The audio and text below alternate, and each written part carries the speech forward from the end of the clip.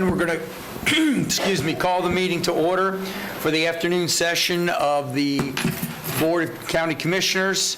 We're going to start with an invocation by Sanford Church of Christ Pastor Nick Jones, followed by the Pledge of Allegiance. And I would ask Ms. Walsh, would you lead us in the Pledge of Allegiance, please, after we have the invocation? Thank you very much. Pastor Jones.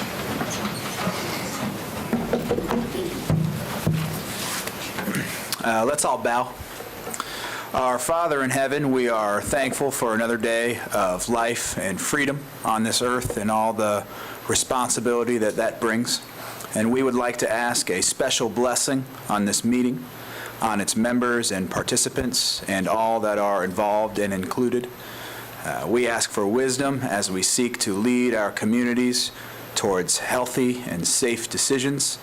And we pray that you would guide us as we seek to build a better county and state and country and ultimately a better world for all to live in. And we ask these things and this blessing in your name and in your Son's name. Amen. Amen.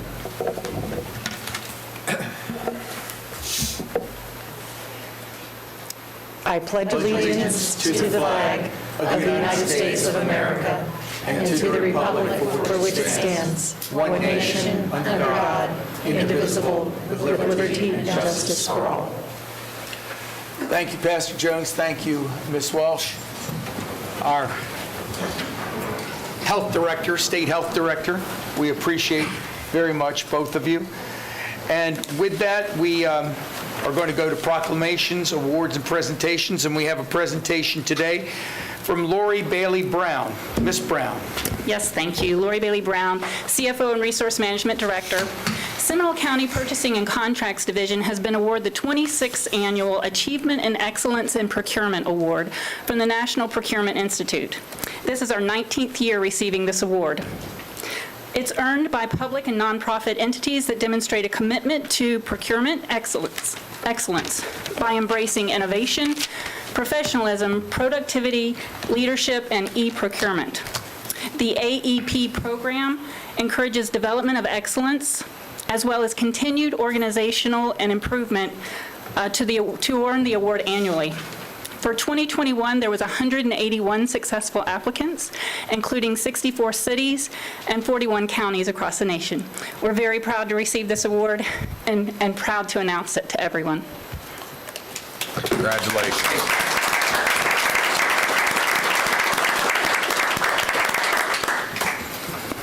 Ms. Brown, this is something that you all have made almost a yearly occurrence, so we want to thank you and congratulate you once again.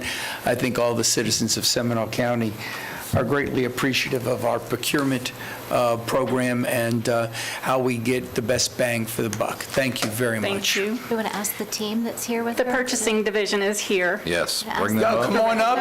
We'd like- Come up and get some pictures. Yeah. Yeah, there is an award. We've got 19 of these now. And Okay, Yeah, let's great. have a picture. Fantastic. I made the mistake. Thank you.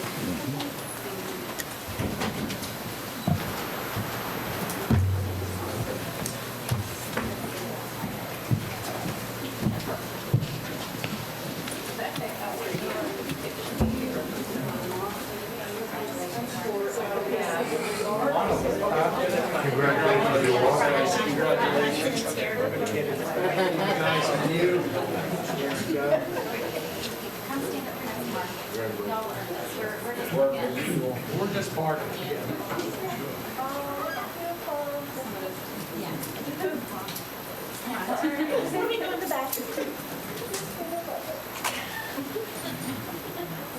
Ready? One, two, three.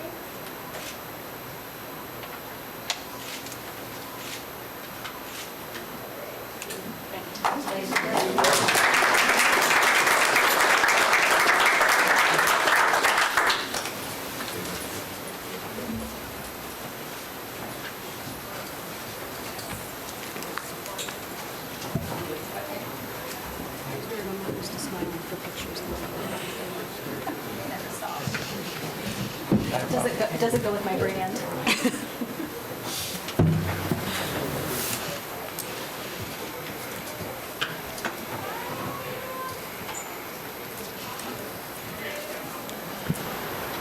Okay, I think we've gotten everybody that wanted to leave. Now we're going to go into the public participation. Pursuant to Florida law, the public has the right to be heard on all propositions, except when the Board of County Commissioners is acting in ministerial or emergency matters or conducting a meeting exempt from Section 286.011 Florida statutes. Public comment time, excuse me, on propositions shall be 3 minutes for individuals and 6 minutes for group representatives. The right to be heard during quasi-judicial hearings is governed by Florida law. The public will be provided the opportunity to be heard on any non-agenda matters at the end of the meeting. Proper decorum is always to be observed. We are in the consent agenda. Currently, we have 4 through 33, with the exception of 16 and 30, I believe, County Manager, that have been asked to be deleted of this agenda. That is correct, sir. We will bring this back to the board at a later date. Thank you very much. So with that, is there any discussion from any of the commissioners? Commissioner Zimbauer. I'd like to pull 33 for separate consideration, Chairman. Thank you. Anyone else? Okay, pulling section 33, I'm going to allow any public hearing or any public discussion before we do a motion on any items on the consent agenda. Seeing none, Mr. Chairman, is there a motion? move to approve items 4 through 32, excluding 16 and 30. Second. Motion 4 through 32, with the exception of 16 and 30. Is there any debate? Any discussion? All in favor, say aye. Aye. Opposed? Passes unanimously. We're now going to go into the next agenda item, which is 33, which was pulled by Commissioner Zimbauer. Commissioner Zimbauer. Thank you, Chairman. I would like to have some discussion and consideration from my fellow commissioners to allow this to go back out for rebid. This is a contract for vending that is being asked to amend for approximately a percentage increase of 10% across the board.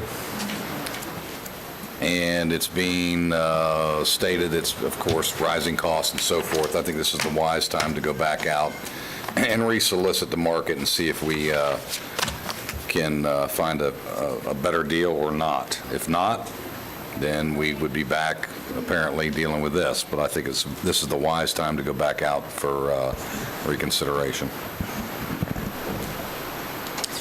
Yes, Commissioner Lockhart. Could I ask, Mr. John Charles, how many times have we taken this out to bid in recent years?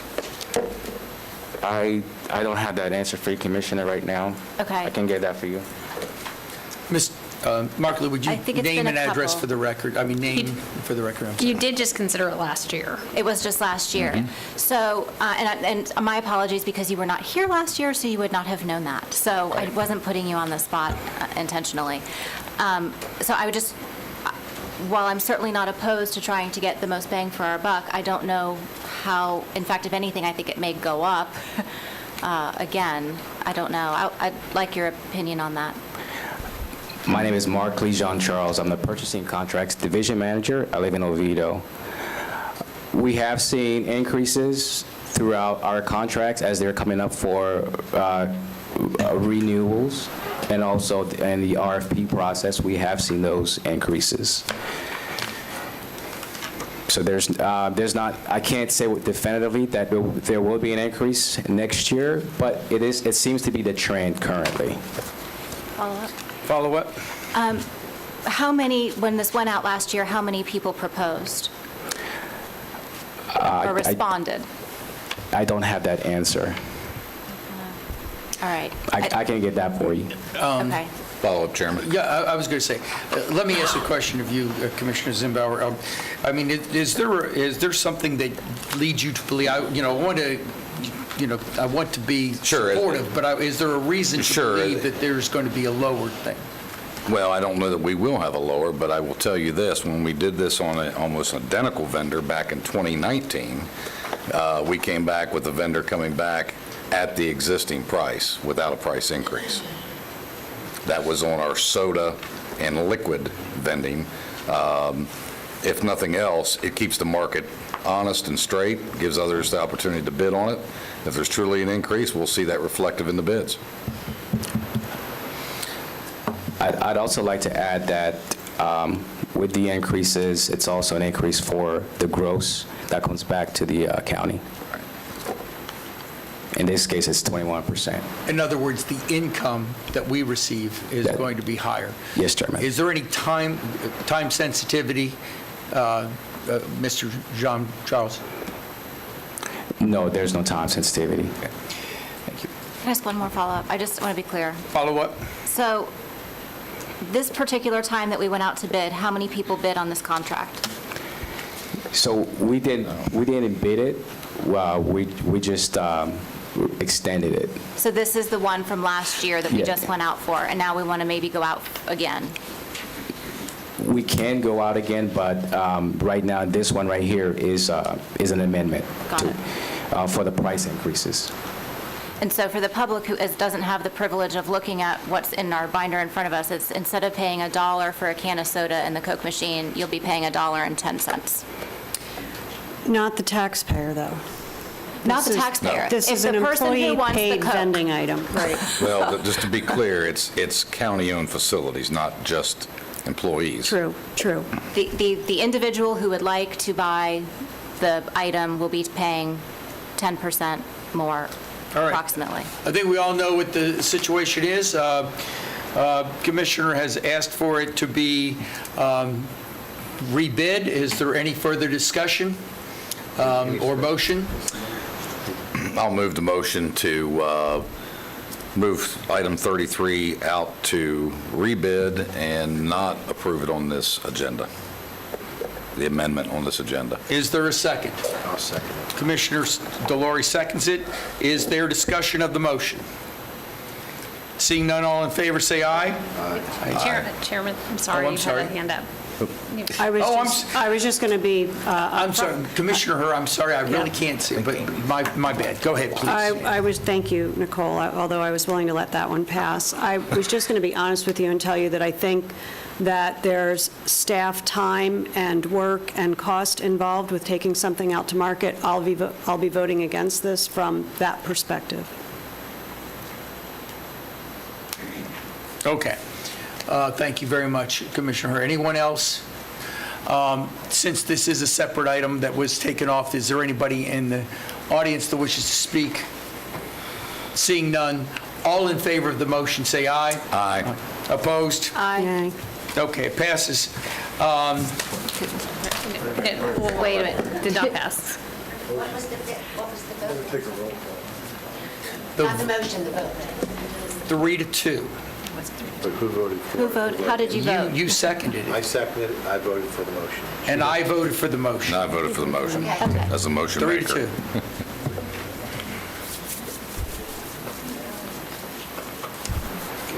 All right. Next item on the agenda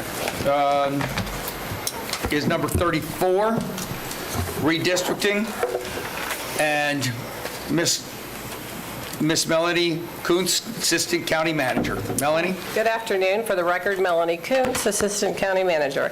Item 34 is a review of the redistricting proposed options to advance for formal consideration at a future BCC meeting. The redistricting process begins with the 2020 census. On March 12, 2020, the Census Bureau began mailing out notices inviting households to, for the first time, respond online. The original response due date was July 31st, 2020, and due to the COVID-19 pandemic was delayed until October 16th of 2020. Seminole County residents played a leading role in achieving first place among Florida's 67 counties in self-responding.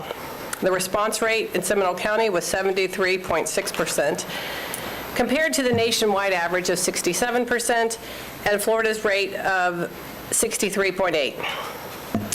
Article 8, Section 1E of the Florida Constitution and Chapter 124 Florida Statute states that the following a centennial census, Seminole County is required to redraw its county commission districts to reasonably distribute the population. The redistricting team consisted of the county manager, Nicole Guillet, Desmond Morrell, who's behind me, senior assistant county attorney, Melvin Barnes, GIS manager, who was probably the most important person in this process, and myself. We worked together to develop the 3 redistricting options. During the development of the map options, the following criteria were taken into account. Equal population. The new population is now 470,856, and when you divide that by 5, you have an average of 94,171. So with that, we had to take into account, we couldn't have more than a 10% maximum deviation, either high or low, so we made sure we did that. The districts need to be compact and not sprawling. They have to be contiguous, so no portion geographically separate or apart from the rest of the district. We made sure that we preserve the Board of County Commissioners and the school board members in their current districts. Districts should follow man-made or natural boundaries such as major roads, rivers, bridges, so forth. Districts should follow census blocks. And finally, no district is drawn to split or minimize the political influence of any group. To allow for transparency of this process, we developed a website, and it is located at www.seminolecountyfl.gov/redistricting. On that, we displayed the 3 maps options along with contact information, an interactive map, and we had an email address associated with it, and we did in fact receive a few emails from constituents. Additionally, we held 2 community meetings. September 22nd at the North Branch Library and September 23rd at the Central Branch Library. During the community meeting, several members of the public provided input and provided a proposed map to us. I believe your offices may have received the resident proposed maps by this time. The 3 map options are attached to your agenda item, and Melvin can pull them up if we need. All 3 of the maps meet the criteria that I mentioned previously. And I wanted to start with option 3, just reviewing. Option 3 is what we currently have. It's the same district lines. Populations were just placed on there. It meets the criteria. It just doesn't evenly distribute as much as we could, but it still meets the criteria. Option 2, we made a few changes to some lines. It again meets the criteria. Option 1 causes the least amount of disruption for voters. I don't know if you want to, okay, he has this up. Maintains the equal population, follows the census blocks and the major roadways. At your seat, you'll have an option 1A. There was a few cleanup items that we needed to do. The second sheet has some red circles, and that was where they were. This was due to census blocks changing, and in order to make it a little cleaner, we cleaned those up. The changes that you'll see is that District 1 will be decreased by approximately 1,300 residents. District 4 will gain 1,169, and District 2 will gain 193. Finally, this process is done every 10 years and an odd-numbered years. To meet the requirement that we need to adhere to the schedule is today you give me direction on which map you'd like us to move forward with. It is our intention to hold a public hearing on December 14th, of which you can accept the map at that time, and we will then send it on to the state. This concludes my presentation, unless you have any questions. Questions of Melanie? Seeing none, we have a number of people here that wish to speak on this item, so I'm going to take that first before we get into debate and discussion, if that's all right with the rest of the members. And I'm just going, there's a few of them that I can quickly read. One of them says, keep from Vinnie Van Ripper. It says, please keep Deer Run in District 1, support Plan 4, 1, or 3. Miss Burns, Donna Burns, says, please keep Deer Run in District 1. Ms. Toby Bookite. Regarding redistricting, I support Plan 1 or 3. And Ms. Smith, I attended redistricting held in Castleberry Library. They presented 3 options. There is also a citizen proposed share. The citizens proposed share meet all the requirements. I support the map that keeps cities in a single district. And then I have individuals that wish to speak. Ms. Deborah Playin. Sorry, Deborah. Playin, please. Alien. Pualian. There we go.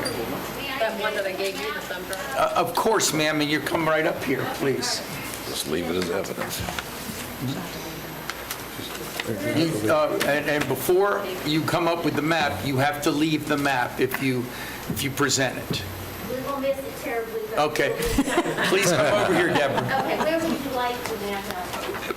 Wherever you want Also over got it there, on the screen, please. too. Or right in front here if you'd like. All right, I was ready. Is it for us to see? Because we can't see it there. Well, I figure you can see the screen, so I thought maybe. Okay, thank you very much. Okay. My other minor request is Craig also signed up to speak? Would he speak first? Without objection, Mr. Wilding, is that correct? Go ahead and speak. It's right up here, please. Deborah, please stay down here so we can just go right into your discussion, Okay, thank you. Thank you. All right. Hi, my name is Craig Wilding of Lake Mary. I'm a computer programmer, and I'm currently a grad student at UCF, working on a master's degree in political science and GIS mapping tools. I also worked with the Redistricting Data Hub this summer, so I had the data and tools to know how to redraw the maps, though the city did do a good job. I compared the cities' redistricting plans to see how well they kept the cities together. While keeping cities together is not required at the county level, as it is for state and federal level, it is a common standard recommended by the Florida Association of Counties, and in the same way that for state districts and federal districts, we try to keep counties together. We also, the advice from the Florida Association of Counties is to avoid splitting cities, if avoidable. All right. Of the county proposals, option 2 did the best at keeping the cities together. So based off of option 2, I drew up a map that keeps more of them together. It does comply with requirements on equal population of minorities and keeping the incumbents in district. Okay, so why keep cities together? Cities and communities are the building blocks that form our county.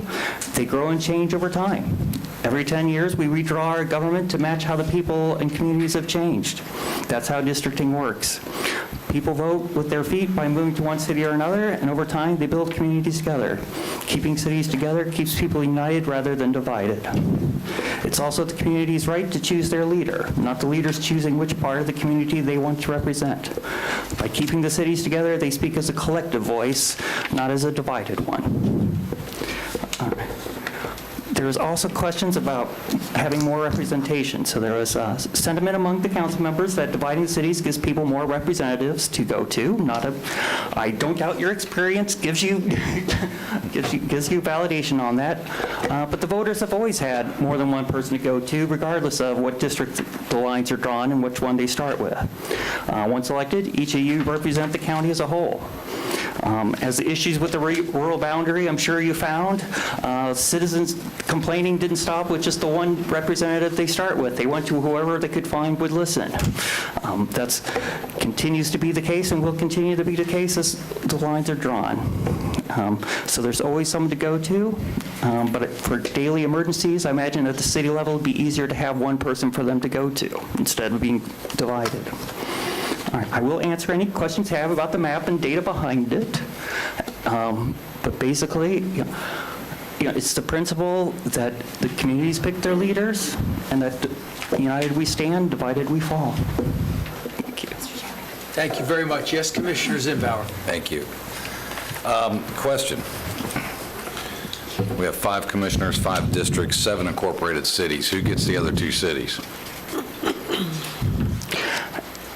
If I believe from the map, Longwood and Lake Mary are in the same district because they're both the smaller, so they fit into one. Castleberry was still divided. I couldn't get it to fit into one. That is, so will always be some division. You can't possibly fit all the cities together if they grow too large. But I did try to keep it within 2 districts instead of 3, which some of the proposals do. Sure.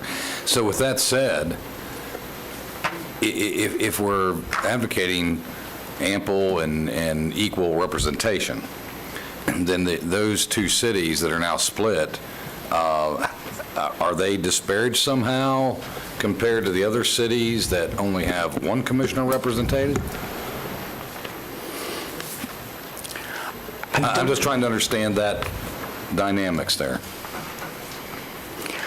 I don't think it's an advantage to split them. It's only if necessary. Like I said, they have, it's just a starting point for people to go to. It's easy to say, I'm part of the community of Oviedo. I want to vote as Oviedo. And I have my representatives for Oviedo, to think in that terms. So, Thank you. I just want to make sure I was following that thought process, the cities, commissions, and how many there were. Thank you. Thank you, Mr. Chairman. Anyone else wish to ask a question? Thank you, sir. Thank you very much. Ms. Polanian? Yeah, I know. I get better. Hello, I am going to hand a yellow paper around the corner, and I also have some documents to share.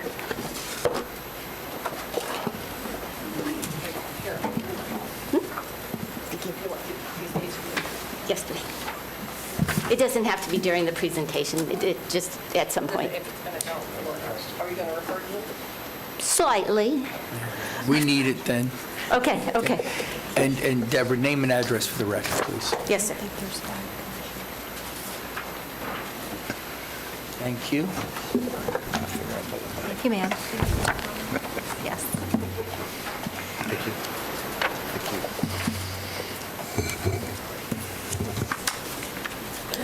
Thank you. No, that's one.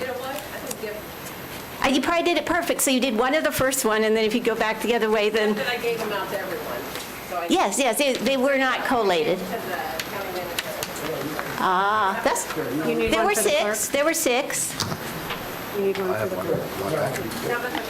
Give it to the clerk. The clerk, please. Oh, I'm sorry, sir. Clerk.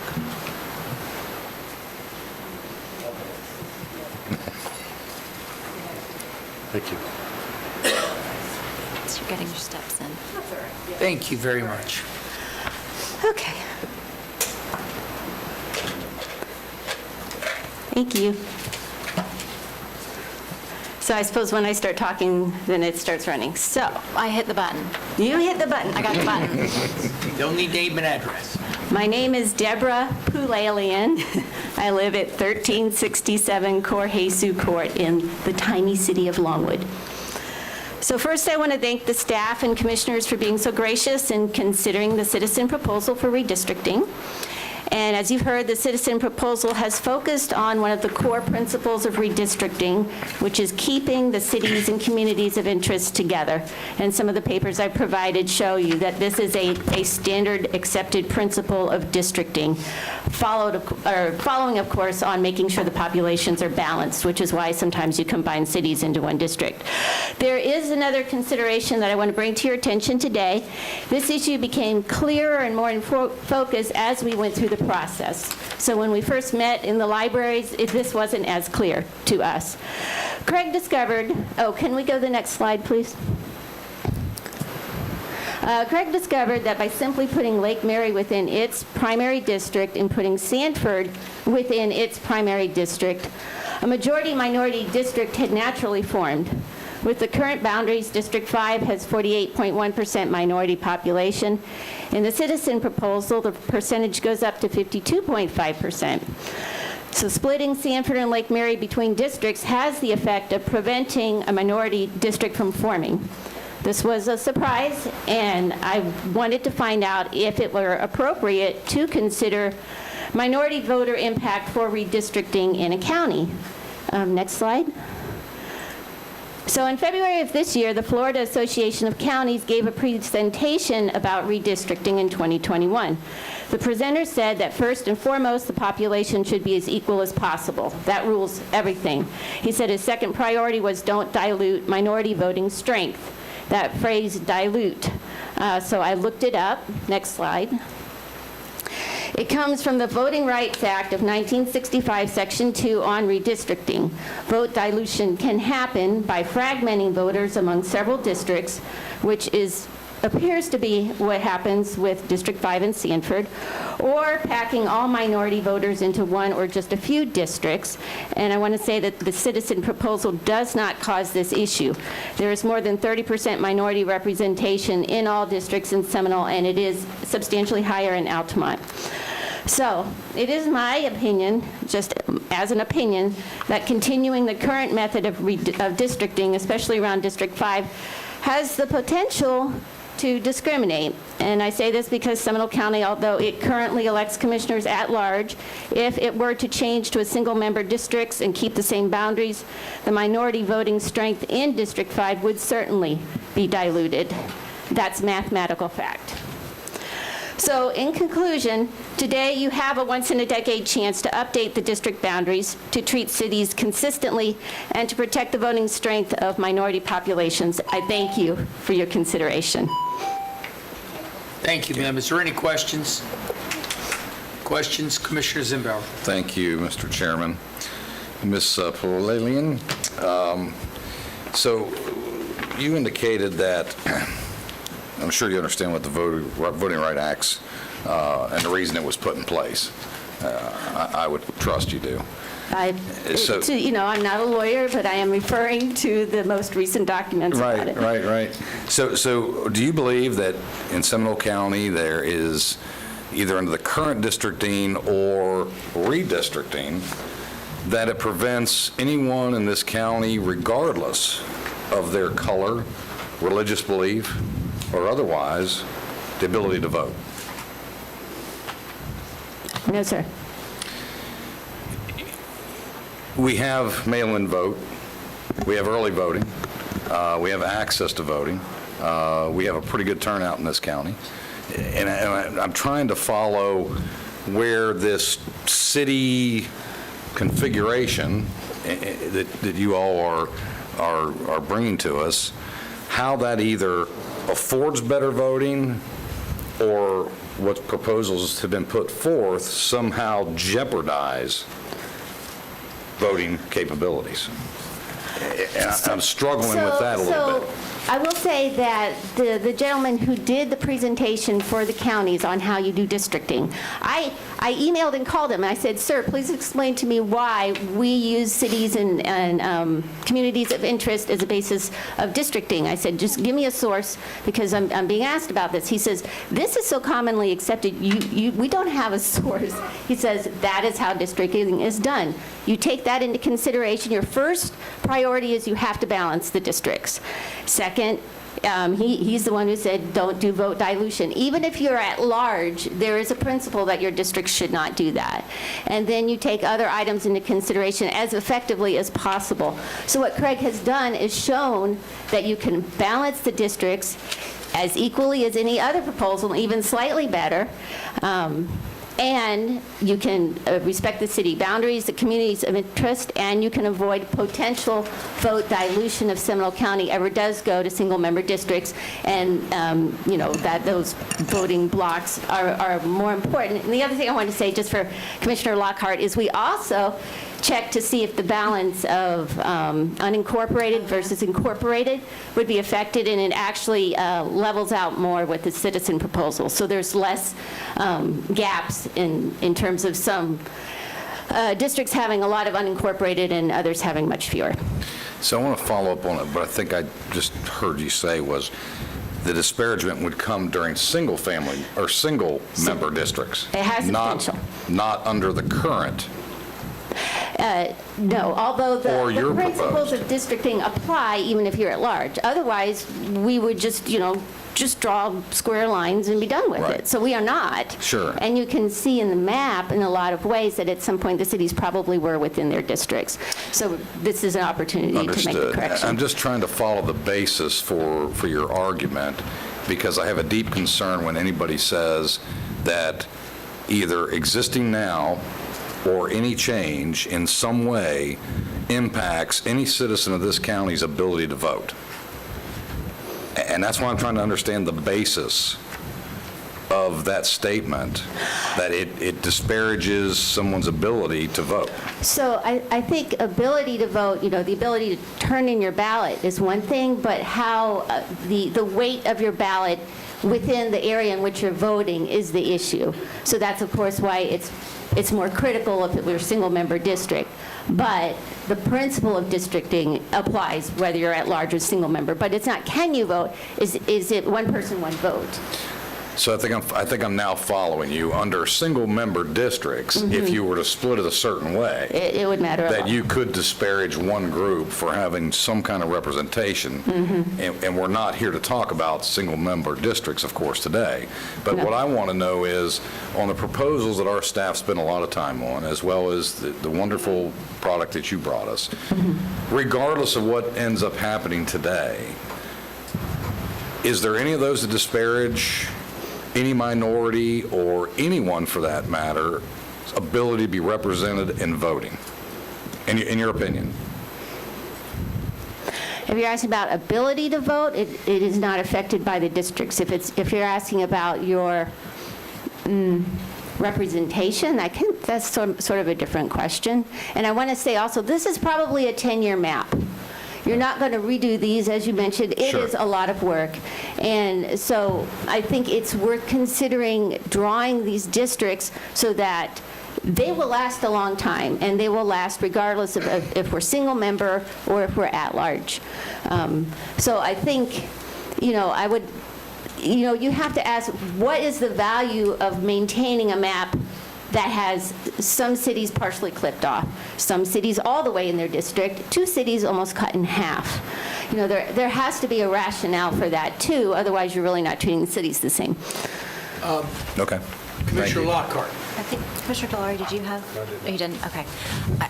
I think all of those questions, Commissioner Zembauer, were great, and no disrespect, Ms. Palalian, at all, because you already said you were not an attorney, but I would love to hear our attorney who worked on this answer those questions, because they're very important questions. And I think, Desmond did a wonderful job, and he is an attorney, licensed in the state of Florida. So I would love to hear, Desmond, if I could, your perspective on what's just been shared with us. Our award-winning attorney. Award-winning attorney. Yes. Congratulations.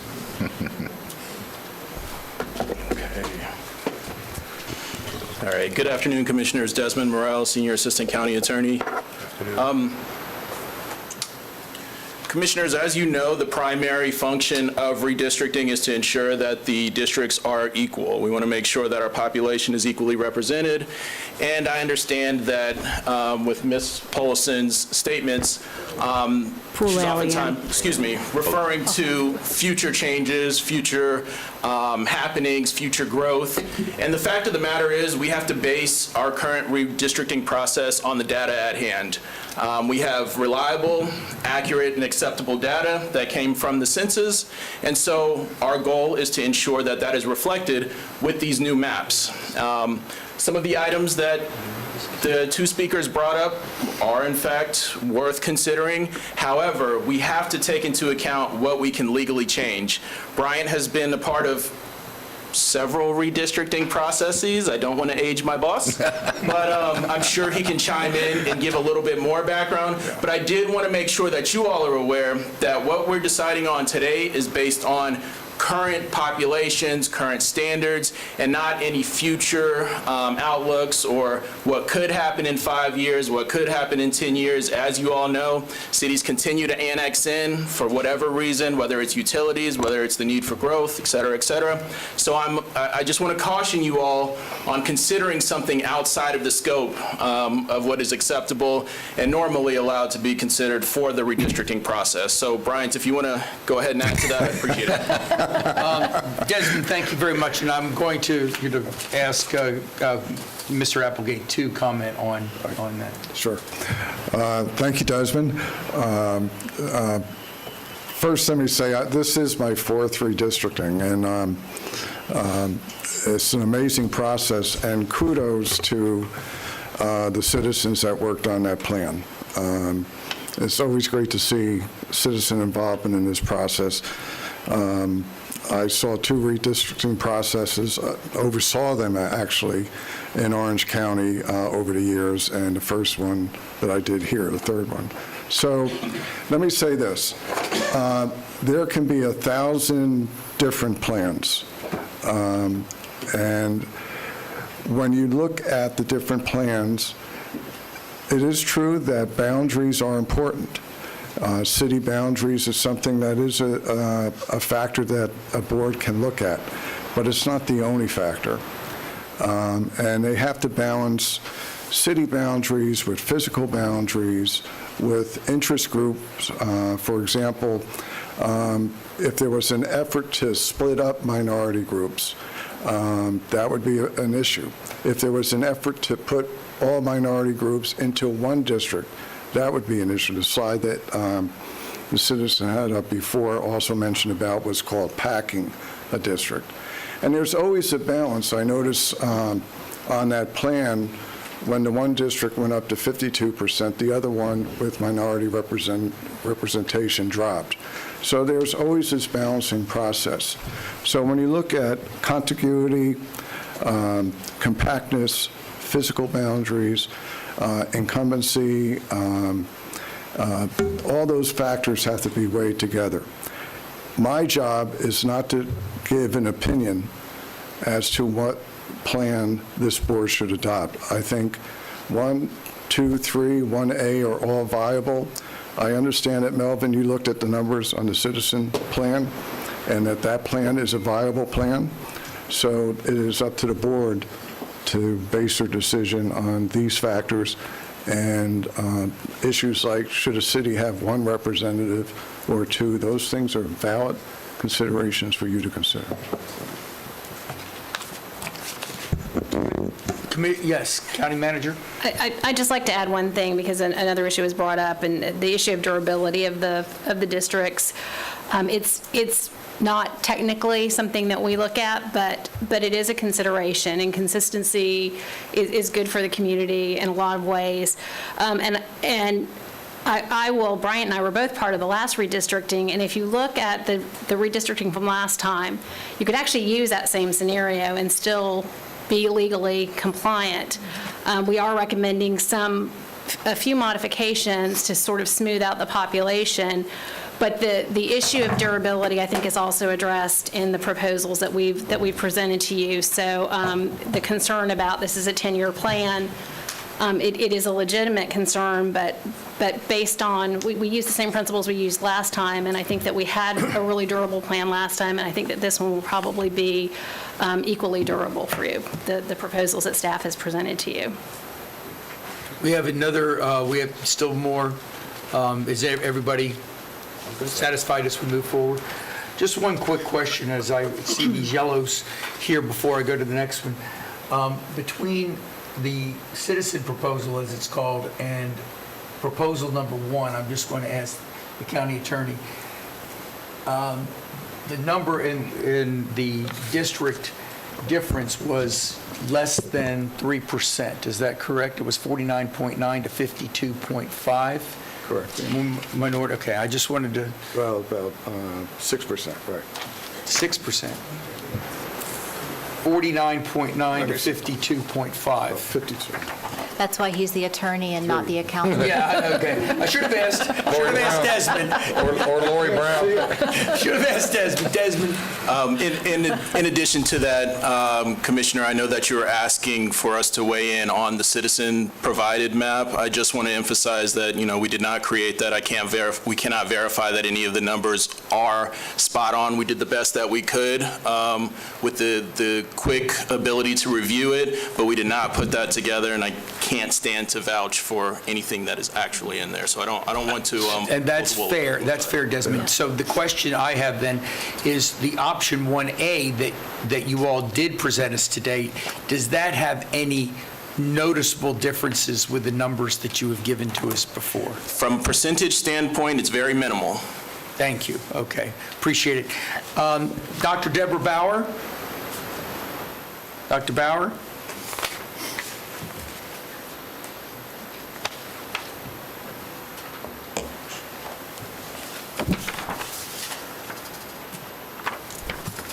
And that would be followed by Ms. Katrina Shaddix. And Good that's all I afternoon. have. Deborah Bauer, 423 Eagle Circle, Castleberry, Florida. I'm here today as a member of the Board of Directors for the Sterling Park Homeowners Association. Forgive me for telling you all some statistics you know before. We are a community of approximately 3,000 homes, almost 10,000 residents. We are, by the very definition of what a community of interest is for redistricting, we are one of the largest in unincorporated Seminole County. We are imploring you. 50 years ago, Deer Run was created. We have been in District 1 for 50 years. We do not want to go into District 2. We are asking you to support plans that keep Deer Run in District 1, and here's the primary reason why. Deer Run has a thorny relationship with the city of Castleberry. We have many, many times over the last 5 decades fought attempts to annex us. The city of Castleberry, with no disrespect meant to them, they would love to have Deer Run annexed into this city. One of the definitions of what the considerations for redistricting does is to put communities of interest with like commonalities together. By moving us into District 2, this gives the city of Castleberry yet another reason to say, this is something you already share in common with us. Why not let us annex you? Please don't give the city another reason to try and annex us. Keep us in District 1. Thank you. Any questions? Just a statement. Okay. District 2 Commissioner is a pretty nice guy. And Deer Run does love our District 2 Commission. And we love Deer Run. Ms. Shaddix? Waving in support of Debbie and Craig's presentation. Thank you very much. Waving in support of Craig and Debbie's presentation of the citizens' proposal. Anyone else here to speak on the redistricting proposals? Seeing none, does the staff have anything further before I open it up to the board? Seeing none, then it's open to the board. Commissioners? Mr. Chairman? Yes. I have a question for staff. Can you briefly go through the reason for creating option 1A, please? We're going to try to, maybe we can put this on the overhead. And you have it there at your seat. But the We main do. reason was because the census blocks, they made funny little jags. And in order to keep them in a natural, man-made or like a road, we made the change and pulled them back onto the road. That was this change. Okay. It's a valid concern. Okay. And the numbers did not... The numbers, and so I wanted to say, this is really, on option 1A, the numbers come out to be so consistent. I think the lowest percentage of overall population is 19.7%, and the highest is 20.2. You guys, the 3 districts are so close to being equally at 20%. It's amazing how close it became. I did ask James to let me know if there's anybody out in cyber, and I'm sorry I failed to ask him that. So, James, is there anybody out there that wishes to speak on this? No, sir. Okay, thank you very much. The answer was no, and so the public hearing is still closed. Further discussion by the commission? Motion? Mr. Chairman, Commissioner Zimbauer? First I want to thank the staff for, this was a lot of work to actually, and covering a lot of ground, and our legal team, and Desmond, what a great job, and congratulations on your award, sir. We're very blessed to have you as part of our team, so thank you. For me as a commissioner, this is the first one I've been through. So I spent a lot of time initially talking to staff, what this all meant. And my concern was very much, I think, what some of the citizens have actually said, which I had no interest in dividing on socioeconomic, race, or religion a community, period, which I'm very sensitive to, and I think most everybody here, if not all of us, are. And that was a big thing for me. Honestly, I could care less whether I have a city in my district or don't have a city. That doesn't matter to me. It matters consistency of the community in not watering down or parting those historic communities that have existed in this county for, 100 years. And that, I believe, has been accomplished on every one of these provisions. So it really comes down to what is the best, idea or map. We were definitely given a lot of choices, I guess I would say. But I think, for the most part, it accomplished at least what I desired to see without disrupting a community and keeping some consistency, as the county manager had indicated earlier. So I'd like to hear from my fellow commissioners their thoughts on each specific proposal, including the citizens' proposal. Commissioner Hur? Well, since it's my district that's in question, I'll be glad to answer the question first. First of all, regardless of where the lines get drawn, I am elected at large, and therefore I represent every member of the community. I would tell you that I think it is amazing that we have citizens that took on this much work, and I very much appreciate the fact that you are as engaged as you are and as well-informed as you are. And thoroughly enjoyed my time with Deborah, which is why I maybe am so protective about the pronunciation of her name.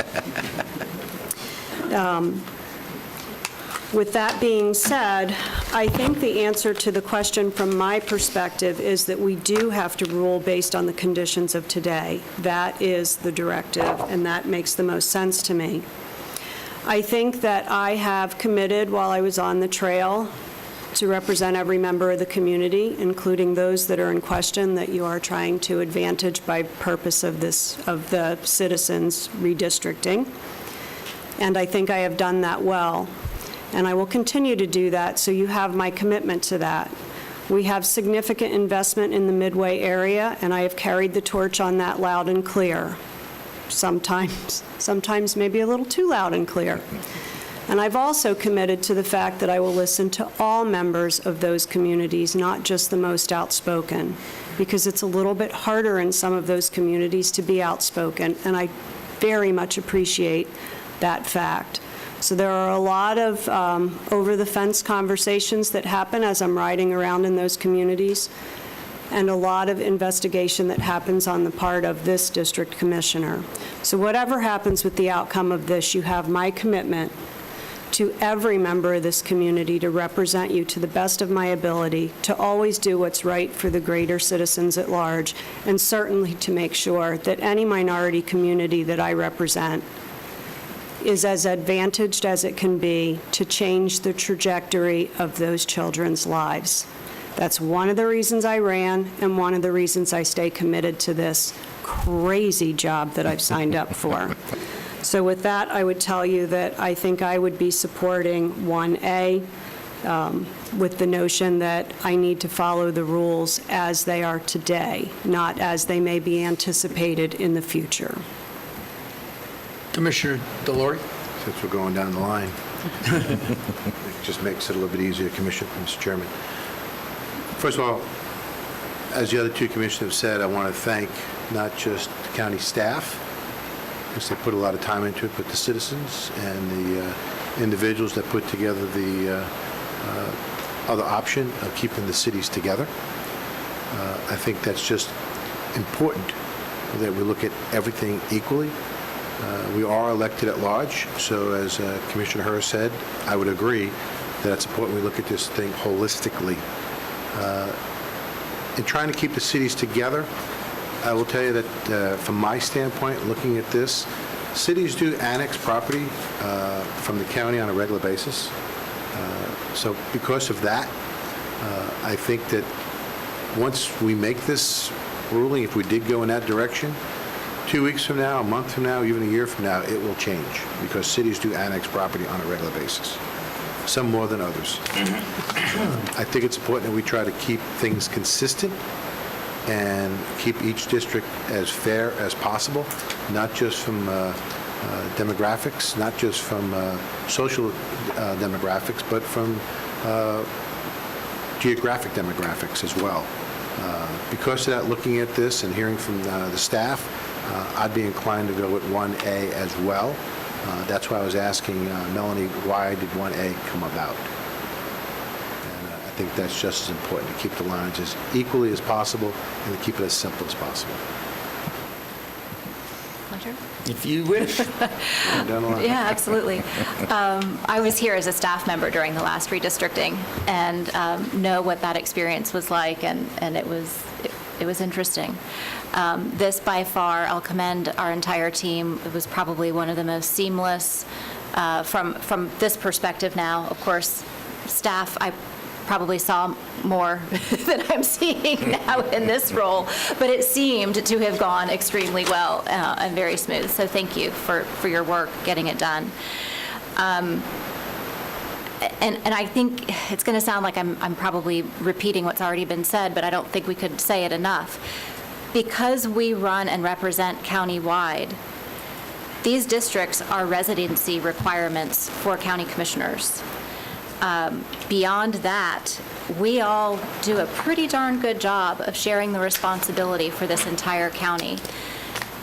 Where I can see from an operational perspective the benefit of keeping the districts as similar to the way they are now, moving forward and making minor adjustments as opposed to major adjustments in one fell swoop, is that there's a lot of operational things that we have aligned in this county based on the districts. Your district roads crew is your district. And so when we're going to be asking the county manager to completely change that operational practice, or we're going to have entire teams of employees who are going to need to start learning a new region of the county. That's certainly not something that it was on the list of items to consider, but just from a practical standpoint, when I look at this, I'm looking at it not just from making sure that we are doing what is legally required of us, but also what is the least disruptive to the operations of this organization. I think people who are involved in this community know, they see every one of us at events in neighborhoods all across this county.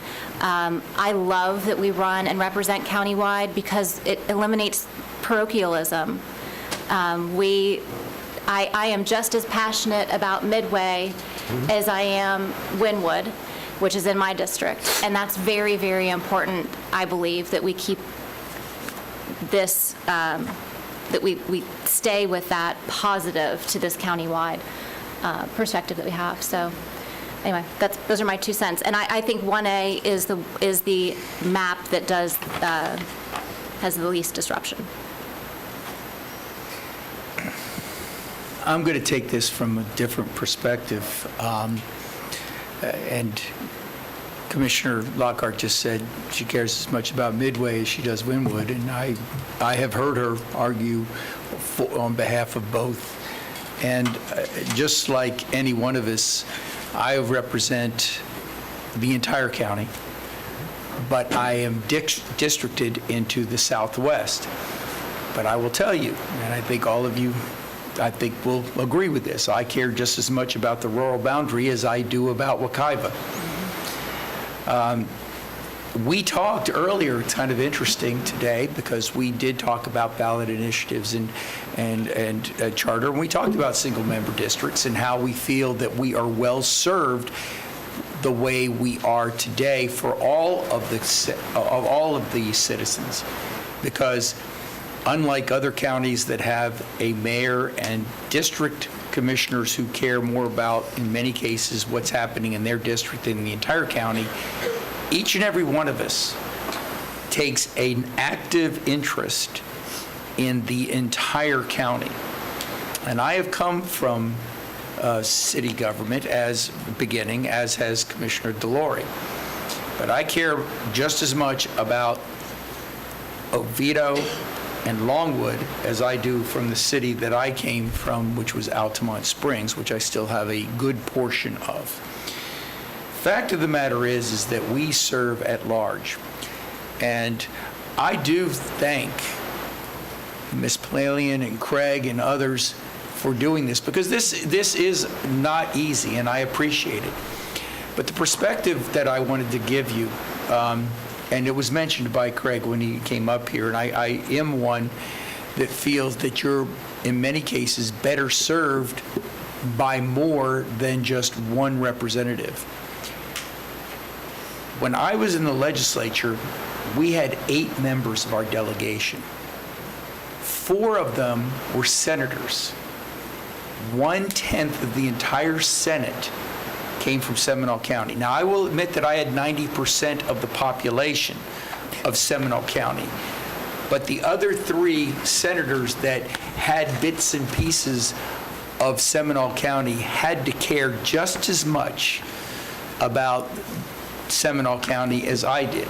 So each and every time we had a funding concern or an issue, I would go to the other 3, and I'll tell you, it's a whole lot better to have 4 people starting out wanting to do something than one individual, which is what we have today. I think we were better served with 4 senators than we are with 1. Not putting any blame or positive or negative on who represents us today. It's just the numbers of 4 state senators to 1 helped us.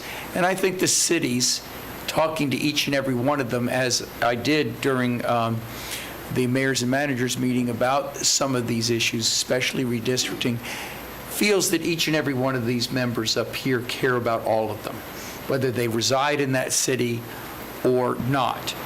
And so I do also agree and thank the staff for putting together something that I think was extremely fair. I looked at the numbers, and that's why I asked that although the putting together is in putting cities together and looking at it, and there was a majority in one of the counties, it was by less than 2.5% or about 2.5%. The same district had a 49.9% under this scenario.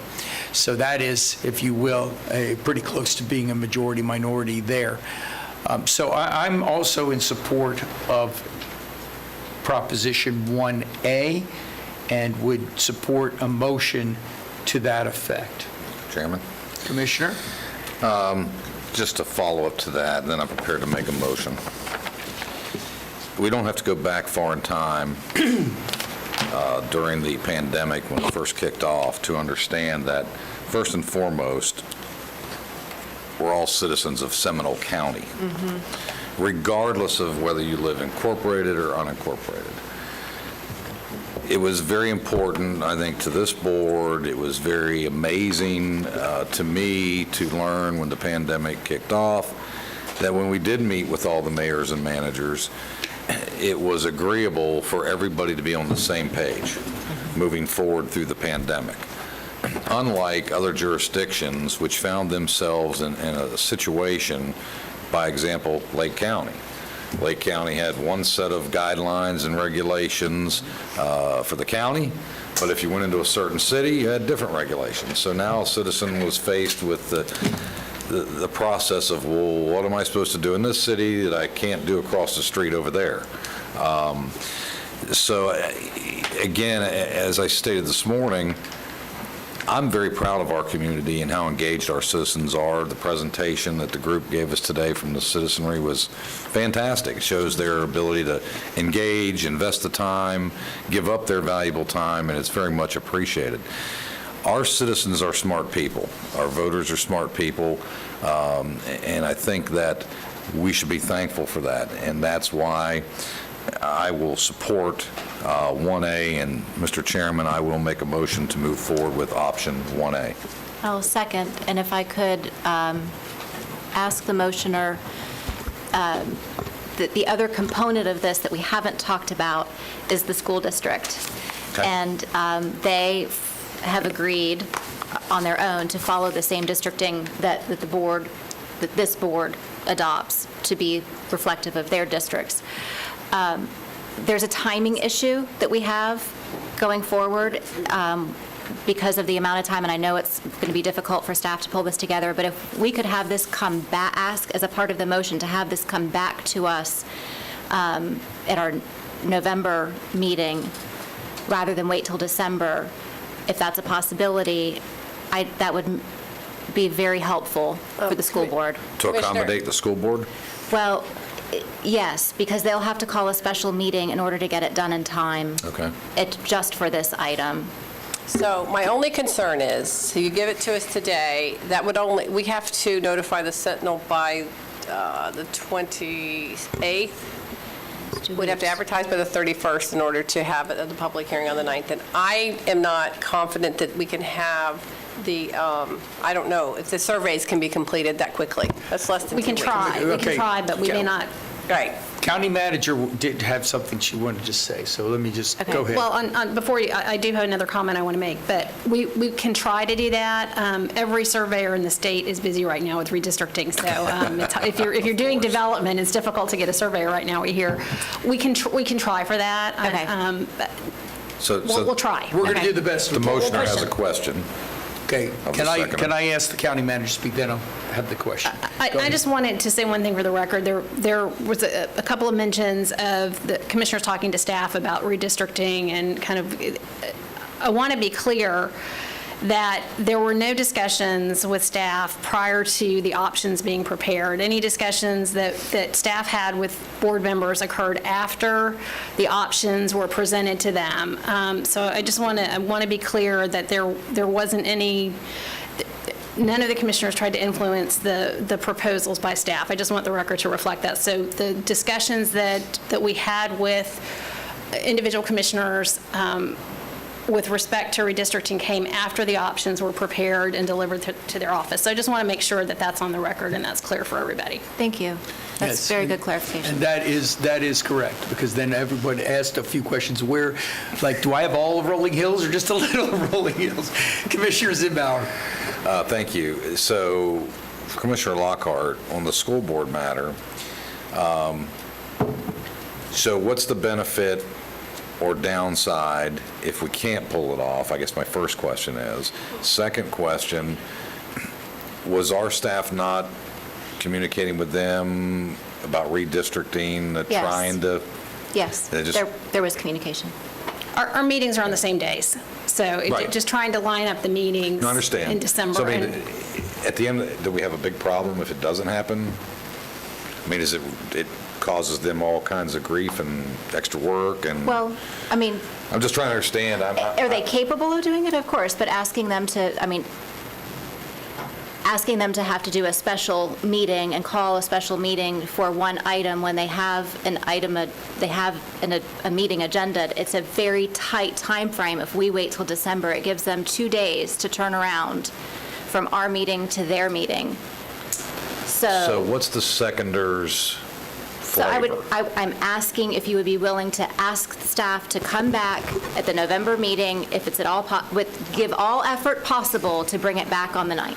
or Agreed. The November Motioner will agree meeting. to that, as long as staff, I trust they will. And the staff has already said that they would do that. We don't even need a motion for that. We'll do it. I just want it on the record that we're trying to be good team players. Well, and if we can save taxpayers money from not having double meetings and all that, let's All do that. it. All right, we have a motion and a second. Is there any further discussion? Seeing none, all in favor say aye. Aye. Opposed? Passes. Thank you very much, everybody. Thank you.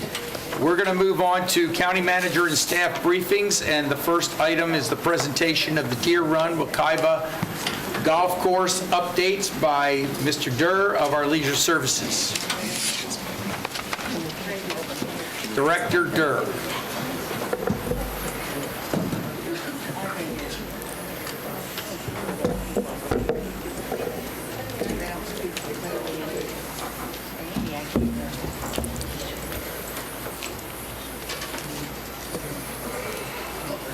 Deborah, thank you very much.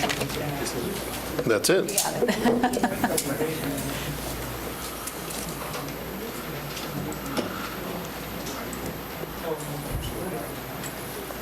Are we all set? Okay. Are we good? Yeah, I've got the clicker. Yes. Good afternoon. For the record, Richard Durr, Leisure Services Director. This may be the shortest update I've given you yet on this project, and you're welcome.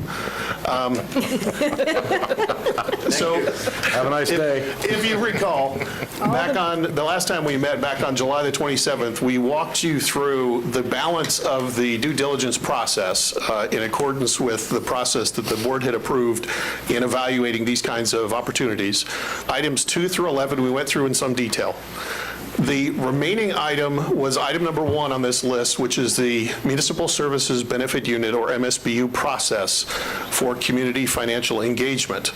At that time, you gave staff direction to proceed forward with working with the Deer Run residents to at least launch the petition process and gauge the amount of approval, or the degree of approval, from that neighborhood fitting within our MSBU process. That process mirrored the process that we did at Rolling Hills, so we used a very similar criteria for doing so. The major difference between the two is that the MSBU for Deer Run was nearly double the number of properties than it was for Rolling Hills. So based upon your guidance given for the evaluation of MSBU of a 65% approval of all ballots, that's a lot of heavy lifting. So I'm happy to be able to show you the results of that as of the deadline at 5 p.m. on October the 8th, which is just Friday. The 2,273 individual properties that were petitioned, 1,628 of those came back. Of those, 1,527 of them were in the positive, indicated the positive, which is based upon the calculation as 67.2% approval. One other thing to note, and we did this with Rolling Hills as well, is to take a look at the ratio of all of the ballots that were returned and the number of which were returned back as positive. Very similar to Rolling Hills, we were this particular process netted almost 94% of every ballot returned was returned in the positive. So that's something important to note. Very similar return back in the Rolling Hills project as well. So we've crossed the 65% threshold with the Deer Run residents, and we've got to absolutely congratulate the folks and all of the residents at Deer Run that participated in this for their hard work and being able to collect these petitions and literally sometimes going door to door to make sure they were able to submit those back to the county. So that being said, that really rounds out all of the due diligence items that we were tasked with. We've seen a positive response back from the residents around the property. So really what we're here to ask you for is, moving ahead, is we need your guidance to say that we're going to move into the acquisition phase, which is drafting the contract for the acquisition of the Deer Run property and the Wekiva Golf Club. Now, this is not the last time this will be before you. We'll need to bring that contract back to you for a final approval and execution. We'll also be bringing back to you the approval of the financial needs that happen. So the transfer of funds for the acquisition of the property, which is still set at $14 million for the 2 properties, as well as establishing the operating budget at a future BCC meeting. Those operating budgets would include maintenance of the Deer Run property. It would also include the operational budget required for the golf course. And as we discussed previously, the concept of the golf course would be is that once it changes hands, the county would operate it from day one as an operable golf course. We have rough budget numbers on those. We will be finalizing all of those budget numbers to come back to you. We will also be bringing you at that time the anticipated revenue from that operation of the golf course. So in that case, we'll be establishing we're at least going through the process of establishing an enterprise fund for both the operation of the golf course as well as being able to accept the revenue with that operation. We'll also be returning to you at a future date the formal adoption of the MSBU for the Deer Run neighborhood. And that concludes my presentation. Questions of Mr. Dirk? Commissioner Delory. So Rick, first of all, thank you. I want to thank all the staff, but in particular, I want to thank all the citizens of Deer Run for all their hard work. I will tell you, if it wasn't for their sweat equity, the 67-point-something% would not have happened, and they all have a lot to be very proud of. So, Rick, at this time, so you need a motion to proceed with the contractual acquisition of Deer Run and Wekiva, correct? That is correct. That's the only thing you need today? That's the only thing we need today. Yes, we do have further questions of Mr. Dirk.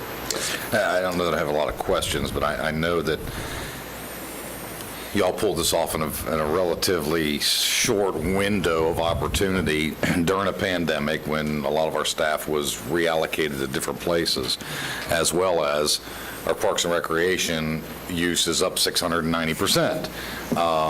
So I applaud you and your staff for getting this done. I applaud the folks from Deer Run who, talked to their neighbors, went door to door, did yeoman's work in volunteering their own time unselfishly and getting the word out. So I am fine with direction in this area.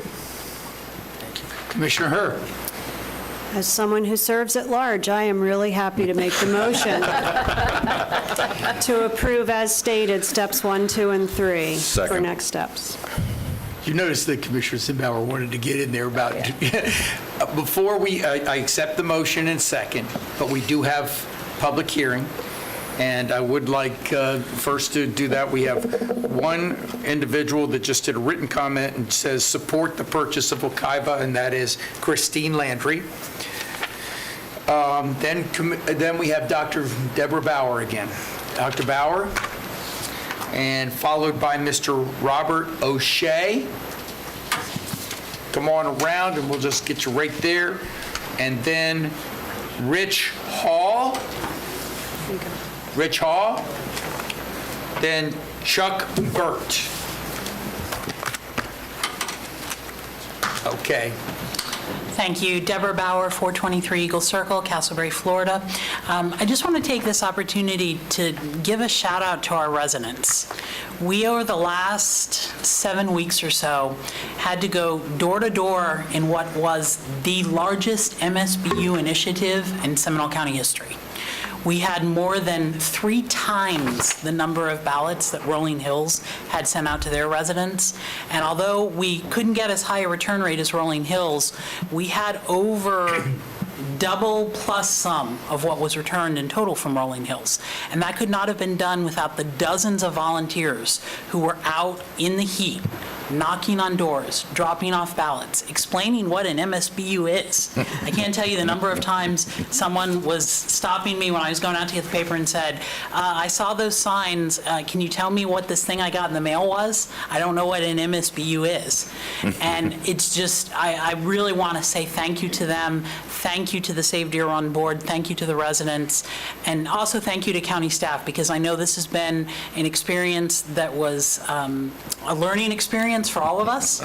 I know that was from some frustration on the point of residents, but I know we all reached the outcome that the majority of residents in Deer Run had been hoping for. So I want to say thank you to staff, and again, thank you to everyone involved. Thank you, Ms. Bauer. Thank you.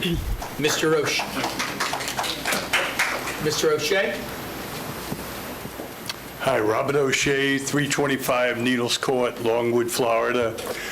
I want to thank the commission and everyone who's working on this. As a private citizen who lives in that area where our family moved there 22 years ago, my own kids and ourselves have always enjoyed walking around the golf course. The nature of it is a golf course, but it also provides a lot to the community in just people that walk the golf course, people that are walking their dogs, little kids that are going out and playing choose-up baseball, things that the choose-up baseball in particular brings me back to my childhood, and there just aren't that many areas where little kids can do that kind of stuff. So I just want to put forth that I thank you so much, and we in the community appreciate it so much.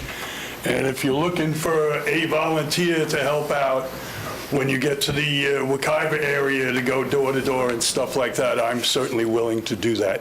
And I thank you very much that you've taken this issue up and are definitely going in the right direction. Thank you. Thank you, Mr. O'Shea. Mr. Hall is next, followed by Chuck Burt, followed by Randall Stowell. Good afternoon, Commissioners. My name is Rich Hall. I live in Wekiva. I've been there for 37 years, and I am president of our homeowners association. We've got over 2,600 homes in Wekiva, over 8,000 residents, and I'm expressing all our homeowners' agreement with any plans that include purchasing and running our golf course in this neighborhood. The reason most of the homeowners bought in Wekiva is the respect offered by our green areas where wildlife is able to peacefully coexist within a community, which offers a good balance between nature and housing. We have bears, coyotes, fox, deer, and beautiful wooded areas throughout Wekiva. The elimination of Wekiva Golf Club in favor of housing, which was what was initially thought of, will not only impact the green aspect of our community, but will also negatively impact the traffic flow and infrastructure usage, as well as an overburden to our excellent elementary school that we have in Wekiva. And it will definitely decrease the value of our homes if it went that way. We know our golf course is viable. It's a profitable business, as it is the only public golf course left in northwest Seminole County now. And it's imperative that the board recognizes the overall approval of approximately 8,000 Wekiva residents, plus another probably 15,000 within just local neighborhoods that are attached to our neighborhood. I've heard from other homeowners in Sweetwater Oaks, Sable Point, which are two large neighborhoods near us, that they want a course near them so that they and their visitors can have a recreational outlet. We also have several producing water wells in the golf course area, which may be of a benefit to Seminole County in the future. In addition, our course is a source for elimination of recycled water from our wastewater plant, which prevents it from being dumped into the lakes and into the river system. Our Wekiva Golf Course is the heartbeat of Wekiva. It's in the very center of our subdivision. So please allow the course to remain a golf course or as a green area and vote for approval to purchase. Thank you. Thank you very much, Mr. Hall. Mr. Burt, Chuck Burt. Hi, I'm Chuck Burt. I'm also a Wekiva resident, and Rich really kind of stole a lot of my thunder there. He said a lot of things about how wonderful the golf course is to the community from a green aspect. I'm also a realtor as well as a homeowner in the Wekiva neighborhood. And I can tell you I have conversations just about every day with people not just in Seminole County, but in the entire Central Florida area. And there's a lot of different reasons why people move to Seminole County. But one of them is because of the greenery and the lush landscapes that Seminole County provides. It's one of the reasons why we decided to purchase our home in Wekiva. I came in here today and I looked at that sign that is behind you guys that says, Florida's natural choice, and that is the county's slogan. And I understand there's budgetary concerns and revenue and a lot of dollars and cents that goes behind these decisions, and I understand today is just a motion to present a contract. But if we're really going to say that Seminole County is natural's Florida choice, I don't know how we turn our backs or say no to a proposal for the county to sustain such a beautiful community and honestly a really beautiful golf course. I'm also a golfer. It's a lovely course, so I'm a little biased, but yeah. So I definitely can again, echo Rich's comments that it is a staple of the community. I have a 5-year-old, I have a 3-year-old. It's really nice to allow them to grow up in a community where, they could be a part of a natural, lush landscape, ride their bikes around without having to worry about certain things. And I think a lot of Wekiva residents feel the same way. So, thank you. Thank you. Mr. Randall Stowell?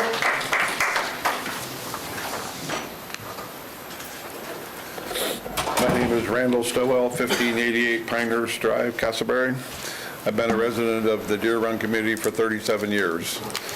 I'm in favor of you purchasing the golf course.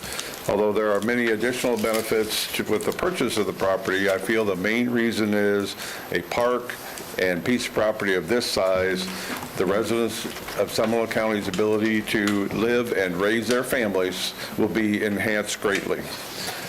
This will be a legacy for generations to come. Please support it. Thank you.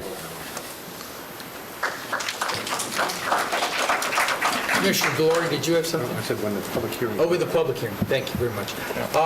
I see Ms. Shaddix, you're here with a yellow piece of paper. Bring it on up.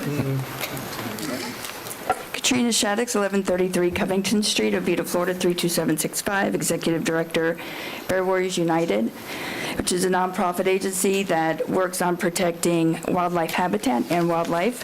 So I definitely support the Deer Run Golf Course being put into permanent conservation and an MSBU being created. And I support the county offering to buy green spaces for and creating MSUs in the same manner throughout the county that they did for the Deer Run community. And I will say that I personally want to thank everyone in the Deer Run community for standing up and doing this, because as I protect everything in the county, they really went above and beyond to protect this wildlife habitat. It's not developable land, it is wildlife habitat, and as we've seen from thousands of county residents, our quality of life coincides with the amount of green space that we have and with the amount of wildlife habitat that we protect. So again, I want to thank Deer Run. Y'all have been amazing. And I actually, while having conversations with our rural boundary activist, I said that the Deer Run people are more organized, better, and if we ever have another rural boundary war, which we will be, we want y'all to show up and help us, because you've done an amazing job. Thank you. And thank the county for buying this land. And let's do that for more pieces of property across the county. Thank you.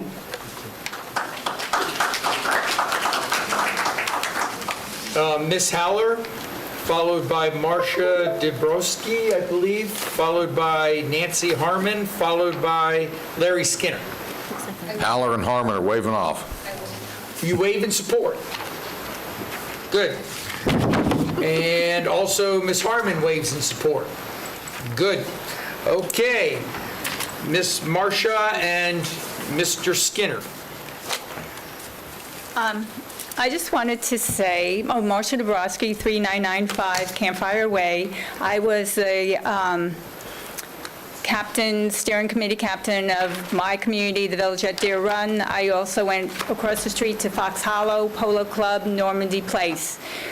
The MSBU program, I wrote everybody that I knew ever talked to us. I thought was ineffective and poorly managed, but I want to say without all those problems, this is my community. I had 47 off-site owners that are in the orange, and the other yellow are all the people in my community that voted. Out of 186, although those are 4 vacant houses, but 167 voted. And the same with Polo Club, Fox Hollow, and Normandy Place. These people deserve a park, and they also deserve a unanimous vote from all of you for all of our hard work. Thank you so much. Thank you very much, Marcia. Just to be safe. Yes. Does she have to leave that? No. Thank you. Oh, thank All right. God. No, I didn't want you to have to leave it, but I just had to make sure by the legal that you didn't have to. I think you would want it. Thank you, Marcia. Mr. Skinner.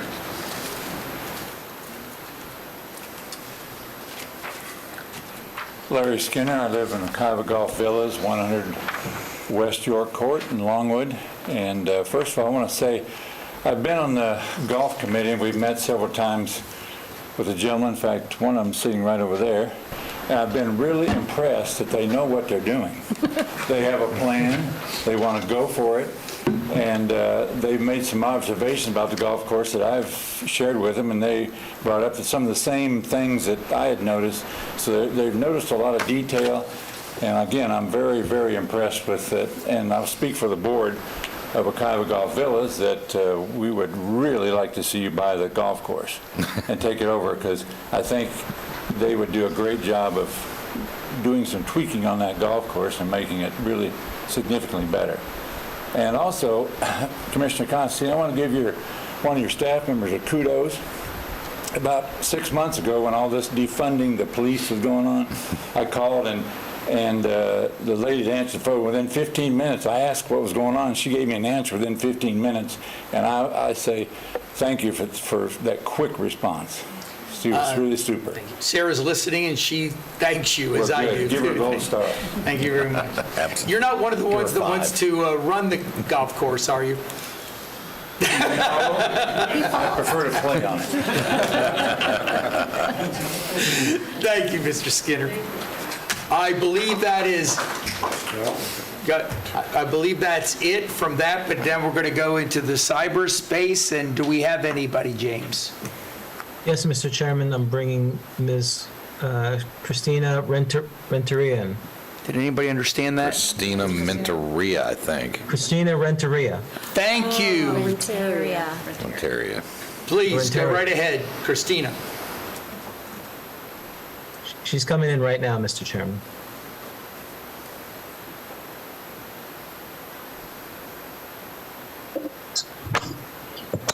Can you hear me? Yes, we can see you too. Well, actually, I had my hands raised since you guys were discussing item 34. So if you're, if I might, just go back a little bit, and you already voted on this. So anyway, I'm Christina Renteria, and I'm at 1901 Pineview Drive in Lake Mary. Just wanted to thank the commissioners for discussing the redistricting. But I did wanted to say that all of you commissioners are elected at large. So I think whether you're single district commissioners or not is really irrelevant for your, for your districts. I did wanted to say that I feel that Lake Mary is being commingled a lot. We have a split. Northern side of Lake Mary is together with Sanford, and on the south end of Lake Mary, I am in precinct 19, and it's a split between two municipalities, Lake Mary and Longwood. And I actually have to go to Longwood to vote. And I don't want to go to Longwood to vote. I want to vote in Lake Mary. So anyway, the citizens in the Lake Emma area are also very confused, because some people don't even know they're in Longwood, in unincorporated Lake Mary, incorporated Seminole County, Longwood. They really don't. So I think it does cause a lot of confusion. So I was just calling to offer to support the proposal that was presented by Craig Wilding and Deborah Pulelion to keep the municipalities together for redistrict. So, I guess I was not allowed in before, so sorry that it was late, but at least I got to talk to you guys. Thank you. Ms. Renteria, I'm sorry, we did ask, and there was no one that had their hands raised, but at the same time, I do want to let you know that if you have a concern with your polling place, please contact the supervisor of elections and see if that can be rearranged, because I know that they go through a polling for the redistricting of the precincts from time to time. and we appreciate all the work that was done on that citizens proposal. Anyone else? James? No one else has their hands up, Commissioner, Mr. Chairman. No No one else has their hands up, No, Mr. the Chairman. answer no. Nobody else has their hands up. Thank you very much. And with that, I'm going to close the public hearing and turn it over to Commissioner Delory. We do have a motion and a second. Mr. Chairman, I think it's important that we always talk about Rick Durr with Parks and Leisures, and Rick, I think you do a phenomenal job. Do not misunderstand me. But I think there are other people that sit alongside you on so many different levels. Not just your staff, but Lori Bailey Brown, back of the wall with the MSBU group. Lori, you've done a phenomenal job. Going back in time, I know Terry McHugh, I don't think he's here in the afternoon, but he's always here in the morning. This actually came to the forefront when Terry McHugh was talking about alternate water supply when we were doing a work session with them. That's when this really started gaining momentum. We also talked about John Dredge had his staff out there for, I can't tell you how many days of doing whatever John Dredge does. Thank you, but I'd be remiss if I didn't thank not just the residents. You all have done a phenomenal job. Phenomenal beyond belief, beyond my wildest imagination. You pulled it off. But I also want to thank the property owners, because the property owners actually put this deal on hold to make us and allow us to get our arms wrapped around this. So the people who actually own the property, we need to thank them. To put this in perspective, this county has not purchased urban parklands for several decades. The last urban parklands that we bought of significant size was Redbug Lake Park. Now, to put a couple hundred acres into an urban park like we're doing, even though one's going to remain a golf course, that's off the charts. This is not just, putting a stake in the ground that we care about our community and our county. We're actually putting a stake in the county that Florida's natural choice. You're actually helping us walk the walk, talk the talk. I think we should all be commended. We're going to remember this not just for this vote and the preceding votes, but for decades and generations to come. Your grandchildren are going to see something that, wow, how did they do this, and how did they have the foresight to do this? It's off the charts. I can also tell you this. Rick Durr and Joe Abel, they belong to National Parks and Leisure Services Group. Is that it, Rick? Close enough. Something like that? Yes. They've gone to a convention down at the convention center. They've given classes about turning land like this into parklands, and everyone's asking them nationally, how did you do this? Well, it's not how they did it, it's how you did it. And it's truly a partnership. And I think we should all be seeing what really is Florida's natural choice. Protecting the wildlife, I know Katrina talked about it, but it's not just protecting the wildlife. It's protecting open space, it's protecting the resources that's under the ground, drinking water, fertilizer, TMDLs. It goes on and on and on and on and on. You're going to see the fruits of your hard work for decades and generations to come like no one has ever seen before, because you cannot buy this amount of parkland in an urban setting ever again like this. And for us to, the last time we did this was Redbug Lake Park, really says a lot for something that you all accomplished. I know the motion was made to do all three, but we only really need one, correct, Rick, at this time? That's correct. So I want to make sure we're doing the right thing legally. So I want to make the motion that we're moving forward with, contractually moving forward for the acquisition of the Deer Run Golf Course and the Wekiva Golf Course. He wants to make the motion. Well, no, I want to make sure we're doing it. Hold on, everyone. First of all, Commissioner Zibar, you made the motion. That is what your motion was. No, Commissioner Hur made the Commissioner Hur. motion. The at-large commissioner. That was a while ago. I can't. Commissioner, was that your motion? My motion was to, you asked for three things, I gave you three things to move, and it's one motion to move forward as directed, as requested. You want all three or just one? Because you said it one. I want to do this the right way. We'll take all three. We'll take all three. Take all three. Okay, that's fine. But And you the said You're going to have to act on all three You again. have to act Yes. on all three We just again. want to And go we- ahead to and bring we them all have a- back to you. And we have a And the second. reason why I'm saying, because I want to make sure we're dotting the i's and crossing the t's. We've gone too far. The citizens here have gone too far to make sure that we're doing it correctly. So if that motion's fine, I'm fine with it. But The that's not what you said. seconder agrees, and my impression was the motioner agreed to all three. Staff was asking for one to approve all three. That was Correct. my And impression. that was- That's that's what I- what I- yeah, that's what I took from the absolutely. motion. And our attorney is shaking So- his head that that's what Are we we've done. okay, Mr. Applegate? You're fine. All I know is I better get the contract done. And just to piggyback on what Commissioner Delory said very quickly, in the last few years, this commission has approved the purchase of urban parkland at Rolling Hills, Right. and now with this motion, moving forward with Deer Run and Wekiva. So I think that we are committed to doing the things that our citizens want and that will continue us to be at the forefront of Florida's natural choice. With that, is there any further discussion of the motion? All in favor of the motion, say aye. Aye. Opposed? Passes unanimously. Good work. Congratulations. Good work. Before we move on to the next, Commissioner Zimbauer, did you have something? You had your hand raised? Can we take a 5 or 10 before we ask move? a Yes, first. we will take a 10-minute Commissioner. break. Congratulations, everybody. Commission. Oh, yes, did you want? Doesn't get higher than this one. No, that's true. I just want to go back and clarify something that got said. Not that we're changing anything, don't panic. But it was said by a member of the public that this is being put into permanent conservation.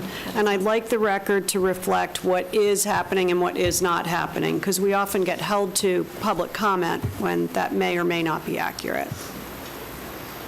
With respect to Deer Run, the intention is to move forward with a regional park, similar to what we did with Rolling Hills. It will be designated as a park. Right now with Wekiva, the plan in the immediate future is to continue to operate it as a golf course. Just so that that's, any change to that would come back to the board for discussion, just like. Thank you. All right, let's say 3:25. Thank you.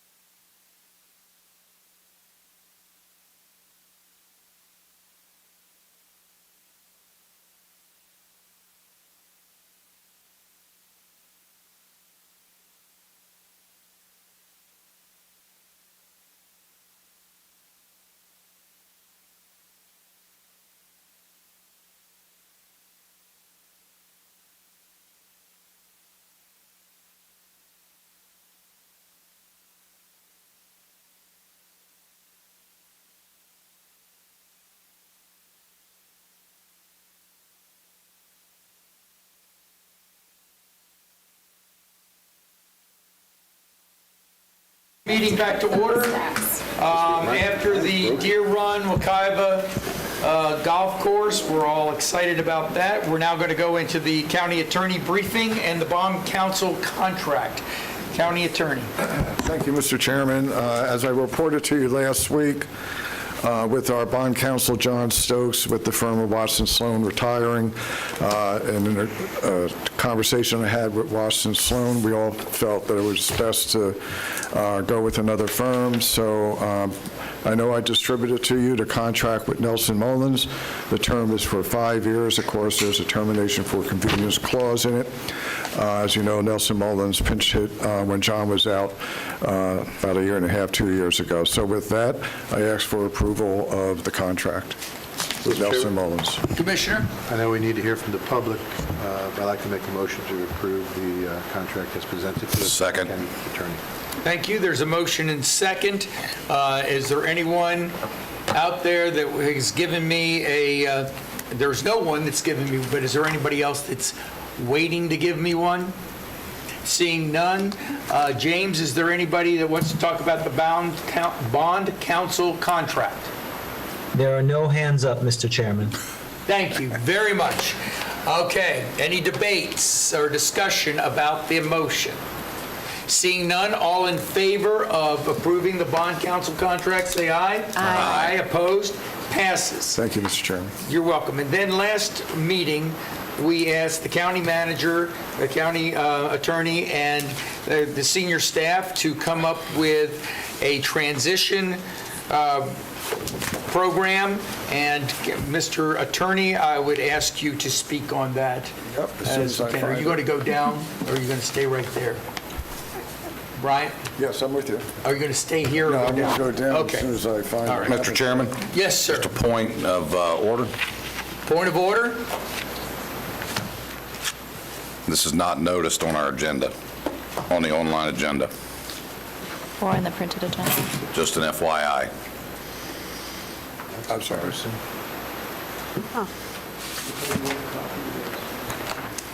So I think county attorney probably ought to make a decision on whether that's an issue or not. Okay, well, let's hold on for 1 second on your point of order, because that has to be addressed. Here it is. Okay. Okay. Mr. County Attorney.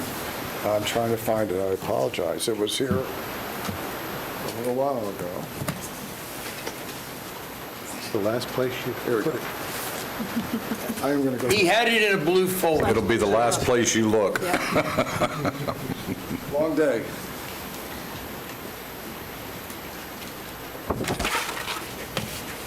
Mr. Attorney. Thank you. While you were looking for that, Yes. there was a point of order that needs to be addressed, and that point of order was made by Commissioner Zimbauer, which stated that this was not on the public noticed agenda, and on, I think you also said not on anything that the public could. I haven't seen anything in the public Okay. realm for this. So the question, I guess, on the point of order, number one, there's 2 points. Number one, can we discuss it? Number two, can we make any decisions? Yes, you can. Okay, then please, address the point of order so that we have that Sure. off the on the record. It was openly discussed last week that it would be brought up this week, or at this meeting. In addition, there are certain things that are a priority, and we need to move forward on this as rapidly as possible, and I think we're fine with going forward. Okay, then the attorney has addressed and answered the point of order. So let's move on. Mr. Attorney. All right, Brian Applegate, County Attorney, for the record. As you know, on September 22nd, Nicole Guillet announced her resignation as the county manager effective on December 4th, 2021. You directed the county manager in my office to prepare a set of options, if you will, for a transition plan for county operations. The plan consists of 3 parts: the appointment of an interim county manager, the selection process for a permanent county manager, and then a plan, if you will, for the transition period between Nicole and whoever you select to be the interim county manager. The overriding goals of the transition strategy includes maintaining continuity of service to the community and providing stability within the organization. I have to take this off.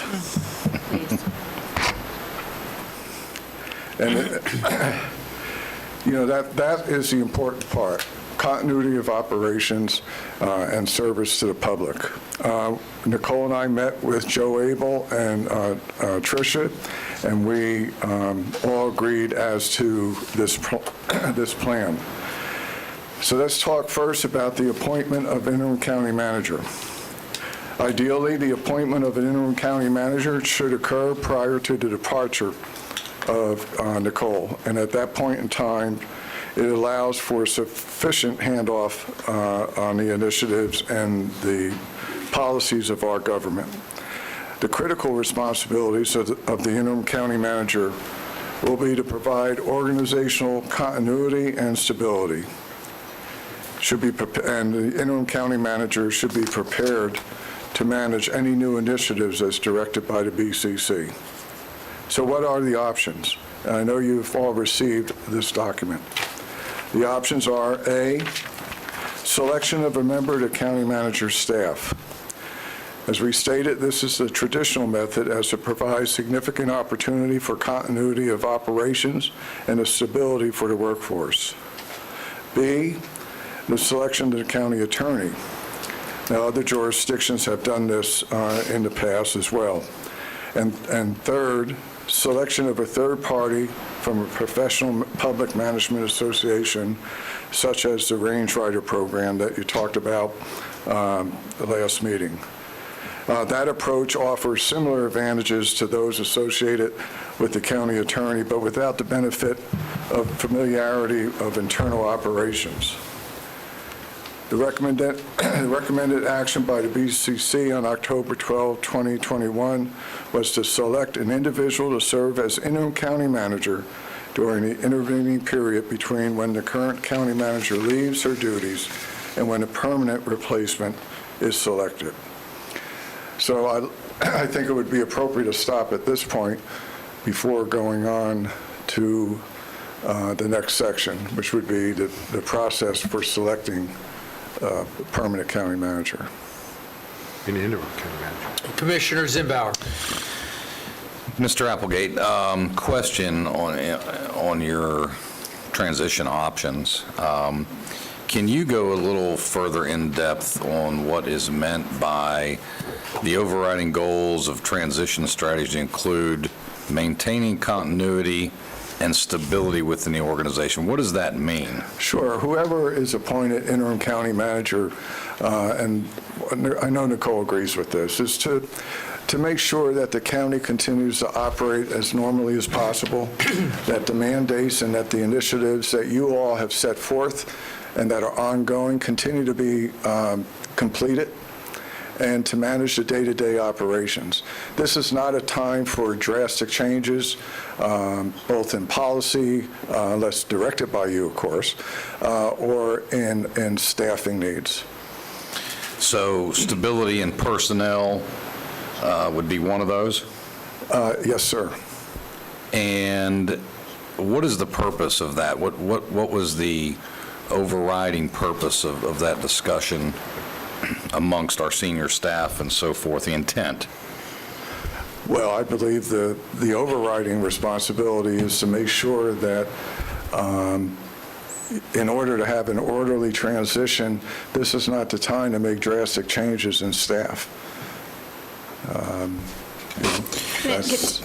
Commissioner, County Manager. I'll add to that, and I certainly don't want to give the impression that it's my position that nothing should change in the organization just because I'm leaving.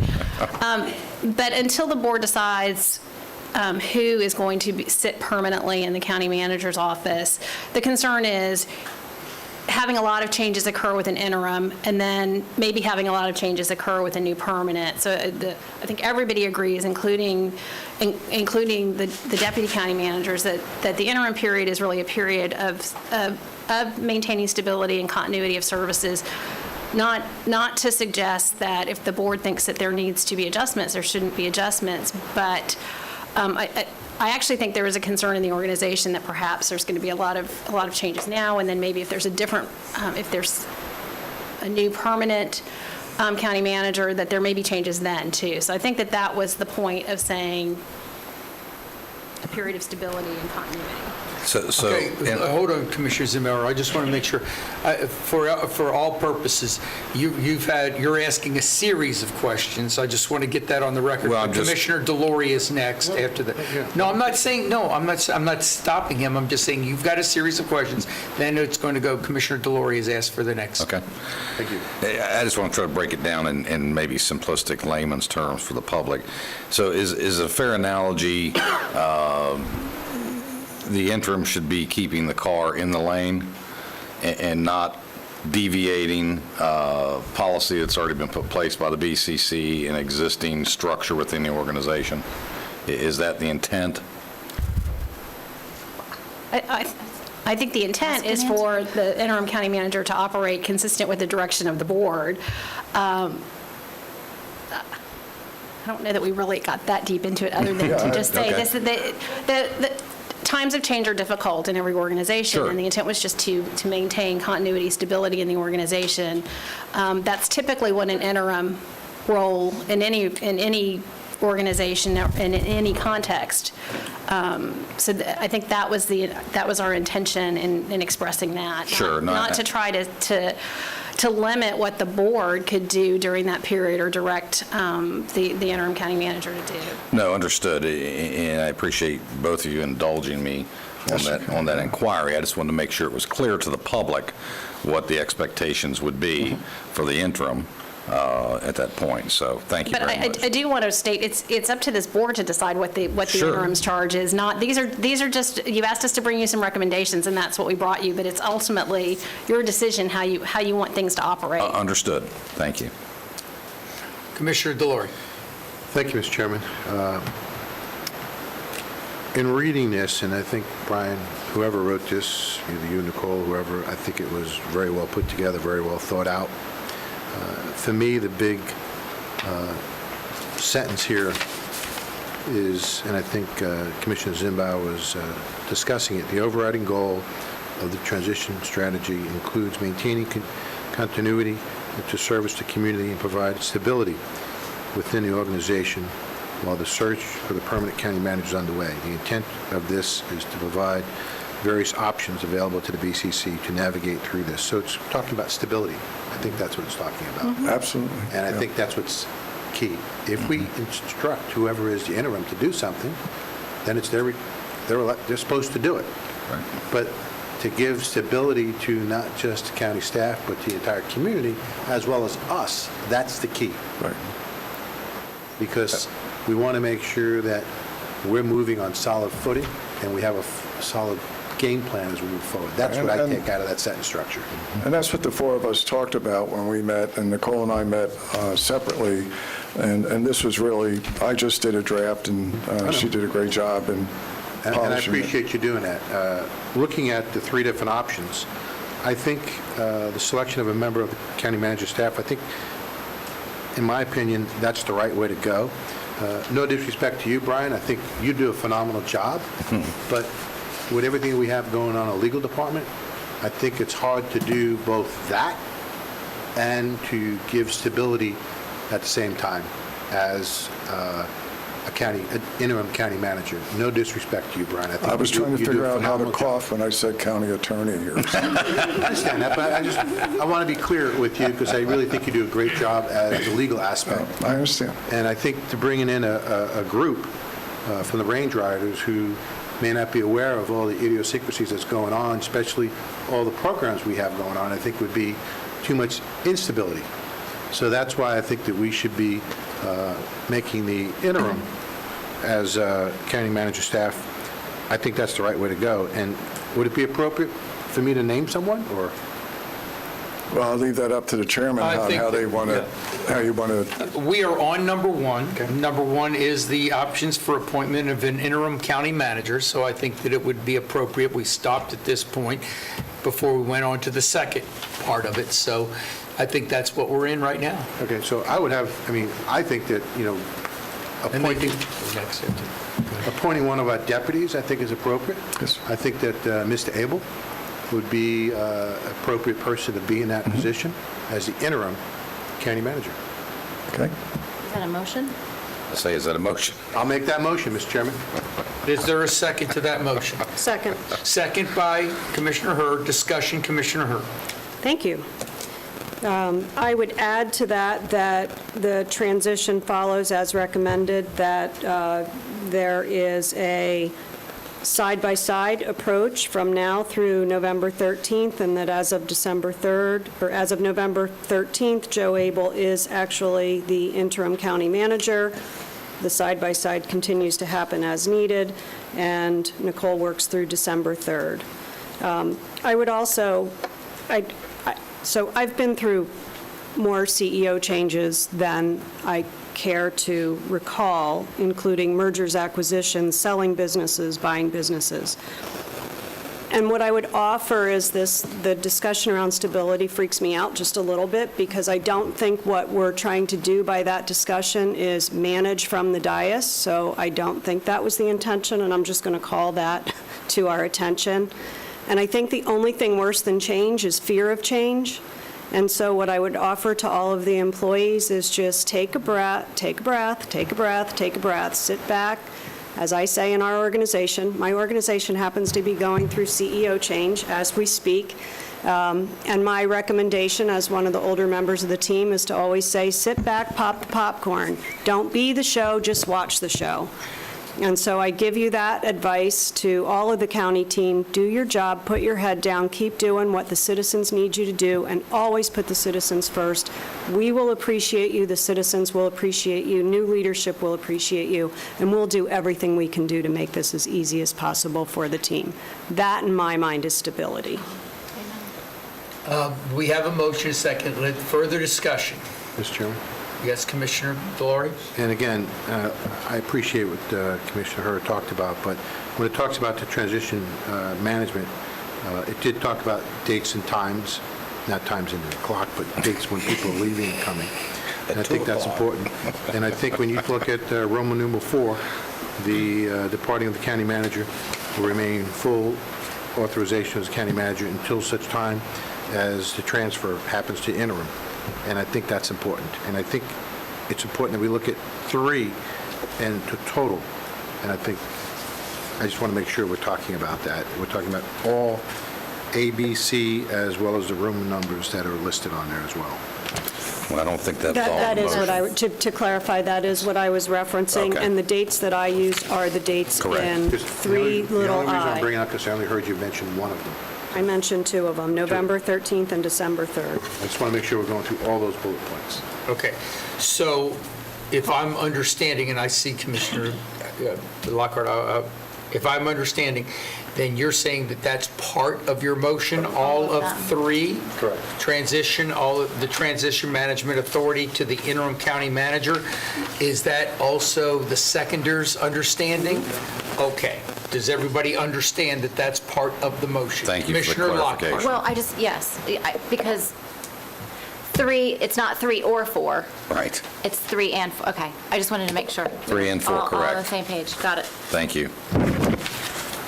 Okay? Well, to be clear, it's 3 on page 2, the number 3. Right. That encompasses A, B, C, D, little 1, 2, 3, and 4. We were Right. just speaking Correct. of little. And Little- 5. little. And 5. Roman and five. numeral. And And 5. 5. Yeah. Roman Yes. numeral.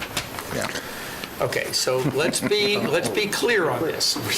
Just so, if not for us, I think we all understand, but for everyone.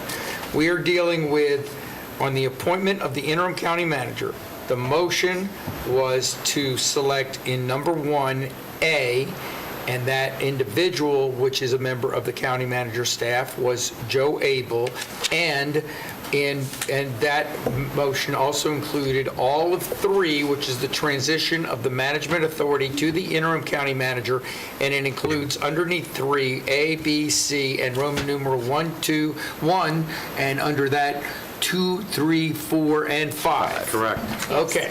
Everybody's understanding that. Yes. I want to make sure that we're totally clear on it. Further discussion. I would just, from my standpoint, I want everyone to understand that we want to have a professional, smooth transition, because whatever we do, people out there, both internal and external, are looking at this for the future of Seminole County, and I think all of us want to have this as the most professional, seamless transition as we possibly can. Ms. Guillet has been here for, I think, I have been told, I'm not for sure, but been told the longest tenure of any county manager, and she deserves all of the accolades and kudos that we can possibly give her, as well as the opportunity for her to finish her term before the transition. Also, I think what we also have all talked about is that we want to ensure that, other than policy changes coming from the board, that we're not looking for a interim manager to make any major policy decisions. It's the job of the county the county commission to do that. Correct. Further discussion, Commissioner Lockhart. Well, I just want to make sure. So policy gets set by the board regardless of policy. If an interim comes in and sees that there might be some operational changes that need to take place, we are surely not going to inhibit them from making any sort of operational changes. We're not managing from the dais, correct? We're going to let the interim county manager act as the county manager. Right? We set policy. They are the CEO. Got it, okay. Further discussion, Commissioner Zibauer. We all need red flags to send up. We need a system. We need to give you four light buttons over there. So anyway, I would say, and I've also been through numerous, probably 6 dozen or so CEO changes in different corporations, including 501c3s and 4s. How we conduct ourselves as a county moving forward will dictate how many applicants we get if we go to an outside search, as well as the quality of those applicants, as well as our own staff's willingness to possibly apply for those positions. So the reason I had inquiries about stability and continuity was, in my mind, an interim is supposed to keep the ship afloat. Supposed to steer the float, or steer the boat, keep it off the beach, and follow policy that we dictate. I don't think that it is time for a interim to be making significant staff changes, whether they believe it should be or not, notwithstanding some egregious act by some department or department employee or head. So my concern is we truly keep the boat afloat and out of perilous waters until we ultimately decide who the permanent county manager is going to be. County Attorney. And on that point, and Nicole, please join in on this if you like. Nicole and I talked about, I met with my staff, and at a special meeting, we identified 25 to 30 what I call projects that are ongoing in my office. There's more than the day-to-day legal opinions and work assignments. And I know that Nicole is meeting with her staff to identify those projects so that we are and we're on the same page anyway, but we want to make sure that we're all working on the same ways and the same page so that whoever takes over has a kind of a clear model and path to start to work on. Nicole? I will just add that if the person is Joe, as has been suggested and moved, he knows you, he knows this organization. I think he understands how this board would expect him to manage. So I just throw that into the mix. I think I would just, that's my 2 cents. And I'll add that I can work, Joe and I work very well together, and my staff enjoys working with him. Commissioner Lockhart? Well, the only reason I tried to get clarification of the comments was it felt like we were doing some hamstringing, and I don't want any interim CEO or a potential future permanent CEO to think that this board is going to hamstring their ability to run an organization. That was the reason for my clarification. I will also say that when I first became a staff member here in 2004, since that time we had 4 interim county managers, so there was quite a bit of transition during my time as a staff member here, and Commissioner Delary was here for all of those. And one of those interims was an interim for 2 years. 22 months. Right? 22 months. So horrible scenario, right? That is not what we're talking about doing. But if history is an indication of what could happen in the future, those things happen. So we certainly don't want any interim person to feel like they are just, sucking up oxygen in a room and don't have the ability to make operational changes where appropriate. That's all. And recommendations. And recommendations, whatever. Yep. Agreed. Further discussion of the motion. Seeing none. All in favor, say aye. Aye. Opposed? Passes. Now we're on number 2. And you've already kind of discussed some of this, but the 4 options that we are providing to you for the selection of a permanent county manager are number 1, promote from within the county manager staff without an initiation of a search. This option is the least time-consuming and least costly of all the options. 2, conduct an internally administrative search. This method requires significant staff resources and frequently employs a board-appointed committee to vet the recommended candidates and to recommend candidates. 3, retain the services of a professional executive search firm to conduct a search.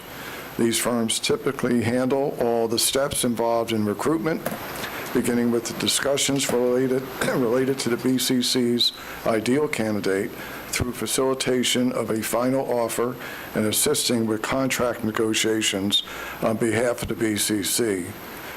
The fees for this service can be high and are frequently a percentage of the anticipated salary of the position. And D, or 4, utilize the recruitment services of a professional management association, such as the ICMA, FCCMA Range Rider program. These services frequently mirror those of an executive search firm. Those are the 4 choices. Commissioner Lockhart. I think we've all had a variety of experiences performing searches, and public searches are definitely a unique animal due to sunshine laws in the state of Florida. And so I would recommend that we use a firm. I would like to look first at using the county associations as an option. I think hiring, you already don't like it. Can I just finish? Oh, I love all my He's fellow just trying to get commissioners. recognized. She didn't say her, she said the comments. So just the procurement process for the firm can be a lengthy process. I've talked briefly with some folks at the Florida Association of Counties about the range riders and what might be available through them, and I think that's something that I would like us to consider pursuing and at least looking at. I don't know all of the details. I think an internal search I have also been a part of and have seen the extreme negatives of an internal search, the potentials of that. So I'd be happy to go into details as to why I feel the way I do about all those different scenarios and give examples, but I don't know that it's necessary. So I give you the lineup now, Commissioner Zimbauer, then Commissioner Delary. So I would support what Commissioner Lockhart has referred to in general. I would support item C, retain the services of a professional executive search firm to conduct the search. With a caveat, I would like to consider having that occur and then have the Florida Association of County Managers range rider help us vet the short list. And I'll explain to you why I would not prefer the range riders to be involved from the get-go. Many times they will advocate for their own. And I would prefer to do the national search by a separate firm, private firm, and then when this board has decided what the short list looks like, then bring the range riders in with all those multiple years of experience to help us vet that process of that short list of individuals. My opinion, my suggestion, happy to have further dialogue. Commissioner Delory. Trying to process what I'm hearing. I've gone through, just like the rest of us, several searches. I think it's imperative that we do a national search.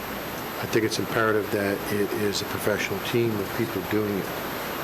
I've never heard of using the range riders as doing this vetting. Normally, what they do is professional team will bring back some individuals because they've already interviewed us to find out what qualifications we're looking for. They'll bring, and I'm just making up numbers here, a dozen or so people. Out of the dozen people, if it is that high, we'll pick 5 of them and interview the 5 of them. So where would the range riders come in? That's what I'm trying to understand. You want me to answer that? Well, You're asking Can I ask a Okay. follow-up question? It's all related. Yes, there's a question to Commissioner Zimbauer, and then I'm going to recognize Commissioner Hurd to ask a question. Well, mine is to him as well, and it Yes. relates to that. Okay, that's So- fine.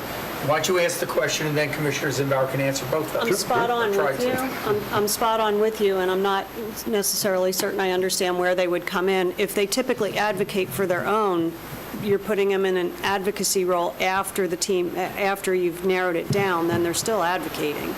If there's a presumption that we're not going to have any of their own in the bucket, then we've already tainted the pool to start out with. So I'll answer that question very directly. You can answer both of those Sure. questions. I've already had dialogue with those individuals, and you can set the scope, this board can set the scope of what we desire. And it's my belief that the national, first and foremost, the county and this electorate deserves a nationwide search. Number 2, it is an additional layer of helping us identify a county manager after the short list, instead of them being involved from the beginning, like it is suggested in item number D. You're going to the professional firm who does this on a daily basis to bring those folks in. We shortlist it, then only the range riders come in to give us their opinions and recommendations on the shortlist. Now, whether we follow that or not, that's a whole different program.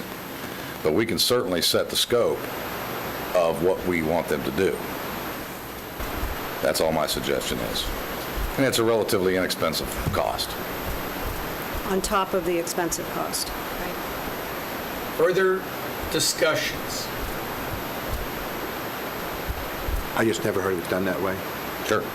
So I think we've given opinions of the thought process here. I too believe that we need to do a search. I think it does need to be led by somebody other than our own organization. I think we have enough work to do.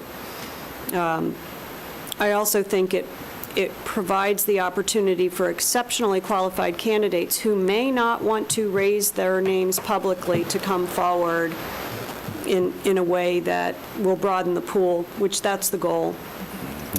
I am not certain whether the professional search firm or using the range rider or association opportunity is best. I don't want to use 2. My general predisposition is typically you'll see things like that start to gnash teeth against each other. So whatever we do, I don't want this person to start out with that dynamic. If I had my druthers, I would say we look for the professional search firm and we allow the range rider program to throw in, because they may do just as much as the search firms. I don't know. They should be considered as any other. If I can make a suggestion, if the choice or the selection is to use a firm, search firm, we could put in a contract that the search firm is required to work to some degree, when we can work on the wording for that with the range riders. I'm sure we can put whatever we want in the contract. Right. I'm not a fan of that idea. Okay. I think it's bringing in an external second opinion. I just don't understand it. Okay. Which could be why I'm not a fan of it, but Sure. I just don't necessarily see how that doesn't create conflict from the get-go. Okay. Well, if I can, I also concur that the people of Seminole County deserve a national search. I think it's time. I think we remember, and I remember that I said this, and I think Commissioner Herr said this the last one, these folks are going to be recruiting us and investigating us as much as we're going to be investigating them. And I've done also, we've all said how many, we've all done this. And I can tell you that it is important when you have reached this period in our future that we do this exercise. I think it's imperative that we do a national search. Once the names or the individuals, as Commissioner Delores indicated, come in, and we, at that point, if we felt that we needed to have outside discussion and expertise or outside expertise look at those, maybe that would be the point that we bring in the Florida Association of Counties or the Range Riders. I mean, frankly, I think that might be helpful at that point if we feel we need to do it. I don't want to make that decision now. I think the decision we want to make is essentially C, or that's what I would support, and start the process as quickly as we possibly can. It is clearly incumbent upon us as commissioners that we, with this organization, describe and in real detail what we want as a county manager. So there's going to be a lot of work that is incumbent upon us to perform. And, because I think that's important for everybody as we move forward, that they have an idea of what this county's, what the county commissioners are looking for in a county manager, whether it be already there or not. Okay, now, I've had three. I'm going to go Commissioner Lockhart first, then Commissioner Zimbauer, then Commissioner Herr. Don't forget me. I didn't have And my then hand you. up. You This can be time I did cleanup. not have my hand up. I thought you did. I didn't. That was a Okay. lapse. Then Commissioner Delores is third. So I'm not opposed to using a national search firm by any stretch of the imagination. From a timeline perspective, I've heard we need to move as quickly as possible. So the most recent national search firm that I worked with did an exceptional job. They brought us Dr. Georgia Lorenz to the college. It took us several months to go through the procurement process to select the firm, and then it took several months to do stakeholder interviews and working with the Board of Trustees to develop the scope of what it is we were looking for, and then they started their search, and then after having done an extensive search, then they brought in people for potential interviews. It was almost a year. So I just want to set expectations that this is not a fast process. I agree. Okay, because I heard we need to get this moving as quickly as possible. Getting and so- moving because Okay. it's not a Okay. fast process. Okay. That's what I was saying. Got it. Commissioner Zimbauer, then Commissioner Delores. So I'll move that we retain the services of a professional executive search firm to conduct the search for a new county manager. Second. Motion and seconded, which is essentially C. Correct. Of number 2. Discussion. Commissioner Delores, you had the... I was going to make the motion. I'm glad Commissioner Zimbauer did. Okay, we have a motion and second. Any further discussion? All in favor, say aye. Aye. Opposed? Passes unanimously. Mr. County Attorney, do you have anything further? No, we will begin the process, and again, it's going to take some time, but we'll move forward as rapidly as possible. Madam County Manager, do you have anything more before we go to the next item? Future interim manager, do you have anything you want to say before? Okay, with that, We'll get the priest. Father John will be here next meeting. with that, we're going to move along, and I now have the chairman's statement in front of me as we move to the next part of this agenda. We need a motion to accept the proof of publication. So moved. Second. Motion and seconded. Discussion, all in favor, say aye. Aye. Opposed, passes. Our staff will present each item coming up for consideration with staff recommendations. The board will have the opportunity to ask questions of staff when the presenters have finished. The applicant will have the opportunity to make a presentation. The board will have a chance to ask questions of the presenter.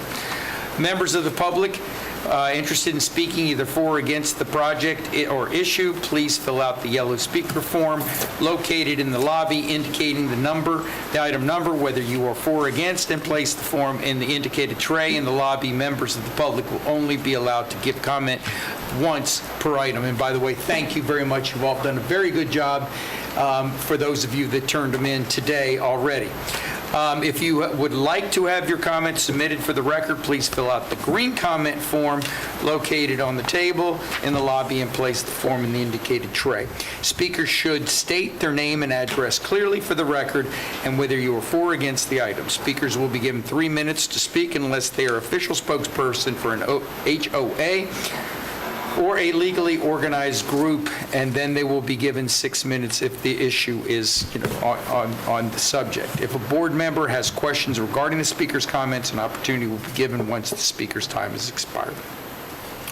Speakers should limit their comments to pertinent information regarding the agenda item under the discussion, keeping your comments brief. The clerk's office is required to retain any documents, photographs, drawings, etc., that are presented to the Board of Commissioners. So if you show it to us, please be prepared to leave it with the clerk. Once all speakers are heard, the applicant will have the opportunity for rebuttal if necessary. We will close the public hearing and put the matter in the hands of the commission for discussion. Following a motion and second, there will be board discussion and a vote will be taken. Commissioners do not cast an objecting vote are considered to have voted in support of the motion. With that, I also have to read, because we are going into quasi-judicial, while the board welcomes comments of all persons with interest in the proceedings, Florida law requires the board decision and the quasi-judicial action be supported by competent, substantial evidence presented to the board during the hearing on the application.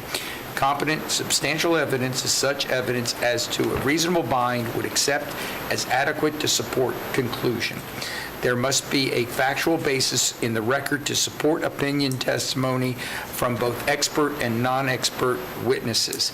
Persons presenting testimony may rely on factual information that they present, that is presented by the county staff, that the applicant presents, or on factual information included in the county staff report to support their testimony. All persons who present written materials to the board for consideration must ensure that a copy of such materials is provided to the clerk for inclusion in the board's record of proceedings and official minutes. Has any commissioner received any oral or written communications regarding quasi-judicial items? If so, please disclose the substance of the communication and identify. Anybody? Mr. Chairman? Yes, sir. I've had some ex parte communication with staff regarding Birdall Avenue that's been submitted electronically. Commissioner Zimbauer, I saw your hand up.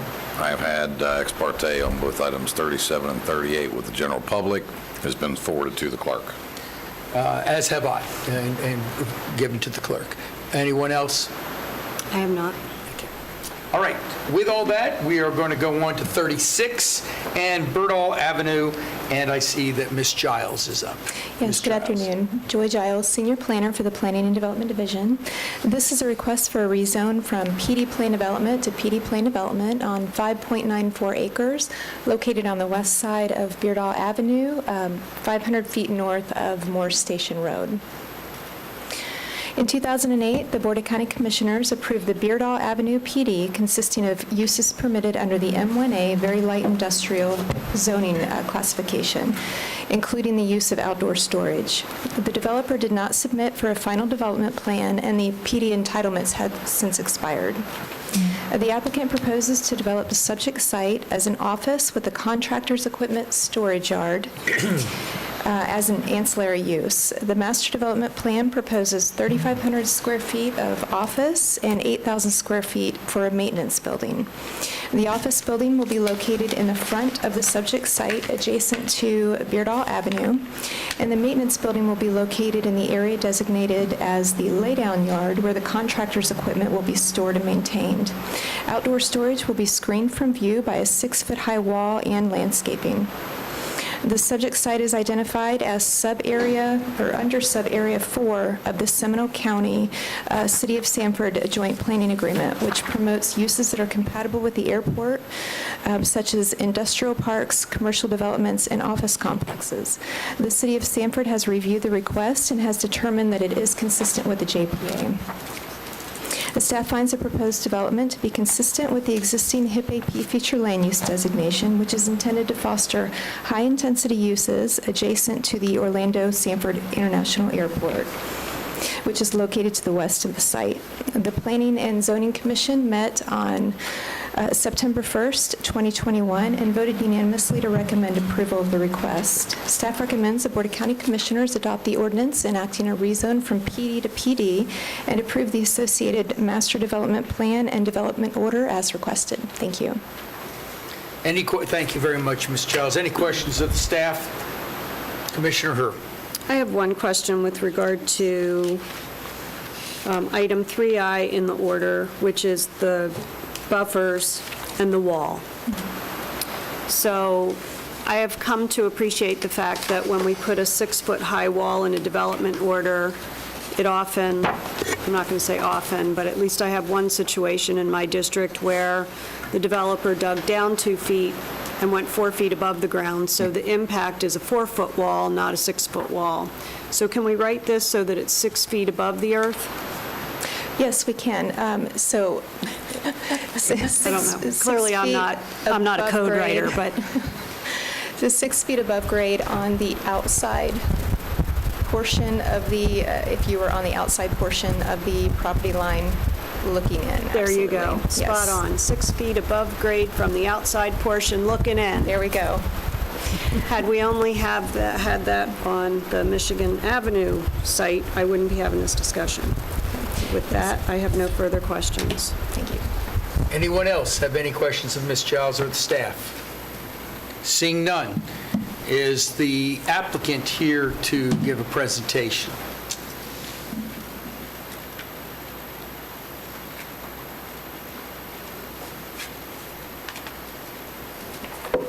Hello, I'm Brian Potts, 2494 Rose Spring Drive, Orlando. I appreciate working with staff, and I'd appreciate your support. I'm here to answer any questions. Are there any questions of the applicant? Commissioner Zimbauer. In your maintenance buildings, Mr. Potts, what type of maintenance will you be undertaking? It would only be maintenance of their vehicles. Oil changes, lubrication, these types of things? Light mechanical work, yeah, exactly. Gasoline and diesel? Yes. Okay, thank you. Further questions of the applicant? Seeing none, thank you very much, sir. Is there any individuals out there that wish to comment on this particular issue? I have no cards for public comment. Seeing none, is there anyone out there, James? There are no hands up, Mr. Chairman. Thank you, James. With that, we will close the public hearing. Going back to staff, does staff have any further, or is there any further questions of staff? Seeing none? Yeah. Oh, yes, Commissioner I don't have a Herr. question. I'm prepared to make a motion. Commissioner Herr. Since this is in my district, I move to adopt the proposed ordinance enacting a rezone from PD to PD plan development and approve the associated development order and master plan for 5.94 acres as discussed in this meeting, located on the west side of Beardall Avenue, approximately 500 feet north of Moores Station Road. Second. There is a motion second. Did the motioner want to ensure that the wall language is in there? I said as discussed in this meeting. Thank you very much. Appreciate it. So I wanted to make sure that the staff did understand that's part of the motion. Okay, good. All right, any further discussion of the motion? Seeing none, all in favor say aye. Aye. Opposed, passes unanimously. Thank you very much. We are now on the public hearing, legislative, comprehensive plan text amendment, introduction element, and property rights element. Ms. Moskowitz. Yes, good afternoon. For the record, Mary Moskowitz, Planning and Development Services. Item 37 is a request to consider an ordinance amending the text the introduction element of the Seminole County Comprehensive Plan to revise the definition of net buildable acres, creating a separate property rights element for the comprehensive plan in accordance with mandates set forth in Chapter 163 of the Florida statute. This request includes two proposed amendments. The first one is an amendment to the existing introduction element of the comprehensive plan.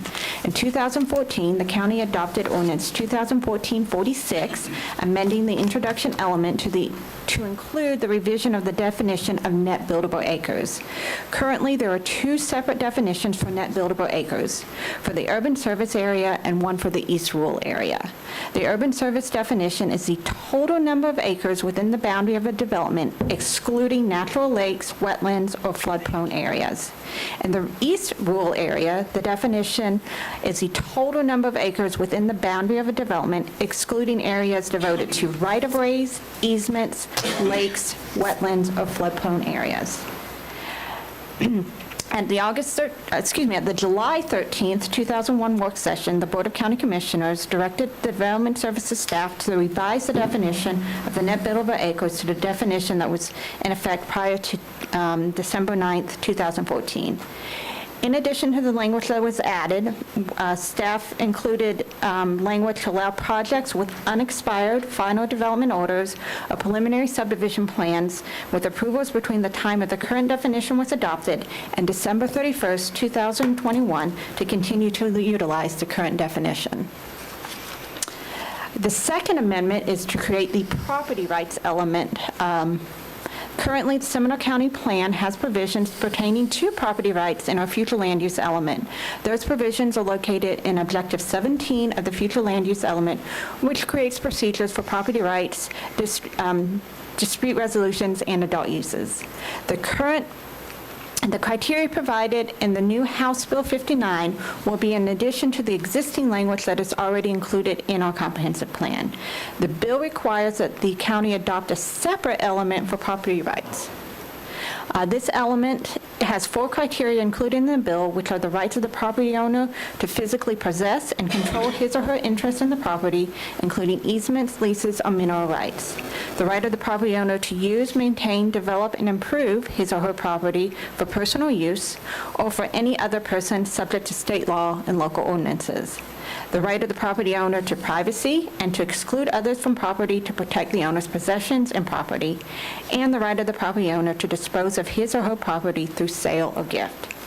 House Bill 59 was passed by the Florida legislature this past year and gives jurisdictions 2 years for these to be rolled into the comprehensive plans or the next evaluation and appraisal report. However, there was an advisory opinion from the Department of Economic Opportunity that said the DEO would not process any land development applications or comprehensive plan amendment changes unless a property rights element has been established within that jurisdiction. Right now, staff is recommending that the board adopt an ordinance per the requirements of House Bill 59, and then during our evaluation and appraisal report, which is due December 1st, 2022, staff can evaluate if any other additional amendments will be needed. The Planning and Zoning Commission met on August 4th and voted unanimously to recommend the Board of County Commissioners transmit the property rights element. The Planning and Zoning Commission voted 6-1 to recommend that the Board of County Commissioners deny the transmittal of the proposed amendments to the introduction element, revising the definition of net buildable acres. Based on that discussion and during discussion at this morning's meeting, staff has proposed some additional things to consider for that definition of net buildable acres. One would be to amend the definition in using the mobility fee map, and it would be to keep the current definition in the core area, which is bounded by I-4 and 1792, and includes the 436, a quarter-mile corridor on either side of 436, and then amend the definition to be the same in the rural area, and it's the areas defined as suburb within the mobility fee. Another item to consider would be to extend the definition to both the core area that is established in the mobility fee and extend it along the corridors, which is that quarter-mile corridor along the major transportation routes in Seminole County. Based on so staff is here to answer any questions, and this is a staff proposal, so there is no applicants. That concludes my presentation. Questions of staff? Questions of staff? We do have a number of folks here to speak on this, so I just want to remind you all to please, if you have redundancy, please try to keep that in mind as we go forward, and you can, as you have done in the past, waive in support or waive for some support. But we first have a Deanna Houston, which is just a written comment supporting the Thousand Friends of Florida property rights element being incorporated in the LDC. And then with that, I'm going to go in this all 38. I believe this is all 38. So I'm sorry, 37, please forgive me. Ms. Harmon?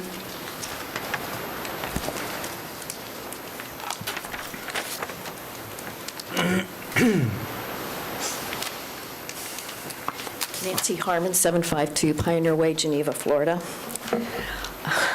I'm like astonished how in 2014, one man came up and asked the commission to change the regulation in order so that he could develop more properties, because his rationale was there wasn't a lot of land to develop anymore, and he needed the extension or the change of the language so that the roadways would be excluded from the net buildable, and a few other issues there. And today, we're standing here listening to a presentation where property rights and net buildable have been blended together, totally, now saying there's a property rights issue, when in 2014 there wasn't a property rights issue because one individual was allowed to make a change through the board. And additionally, now we're looking at basically saying there would be no change in net buildable because of the areas that they have recommended that would not be considered in the language change. Additionally, I think there was a statement that said the rural boundary language would be changed as well. I want clarification on that. There's no need to change any of the language of what net buildable means for the rural boundary and anything within it. So I am totally against this recommendation from the property rights standpoint and from the net buildable standpoint, because I don't believe it embraces the intent of what we had discussed. It's blending too much. It's not focusing on what was discussed by the group and what was directed by the board. Additionally, I think the 1,000 friends, I'm almost done. I'm almost so sorry. done. It's Nancy, okay. I was so engaged in what you were saying, I forgot to hit start. It's okay. I do believe that we, as citizens, should be able to sit down with staff and ask for the 1,000 Friends of Florida recommendations to be considered into our property rights discussion and ordinance, because I think what's not being considered is my rights if my neighbor decides to sell his 5 acres and say I was in a urban area, and they could just ask for a rezone for anything, and all that's saying is that person's developer friend or whoever they're going to sell their property to has the right for a property rights review and approval, and I have no rights whatsoever. So I'm not supportive of the language for property rights. Thank you. Mr. Chairman? Yes, Commissioner Zimbauer, then Commissioner. Question for the county attorney. Some statements made by Mrs. Harmon, and I understand exactly where they're coming from. Can we get some clarification from our attorney for the general public on the property rights element, how that came to be? It was not the doings of this board, House Bill 59. If our deputy county attorney could indulge us in the public and help us understand what does House Bill 59 mean? What does it mandate for municipalities to do? Do we have to do it? Don't have to do it? Can we debate it? Can we say we're not going to follow it? Help us understand all that. Okay. Up on the screen before you is the four elements that are part of House Bill 59. And it does require that all the municipalities and all the counties adopt as a separate element of their comprehensive plan a property rights element. As Ms. Moskowitz said in her presentation, we do have a property rights policies already incorporated into our future land use element. Those are not being changed at this point in time or repealed by this proposal.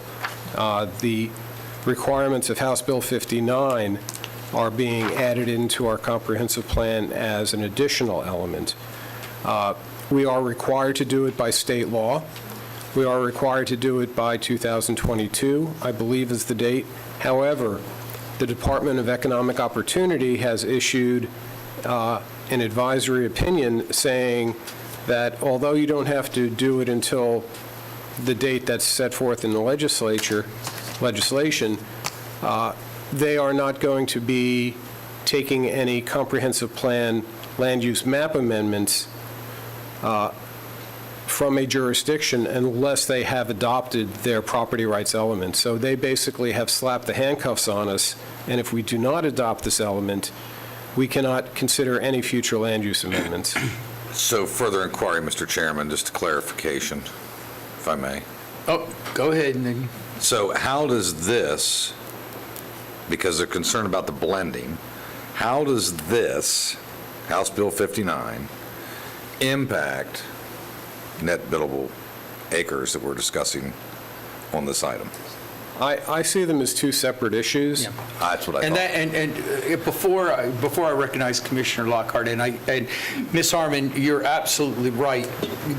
These should be two separate issues. I think we're all confused by that. And also, we were presented a different thing than we were identified before with the net buildable. So can we, and you even signed up two different documents to speak on the two different parts, and I think other people have too. So why don't we take the property rights first, and then we'll go into the net buildable acres? Because I think that they're, even though they are in the same ordinance, I think we need to flush them both out right now. So let's take the property rights first, and then we will go into the net buildable acres. Commissioner Lockhart. Thanks. So I was kind of headed in that same direction. I would feel much better, as I think we saw with P&Z, separating them out. They, liked one, thought one needed more work. I personally feel hamstrung as well, or slapped the handcuffs. Was that the phrase you used? I think I used both of them, yes. Yes.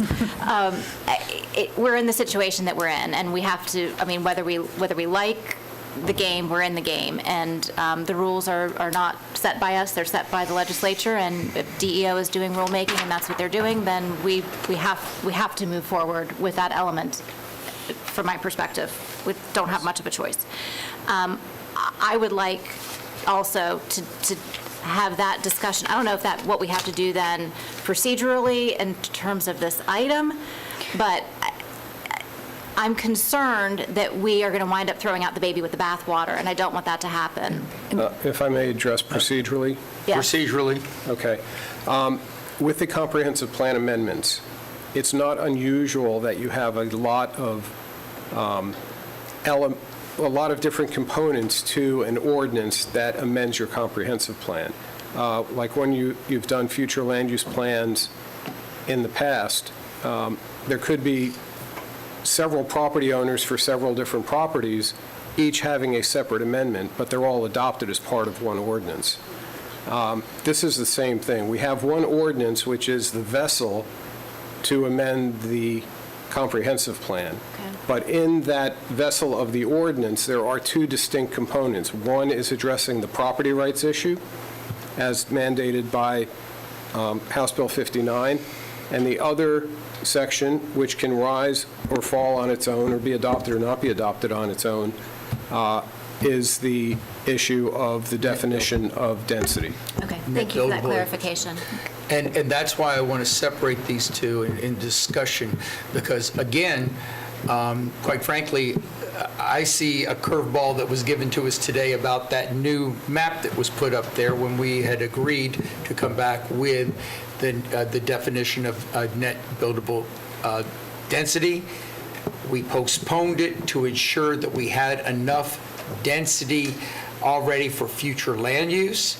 I believe it came back that we still would be over 20%. From the discussions I had with staff. So let's separate the two and let's talk about private property rights first. And I know I have a lot of folks here that want to talk about that. So Commissioner Zimbauer. So my question is, yes, what are we going to discuss about House Bill 59? Yeah, It's right. mandated by the legislature. What's to talk about? I think, just so you know, I can't change it, you can't change it, this board can't change it. I think that from what I've seen in discussion, there are some people that want us to go a little bit further than that. Is that not the case? Yes, the House Bill 59 changes that staff have proposed are the minimum amount that is required by House Bill 59. Okay? So if we adopt what staff has proposed, we've met the statutory requirement. Okay? But again, there is the Thousand Friends of Florida proposal, which includes additional items in the property rights element beyond what is statutorily mandated. Okay, so you want to I think citizens today you want to co-join those, incorporate 59 and some additional for discussion to be considered to put in the ordinance. Commissioner Zimbauer, I think that citizens want to. This is No, I'm just saying, the way the ordinance is going to be written ultimately. You don't feel House Bill 59 should stand alone in its own documentation within the ordinance, and then the additional layers that we in the public want to discuss should be separate? I do, but I know you weren't asking me. Thank you. I do, too. My personal perspective is we need to get done what has to be done. Right. Move it off the table. If there are additional steps that need to happen after that, then take additional steps. But right now, we have one sort of conflagrated conversation that is just going to bog down progress. Well, and we've seen that with our first worries speaker. me. I mean, Right. I was listening to our presentation going, If I might, procedurally, again, with House Bill 59, the staff proposal that's included in the ordinance is the minimum as required by House Bill 59 and would pass muster as being consistent with House Bill 59 and would then allow us to proceed with other future land use amendments in the future as they come before the board. As Ms. Moskowitz stated, we are having to do our evaluation and appraisal report coming up in 2022. And we are not repealing or modifying any of our existing property rights element or property rights considerations that are incorporated into our future land use element at this point in time. So one way to proceed would be to move forward with House Bill 59 at this point, meet the statutory requirements, and then as part of the evaluation and appraisal report, look at the House Bill 59 requirements, look at what we have in our future land use element, and then also look at what is in the proposed Thousand Friends of Florida property rights, and work that out as part of the evaluation and appraisal report through a elongated public hearing process and public input. And that might be what we have to do, but we still have citizens that have signed up to speak, and they have the right to speak. And so procedurally, we need to go to the public hearing. County manager. And I would suggest as you to kind of add on to what Paul just shared with you, as you consider the public comment, I think you may have received yesterday the proposed scope for the community conversation on land use that's moving forward. And those issues are really exactly the kind of things that we anticipated would be discussed as part of that process. So if you wanted to move off the statutory requirements and really do a deep dive into those kinds of issues, I think that's the process that would be really most appropriate to do that. So just something to consider as you listen to public comment. So to move us off the ball, I'm trying to get us to public hearing, and what I want to do is we're going to talk about just, at this point, the private property rights element in the 59. So, Ms. Haller, you are up. Mr. Chairman? Yes?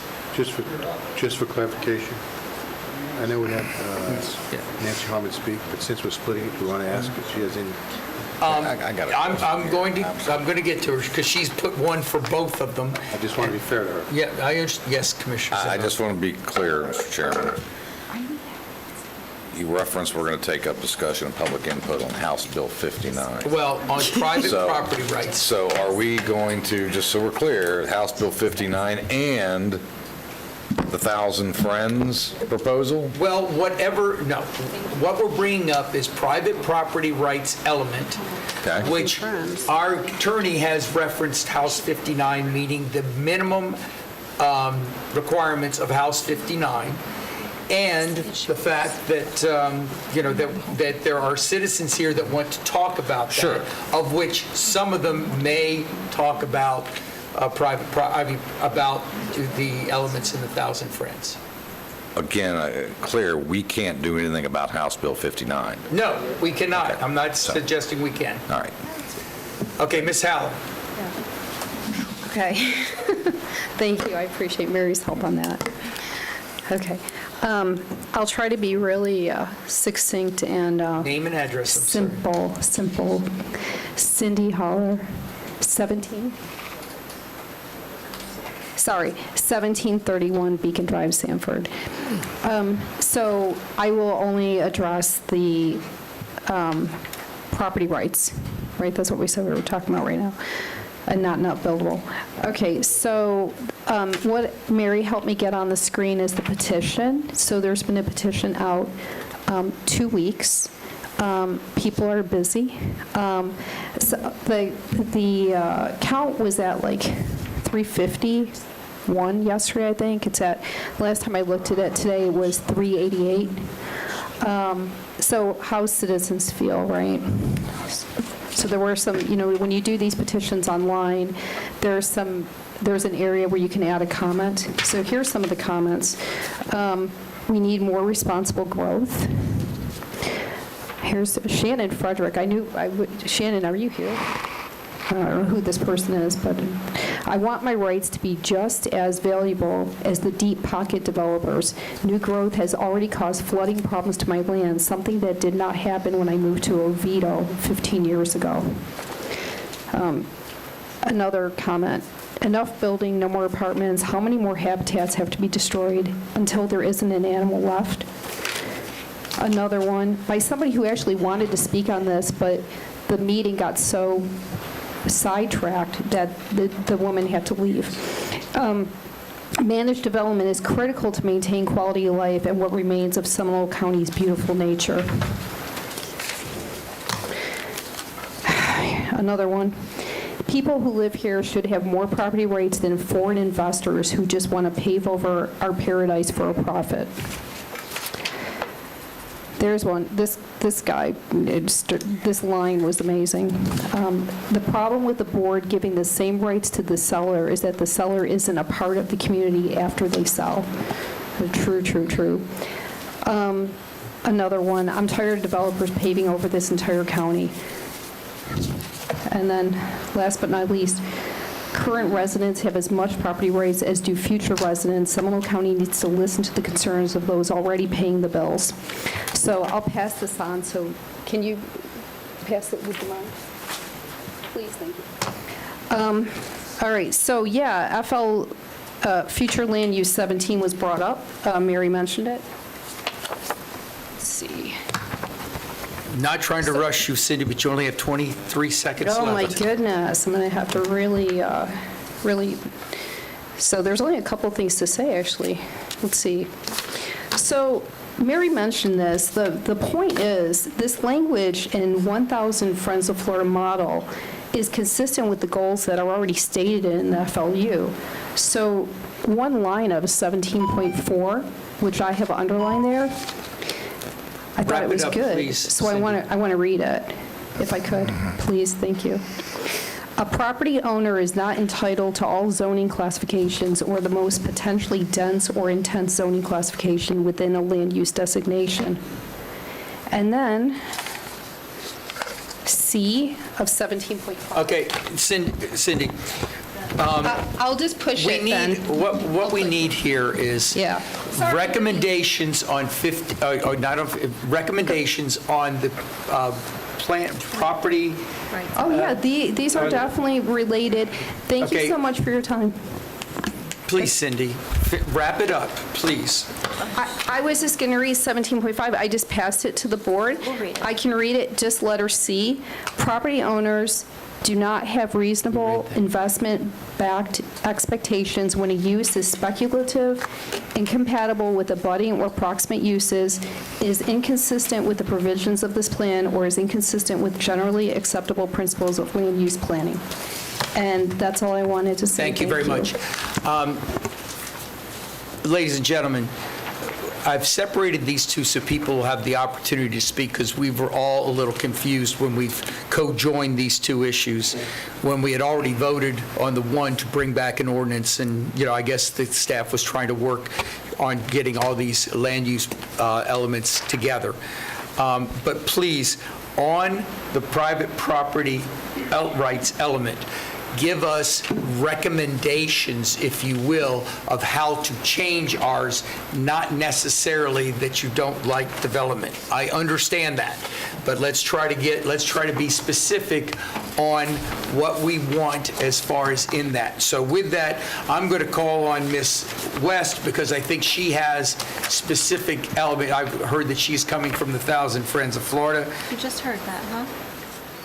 I did, actually. I just heard this morning, yes, that she was coming. I did not know that. Before you speak, if I could just ask, the comments and the survey, the petition that was referenced, the petition itself is not there, so I don't know what people were responding to.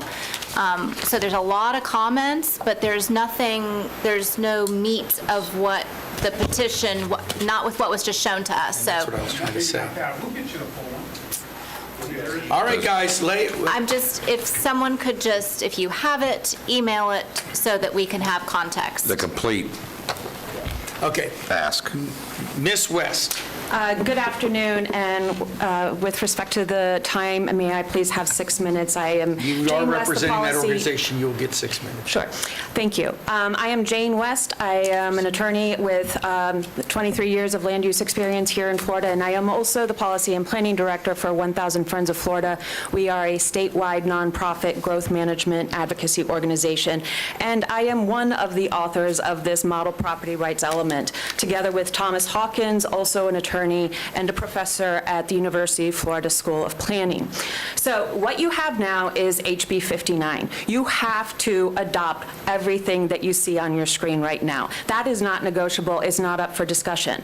But you are also being presented with an amazing opportunity to bolster what you have currently. You are allowed to amend it. As a matter of fact, there's already been one municipality that submitted our exact verbatim model property rights element to DEO as transmitted submitted. It was the city of Webster, and it came back with no comment. DEO had no problems whatsoever with our model property rights element. So I think what's important here is to just kind of provide a little background and context in terms of what we're trying to accomplish. As some of you may know, Florida has some of the most robust private property protections in the country. We've got protection under the U.S. Constitution, the Florida Constitution, the Burt-Harris Act that was passed in 1995, and then also the provisions in your own comprehensive plan. You have a complicated task of balancing property rights with public interest rights, and it's not an absolute science, right? You have to basically take the concerns of the public and their concerns about their daily quality of life and potential nuisances and balance that with the property right. Now, that property right is for existing use. There is no highest and best use expectation under Florida law. So it's a difficult task. What you are dealing with is a person that is coming for you, not trying to develop an existing use, but trying to modify it. And that's where citizen engagement really needs to come into play, because there have been a couple of things that have happened within the last couple of years that have basically removed the guardrails from development oversight in the state of Florida. One is 2011, the Department of Community Affairs was dismantled and replaced with DEO, which basically does not have the authority to reject comprehensive plan amendment changes. They can comment and provide notice, but they can't reject them the way that DCA did. And second, in 2019, HB 7103 was passed, which basically provides for prevailing party attorney's fees for anyone who has the chutzpah to challenge a development order. What this means, since 2019, there are no citizens challenging development orders in the entire state of Florida. There has been one case down in Collier County. So that threat of litigation is now gone. So we don't have that state oversight and we don't have that citizen engagement. What this model property rights element seeks to do is rectify that a little bit and put some guardrails back up. By promoting robust citizen engagement, it encourages developers to meet with the public in a pre-app sort of meeting, so they address concerns in advance so that you guys aren't presented with 100 people complaining in their 3-minute section of time to you. Instead, hopefully, those issues can get resolved in advance with the developers. And in fact, developers have been kind of supportive of this model property rights element because it gives them that opportunity to suss out those concerns and address them before they go to a public hearing. Developers do not want contentious public hearings, and this helps that process. It also requires a majority plus 1 vote for comp plans and rezonings. These are permanent changes that are being made to the landscape of Seminole County. So we want to afford the most protection that we possibly can. It provides for increased notice, and it prevents changing data and analysis at the very last minute. So, these are just some helpful facts that I think you should be aware of in considering the model that we have proposed. Again, it's just to put up some guardrails that have been dismantled over the last couple of years. Hopefully, these are some helpful facts in considering this element. Like I mentioned, there's already been one municipality that has passed it. Seminole County has been an exemplary leader on issues protecting natural resources and property rights, and adopting this model element would further that leadership role among Florida's 67 counties. I hope that you are the first county that adopts it. I am available for any questions on the model property rights element, and thank you so much for your time. Thank you, Ms. West. Questions? Commissioner Zimbo. Thank you, Mr. Chairman. Ms. West, Webster, Florida is the one that's adopted this? Correct. What's the land mass of Webster, Florida? It's small. Square miles. What, 1.33 miles? Square miles? Commissioner, unfortunately, I don't have the details on the city. Do you understand what the density of Webster, Florida is? Regardless of the density, increased notice for Seminole County residents is significantly important. Understood. It's 266.7 housing units per acre, or per mile. And I appreciate Webster doing that, but arguably Webster's built out at this point. There's not a whole lot left to do in Webster. Any of us that agree to go to the flea market there and enjoy that. So I wonder, based on that, have you quantified what Thousand Friends' recommendation is versus House Bill 59 in the way of overall benefits, quantifying for this county? And what is that benefit, not in general, but in detailed benefits of green space, additional open space, so on and so forth, that will help us all understand what that true number, whether it's a percentage or a gross number. Have you all undertaken that body of work to understand what that actual impact would be? Well, what I can tell you, Commissioner, is that each jurisdiction, as you well know, is different. I brought up the city of Webster only to demonstrate that this is not an issue for DEO, and so if you were to transmit the model property rights element, it wouldn't face any comment. So I just wanted to make sure that that was clear. I wasn't trying to make any sort of analogy between Seminole County and the city of Webster. However, in terms of quantifying how it would help Seminole County in particular, you have amazing natural resources here that need protection.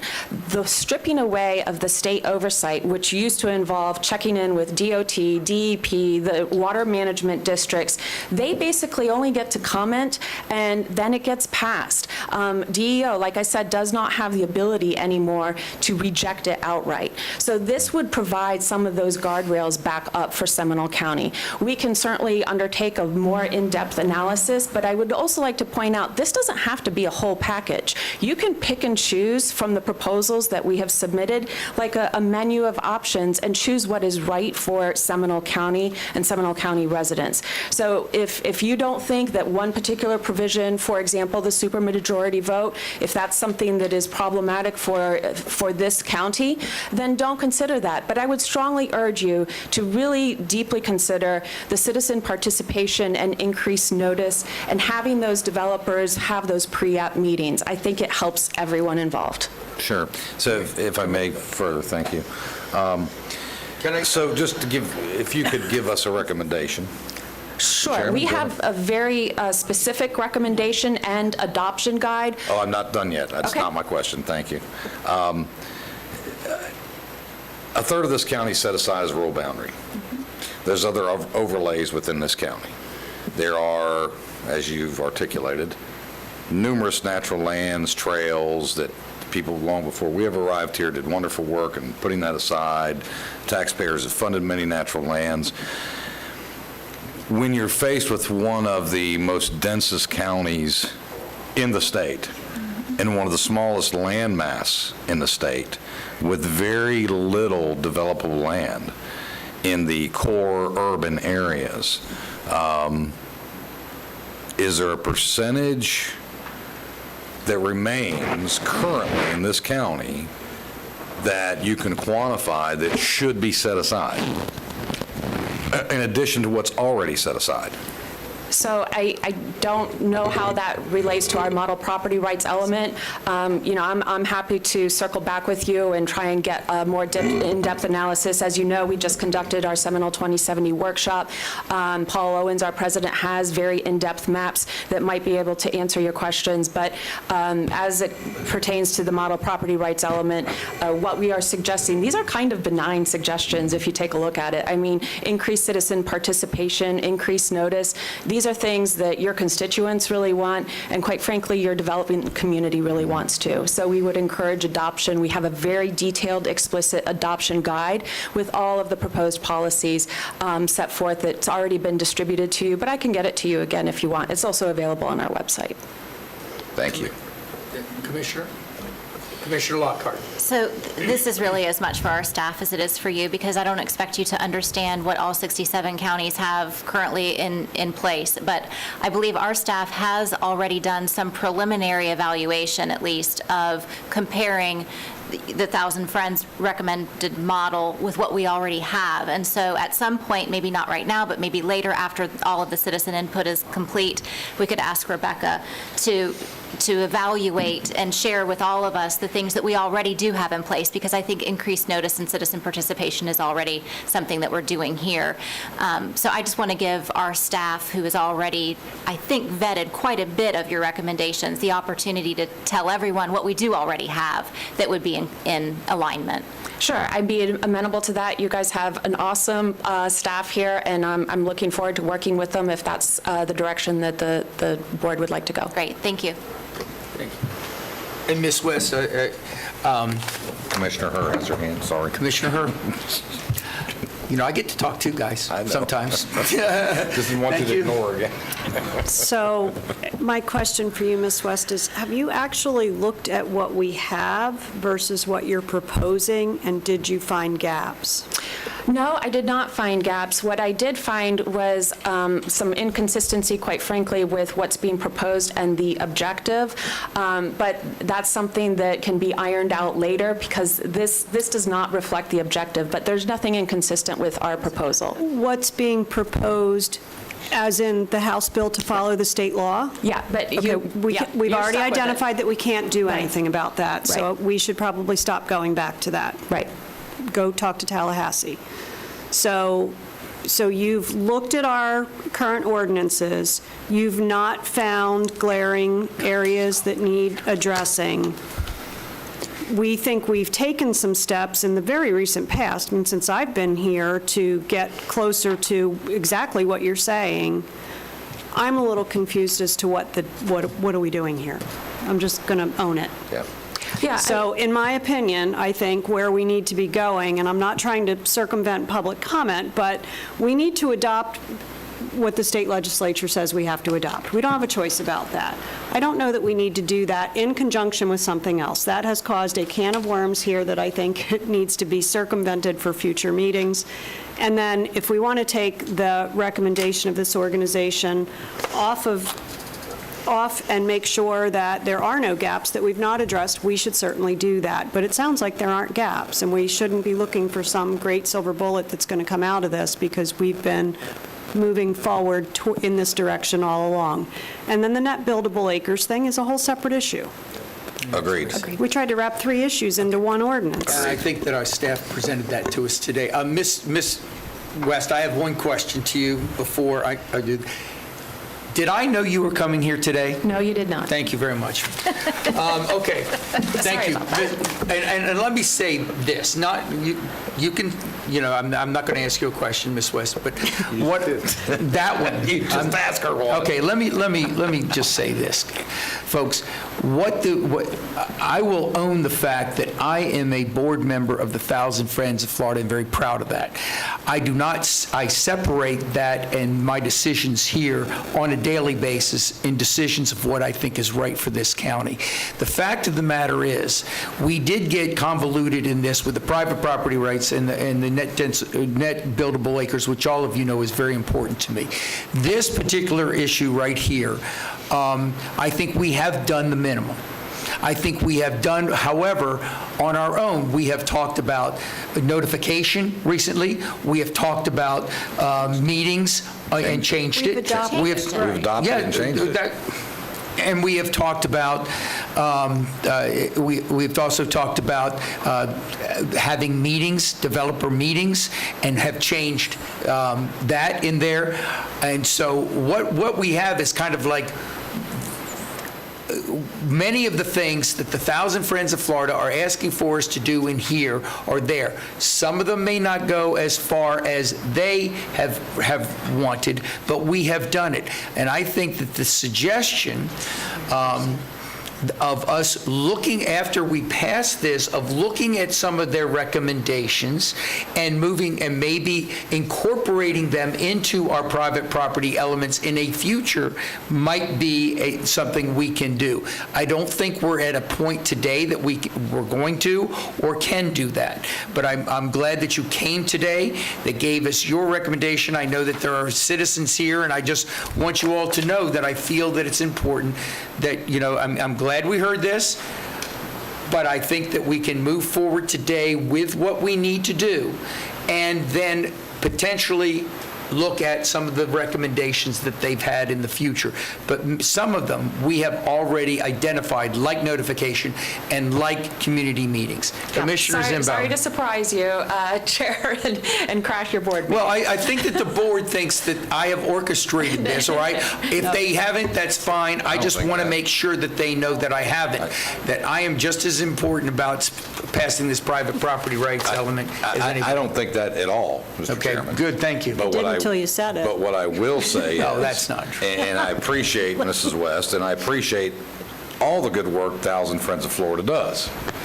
However, what I will say is, I would very much appreciate if Thousand Friends of Florida would do their due diligence and review what this board has already done before coming here and telling us perhaps what we should do when we've already taken steps to do many of those things. And I'll leave it at that. I won't belabor that point, but I would like to inquire with my fellow commissioners. It's obvious we're getting long in the tooth here.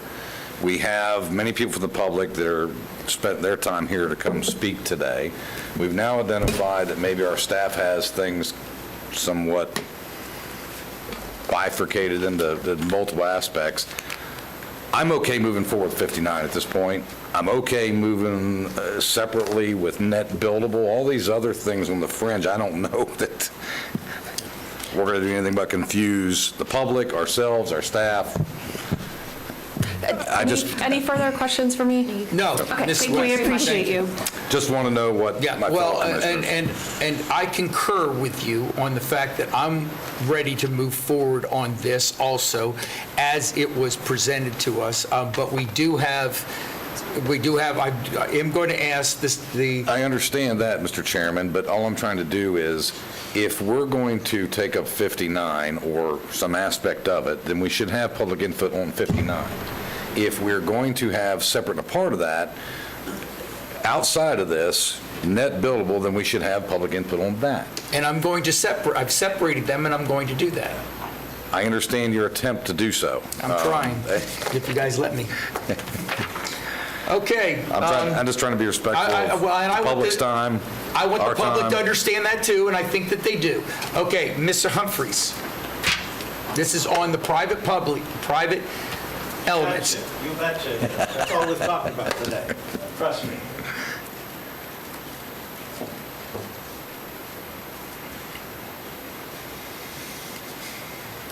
I had a few of those copies out. Yeah. Thank you, Joe. I need to open it.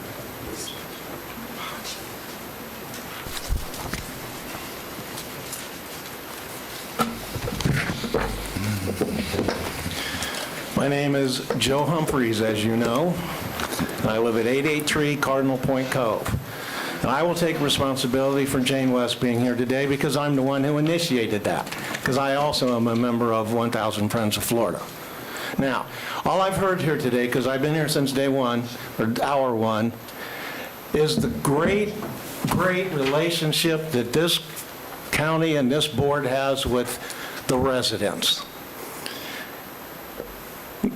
Mr. Delar gave a great speech, actually made me tear up, about what's happened with Deer Run, and I've been supportive of that as a private citizen and as a member of the Parks and Preservation Committee. And yes, I was confused when this was presented as a combined issue because you have two very, very important issues here, and it's very confusing. Now, we always ask the question, is it 3 minutes or 6 minutes? That is the question to everybody. Well, I was going to use 3 minutes, but I'm going to ask for 6 as the vice president of my HOA, because I can tell you property rights is a very hot ticket for them, especially my neighbor who's been a realtor for 40 years, owned a brokerage, and owns a lot of real estate in this county. We all have property rights, as the commissioner, the chairman has said, as Commissioner Herr has said recently in a recent hearing. We all have rights. There's two sides of that coin. I'm a firm believer in less government, the better. But the day we created a government, we started this conversation. I've looked at what's been presented.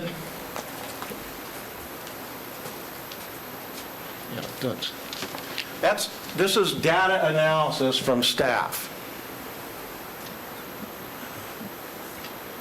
And with respect for people's rights to participate in its decisions that affect their lives and property. That's you guys. That's me. And I can tell you, I've got a situation right now that a DO from 2014 is having a negative impact on my community and every community surrounding us.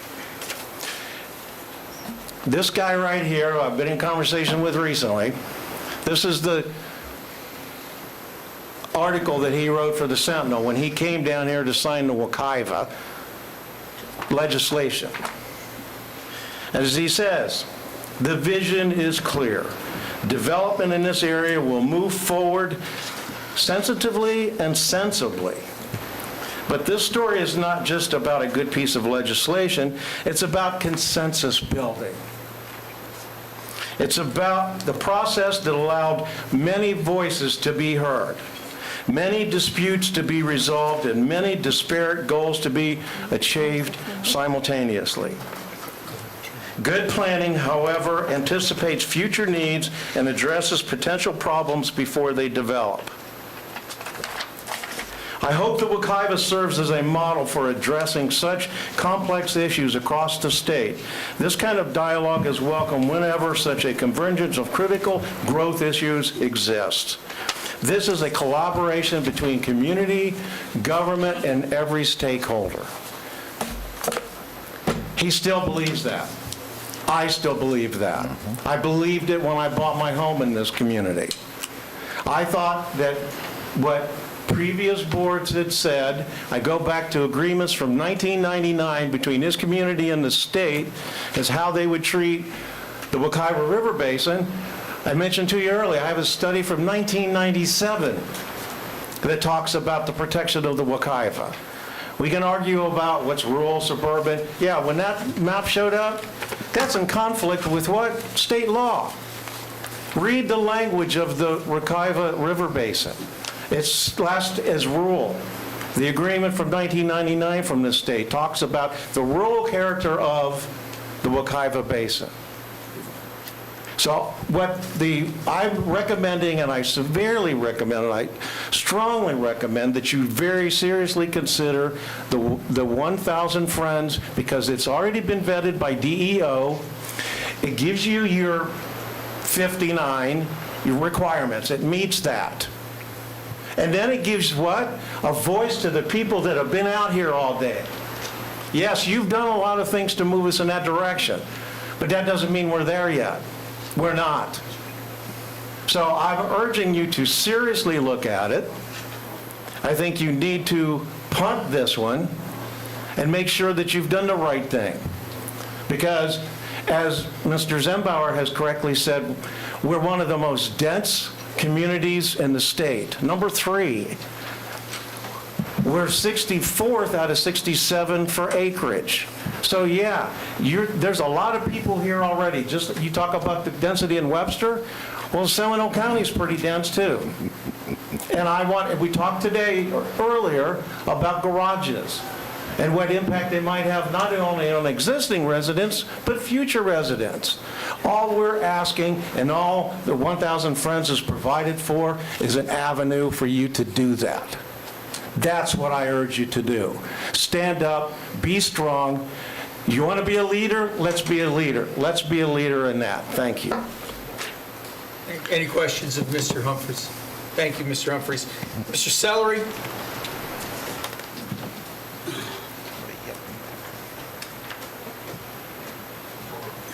George Sellery, 5231 Shoreline Circle in Sanford. I was originally working on the net buildable until you split these. And really quick, I just want to ask a couple quick questions here because it just kind of confuses me a little bit. Everybody gets House Bill 59. That is the absolute minimum. We know that. Okay? What I'm saying is that when House Bill 59 came about, I think I'm not sure, it's either some counties and cities, remember there's 67 counties, there's a couple hundred cities, that some of them may not have a comp plan element with property rights, or if everybody was required to have a comp plan property rights, they weren't sufficient to this level. So House Bill 59 said, every county, every city has to do that. I have no issue with that. What I'm saying is, we have a property rights element right now, FLU 17. So we were a step up when the state did this. I have no problems with those 4. I just think it should go under Flu 17. I know the only thing that is kind of weird in there is the very last one on adult entertainment, but all the others, 17.1 through 17.7, exactly apply to this. And so I guess my question is why would it be a separate element? Are we going to have property rights A and property rights B? Or are we going to have property rights for the individual and then property rights for the individual in comp plan part, section 17, which again, this is our Constitution, so having our Constitution split into 2 different property rights sections does not make sense. So I'm good with this, and there's a couple things from 1,000 Friends that I'd like to see added in there at some point, but if we at least take this and add it to our existing one so it's all in one section, so a property owner knows everything. They don't just read this and then someone like me comes up and says, well, 17.4 says you're residential, you don't have a right to commercial. That's not a property right. So they should be put together. That's all I'm saying, not separate. And again, we are one of the smallest counties and the most dense. So I'll see you when we come up to net buildable. Thanks. Mr. Zimbauer, Commissioner Zimbauer. Could we ask the county attorney to answer the question that Mr. Sellery just raised about Flu 17, to answer his question directly, but also help the general public? Yeah. No, I'm sorry. House Bill 59 specifically requires a property rights element, a separate and distinct element. While we do have Objective 17 as part of our future land use element now, because it is not a separate element, it would not meet the minimum requirements of House Bill 59.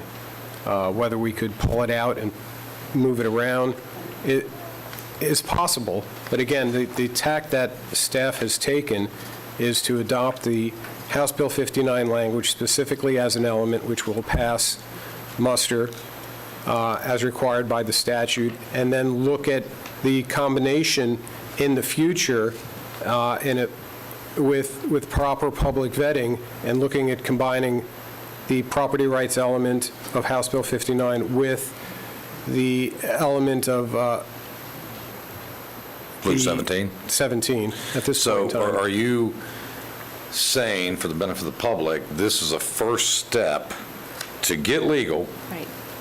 Then we can come back, have a whole nother conversation, and put it in with 17?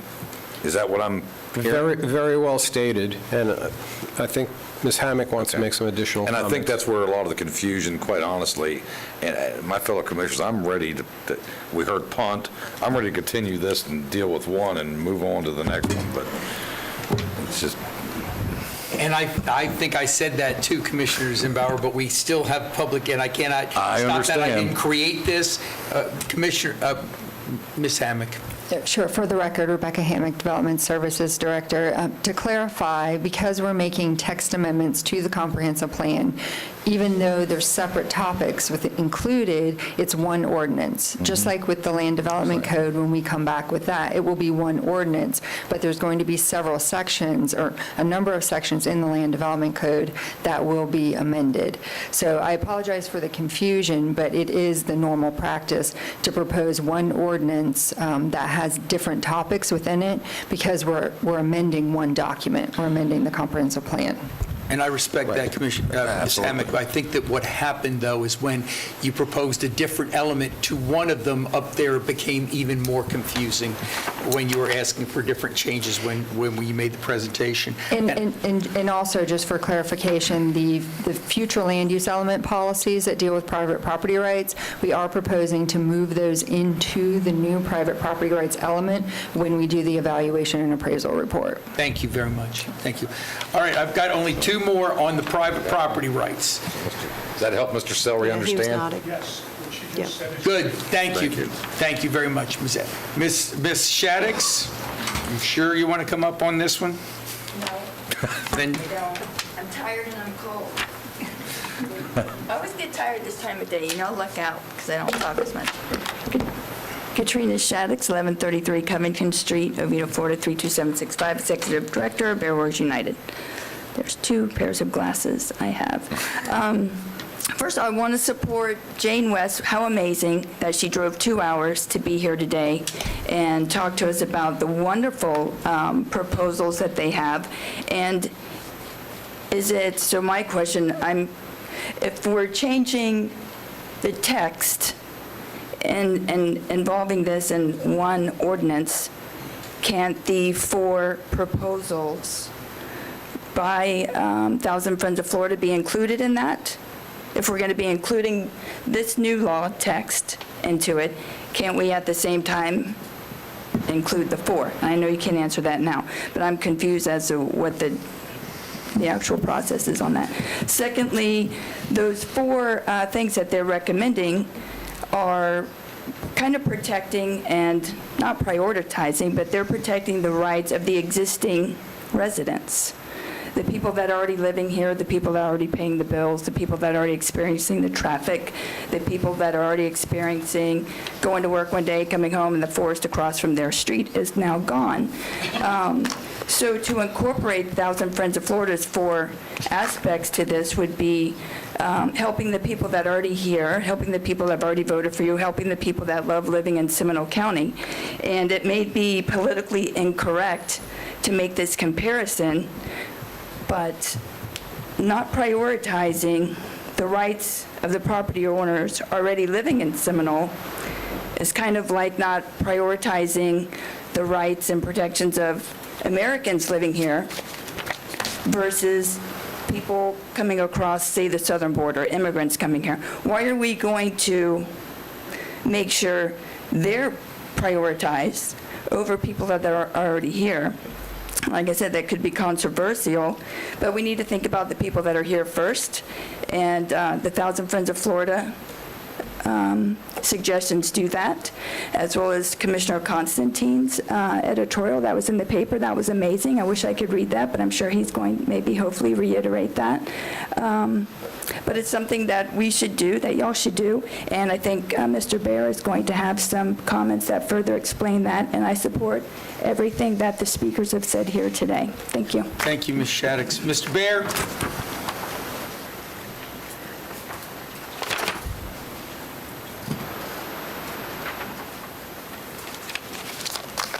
Thank you, Commissioners, for helping to sort through this. We're not sure we're there yet. I'm confident we will get there. I'm more confident than you. David Bear, 921 Tuscarora Trail. There are a couple issues and questions that were brought up that I wanted to help clarify before sort of getting to what I had written down as sort of bullet points that I wanted to make sure were understood. Commissioner Hur, you asked Ms. West, are there gaps currently in our code that this is filling? And I understand why you and Commissioner Zenbauer were getting at that. You were sort of peeved that, from your perspective, this was a problem, a solution looking for a problem. I think is... Your words, not mine. Yeah, yours, not mine. I'm trying to read your minds. Now, don't try that. Yeah. That's a sick place up there. I was actually asking the question to get the gaps pointed out, because at this point, there's such a lack of clarity. There's just such a lack of clarity in this entire discussion that I thought that would be I actually thought she would have done that, and it would have been a clear answer. Well, So it was a search for clarity and understanding. Yes, and by the way, for time purposes, I'm the president of Save Rural Seminole and speaking on behalf of Lake Tuscarora Association. The gaps that are concerning to me are the gaps created by passing just this.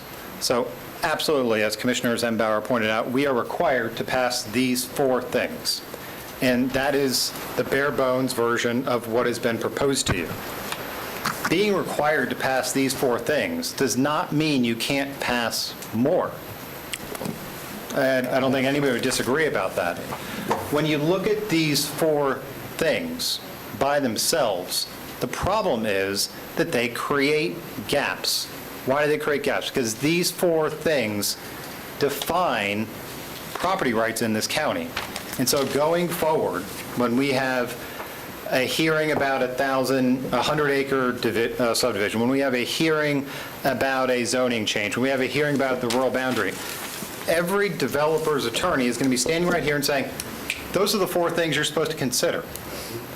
By only passing those 4 things, you are creating a problem. And that is why I've been here, and many people have been here for many hours, because this proposal balances that. This proposal, specifically Section 2, talks about the truism, which I know all of you understand and believe, which is that property rights are not only held by people who are fortunate enough to own 50 or more acres. Property rights are not only owned by people who are able to fund a development project. Property rights are owned by everybody that owns a home in Florida. And so when a development proposal comes up, we should not enshrine only that we care about just those people who are large landowners and just those people who are developers. We should be balancing that by saying, we commissioners are going to respect all the property rights of that exist here in Seminole County, not just those people, but also the other residents. Because if you don't do so, you are locking yourself in to that future hearing when the developer, the large property owner, their attorney comes up and says, you're required to give us this future land zone change that we've asked for. These are the property rights you have to care about. This is it. You just did those 4. Section 2 in this model ordinance says that there are other property rights, and I'll read to you the part to me that's most important, which is not the procedural issues that Commissioner Herr and Commissioner Zembauer were targeting on. It's a substantive property rights issue. So Section 2A talks about who affected persons are. It reads, any affected person may participate. Seminole County recognizes that planning and development decisions affect complex systems and have impacts that occur beyond the site of development. Everybody agrees? An affected person is any person or local government that will suffer an adverse effect to an interest protected or furthered by this comprehensive plan, including interest related to health and safety, police and fire protection services, systems, densities or intensities of development, transportation facilities, healthcare facilities, equipment or services, and environmental or natural resources. That is the substantive part of the Thousand Friends of Florida proposal that, to me, is so important, because this balances those 4 to say that commissioners, you are not obligated to only consider these 4 property rights. You also should be considering this. Now, including this does not dictate any outcome in a future hearing. It doesn't change the green space, as Commissioner Zembauer was asking to get quantified or anything. All it does is says, we will consider this in the future. I don't know why you wouldn't include that. And candidly, including it, as Ms. West was trying to illustrate by saying this has been passed, passes legal muster. When Ms. West was saying that a city has advanced this, she was saying you can include any number of these because it's been approved. And so what we are asking you to do is not just pass these 4, pass these 4 plus at least some of this stuff. To me, the important stuff is in Section 2, which is identifying that these other people have property rights, and then 2.2, 2.3, 2.4 are the procedural stuff, which candidly don't necessarily all apply here. But these substantive rights do. That's what I have to say. Thank you very much. Commissioner Lockhart, you had a question? I was going to ask you to tell me what sections they were so I could read along with you. Sure. Thank you. So you got it? Yes, you just said it. Thanks. Anybody else have their hands raised? Commissioner Zembauer? I do. David, and I hate to do this to you, but I just want to make sure we're clear. On item 1 of 59 that we have before us, specifically, what does that item do as far as opening up and causing unintended consequences, as you've indicated, that these other ones fill the gaps on?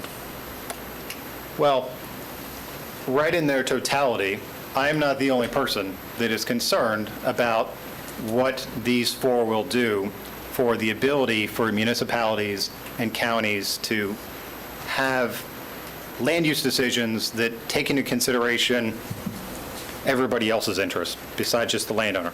To answer your specific question, and the one that concerns me the most is 4. Saying we are The property right we are memorializing, as we will always protect, is the right to dispose of his or her property through sale and gift. I mean, nobody disagrees with that. Of course that's important. And it's fine to memorialize. You should just also memorialize the flip side of the coin, not only one side. By only memorializing the rights on one side of the coin, you're not allowing yourselves to look at the other side when those decisions come up. So are you saying that if I decide to give 20 acres that I own to my child as a gift, somehow that impacts adjoining property owners? I'm not sure I'm following you there. no, I can't imagine how that would, that random situation that. No, I'm just saying, item 4, the right to dispose of his or her property through sale or gift. Maybe I want to give the 20 acres to 1,000 Friends of Florida as a gift. So, like I said, how does that impact? I'm not following. I understand what you've said, that just this causes other openings and concerns that the proposal from 1,000 Friends of Florida is intended to fill those gaps. I'm asking you specifically on each one of these elements, what specifically does each one of these cause an unintended consequence that needs to be filled? And when you were talking, and I guess better for me to help you understand the context is, I don't interpret this property rights to mean any different than your 1 or 5 or 10 acres has any more or less rights than somebody's 300 acres or somebody's half an acre or so on and so forth. So I'm just trying to understand, because you're a smart man, I got that. But I'm just trying to understand the nexus and basis for getting those other elements plugged in that you said would be wise. If I can add some facts to your hypothetical? Sure. So your hypothetical was, well, if I want to gift my land to my son, let me change it slightly. I want to sell it to the highest bidder. Well, who's the highest bidder? The person that's going to pay me the most to do what with the land? To develop it at some higher density. Okay? So if you have a builder that comes in here and says, I have a property right to dispose of my land through sale and the way I want to see it fit. And that means I want to make the most money off it, which means I want to sell it to somebody that's going to put an apartment here in a land where it's not zoned. And so by you not allowing me that zoning change, you've infringed on element 4. So I understand what you're saying, but I do not think there was any intention by the legislature in Tallahassee that item 4. That's a nice place to be, arguing what their intention is, but if you're sitting here as a lawyer who's threatening the commission, saying, you better give me what I want or I'm going to file a lawsuit, and if we're talking about intentions, I guarantee you what the intentions were behind the lobbyists that originated this. Well, that may be.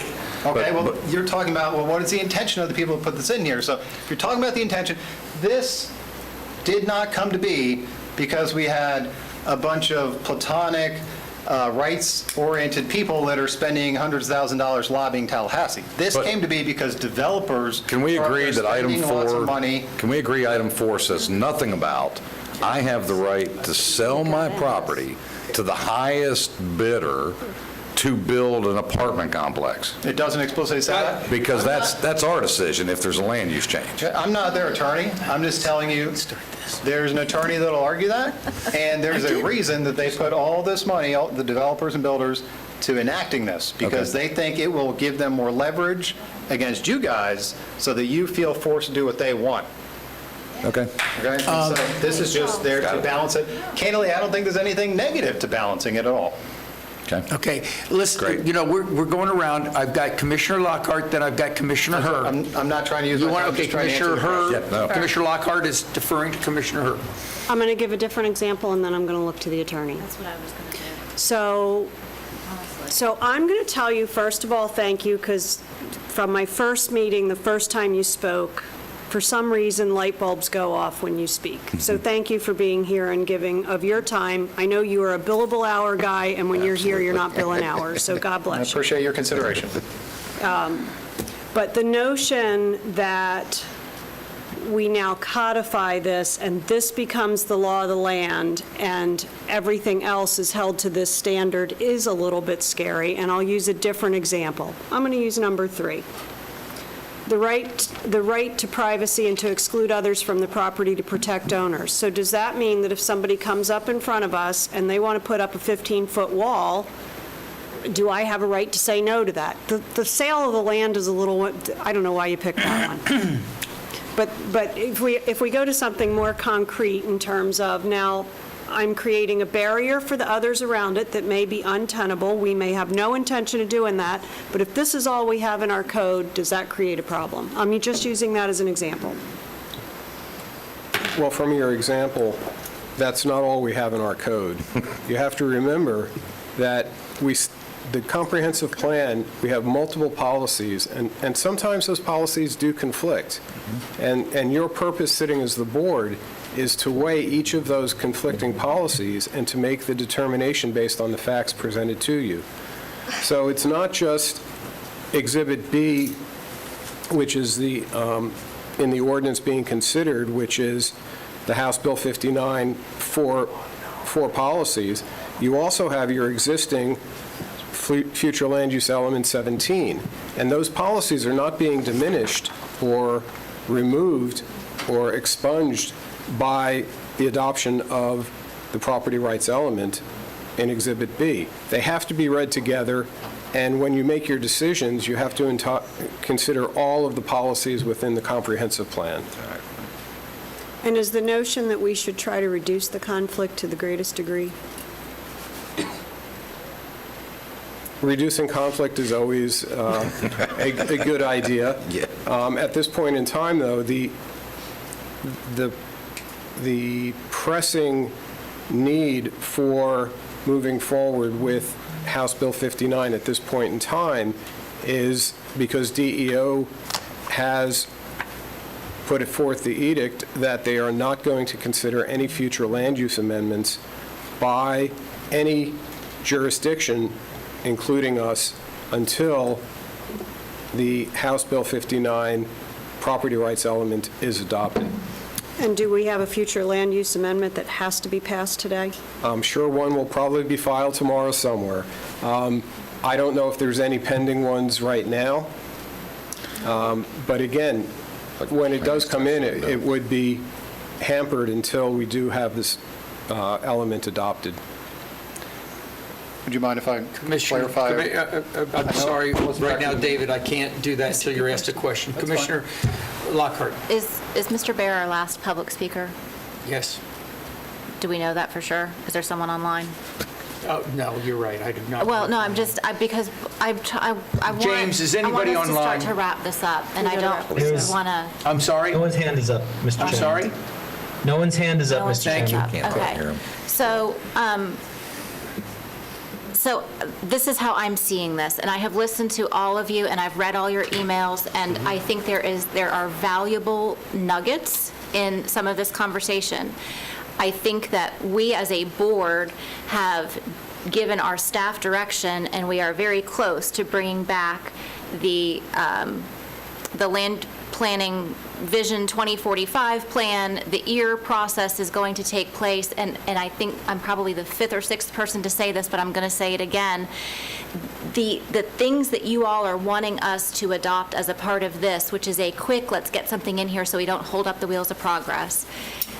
All of those things deserve to be vetted. They deserve to be socialized. We deserve to have some good conversation. The community, no offense to the 7 of you that are here, but a large portion of our community needs to be able to weigh in. And that's what we're engaging this consultant on. That's what the EAR process is going to be a part of. My personal opinion is we get this piece done with what staff is recommending. I personally don't see these gaps that you're alluding to. I don't see them, because we have other things in our code to fill those gaps. I'd like to move forward with this and keep you all intimately engaged and involved in this next process, pulling some of those things from thousands of friends.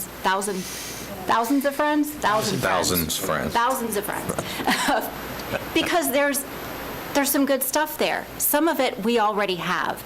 And so we need to take the time to really dig in and make sure we're doing everything justice. Now, I know most of you probably vehemently disagree with what I've just said, because you want what you want and you want it now. But that's my position for this discussion, and I'm happy to make it a motion or someone else make it a motion so we can move on, because we've got to get moving. Is that a motion, Commissioner? Can I ask if Commissioner Herr would ask her question that she asked to the county attorney and me as well? Listen, folks, we have the obligation to listen to citizens, whether we like it or not, okay? Nobody's And we can debating make a that. motion, but I've said 45 minutes ago that we should pass what we have here now in both sides without any changes, and we can come back and we can work on them. I know that's not what anybody wants in either situation out there, but I think that that would be something that we can do. Now, that, I think, in the essence, is what you just said also. I think that's what I said 45 minutes from now. That's was the last public But we comment. still have public, no, we don't, because, well, if we go to the next. But, Mr. Chairman. Yes. And I'll defer to the county attorney. And I understand, nobody up here wants not to have public input that I'm aware of. We want public input. It's good. It gives ideas. We can't think of everything. But if you're going to change and only hear 59, why hold up the public who rightfully wants to come and talk about something not on 59 related to what was in the deal? We're happy to hear it, but if we're going to bring them back again anyway, I don't know the substance and input and credible evidence on 59. Okay, I don't think we're talking about 59. We're talking about this property rights element. That's 59. And that is required by House Bill 59. Okay. And we are also we also have in this ordinance the net buildable acreage. Now, Mr. Baer, I'm going to get to you, Commissioner Delory. Mr. Baer, you have also, we've got people that are going to talk about net density. We're not going to vote on this until we get the whole thing. Commissioner Delory. Oh, wait a minute. Okay. All right, wait a minute. She was trying to go first. Yeah, that's been the theme of today. So I do want to hear. No, wait a minute, I do please. want to hear the answer. Okay, but wait a minute. I'm getting a little disappointed here. Guys, I've been very fair to all of you, and it's always like you're throwing it on me. Oh, he hasn't addressed me or not. Every time I see you, I identify you, and I bring you out and allow you to speak. I purposely don't talk a lot so that you all can speak, okay? So please don't say that's the rule of the day. Mr. Chairman, all due respect, proper decorum. I know it's getting late. I know, but I'm just it's getting late in the day. The public has been patient. We're all trying to be patient.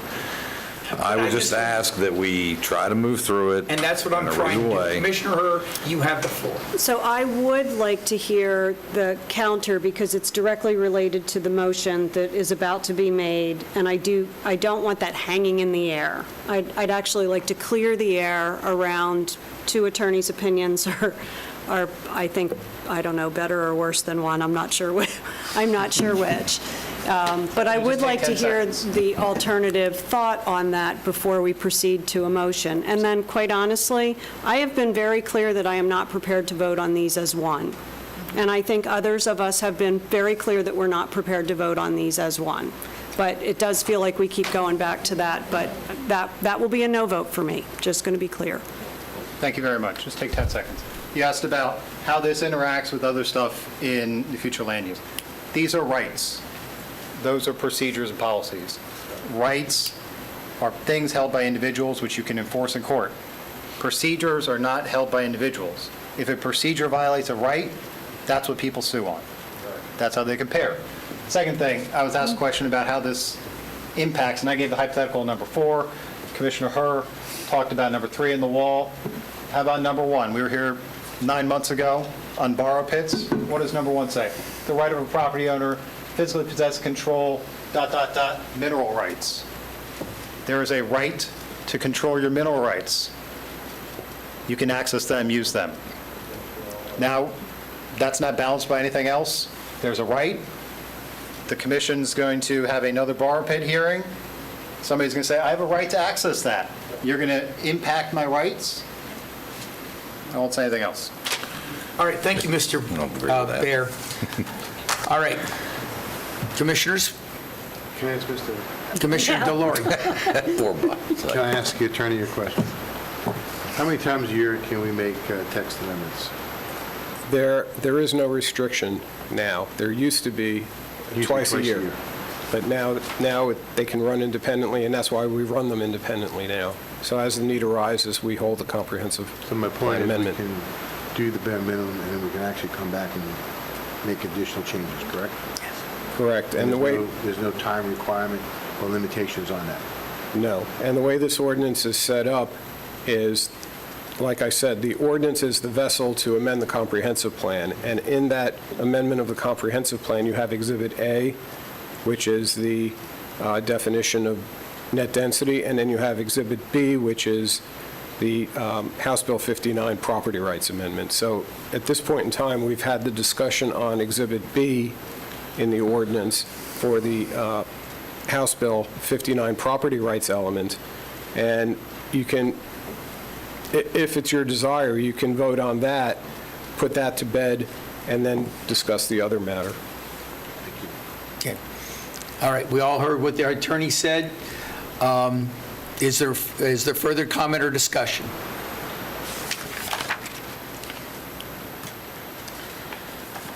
The rest of these are for the net density.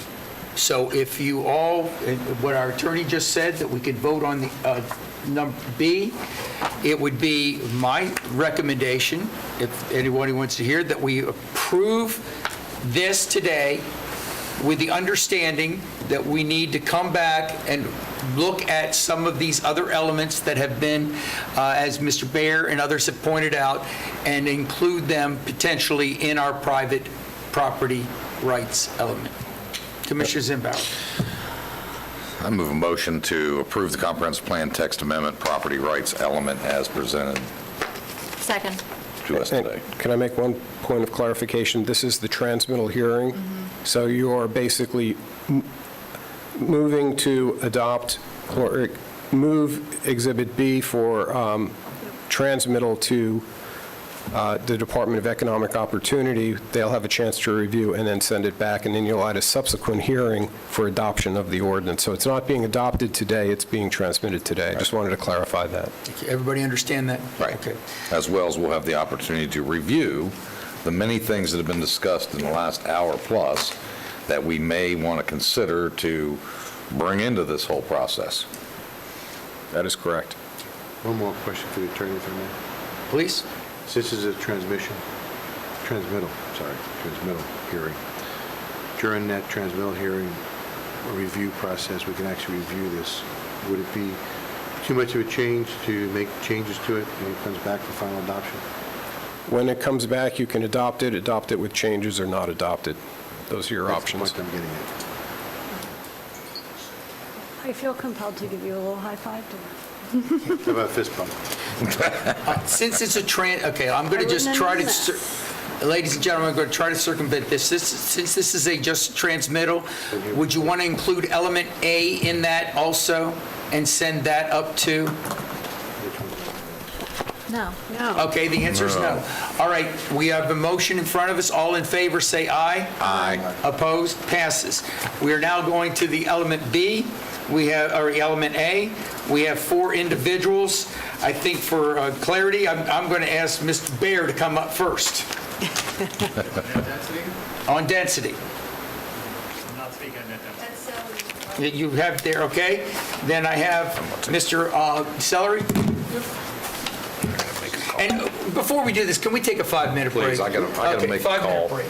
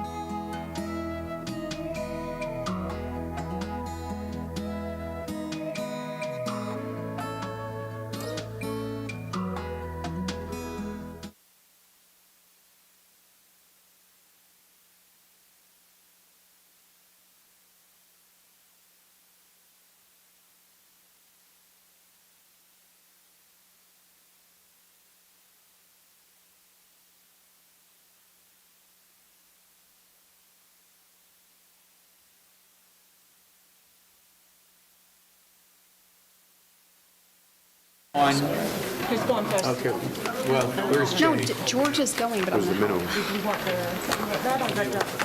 Is Jay out there? Guys, here he is, good. All right, let's call this meeting back to order. What we voted on one half of a motion, of an ordinance that's in front of us. We did separate them because it was confusing and there were people that wanted to talk on both issues. I know it's late, I know we're all tired, I know all of us got a little confused and a little, if I had anything to do with getting anybody riled up, I apologize from my standpoint. I just want to make sure that, I think you all know, that I don't have a right not to tell the citizens not to speak.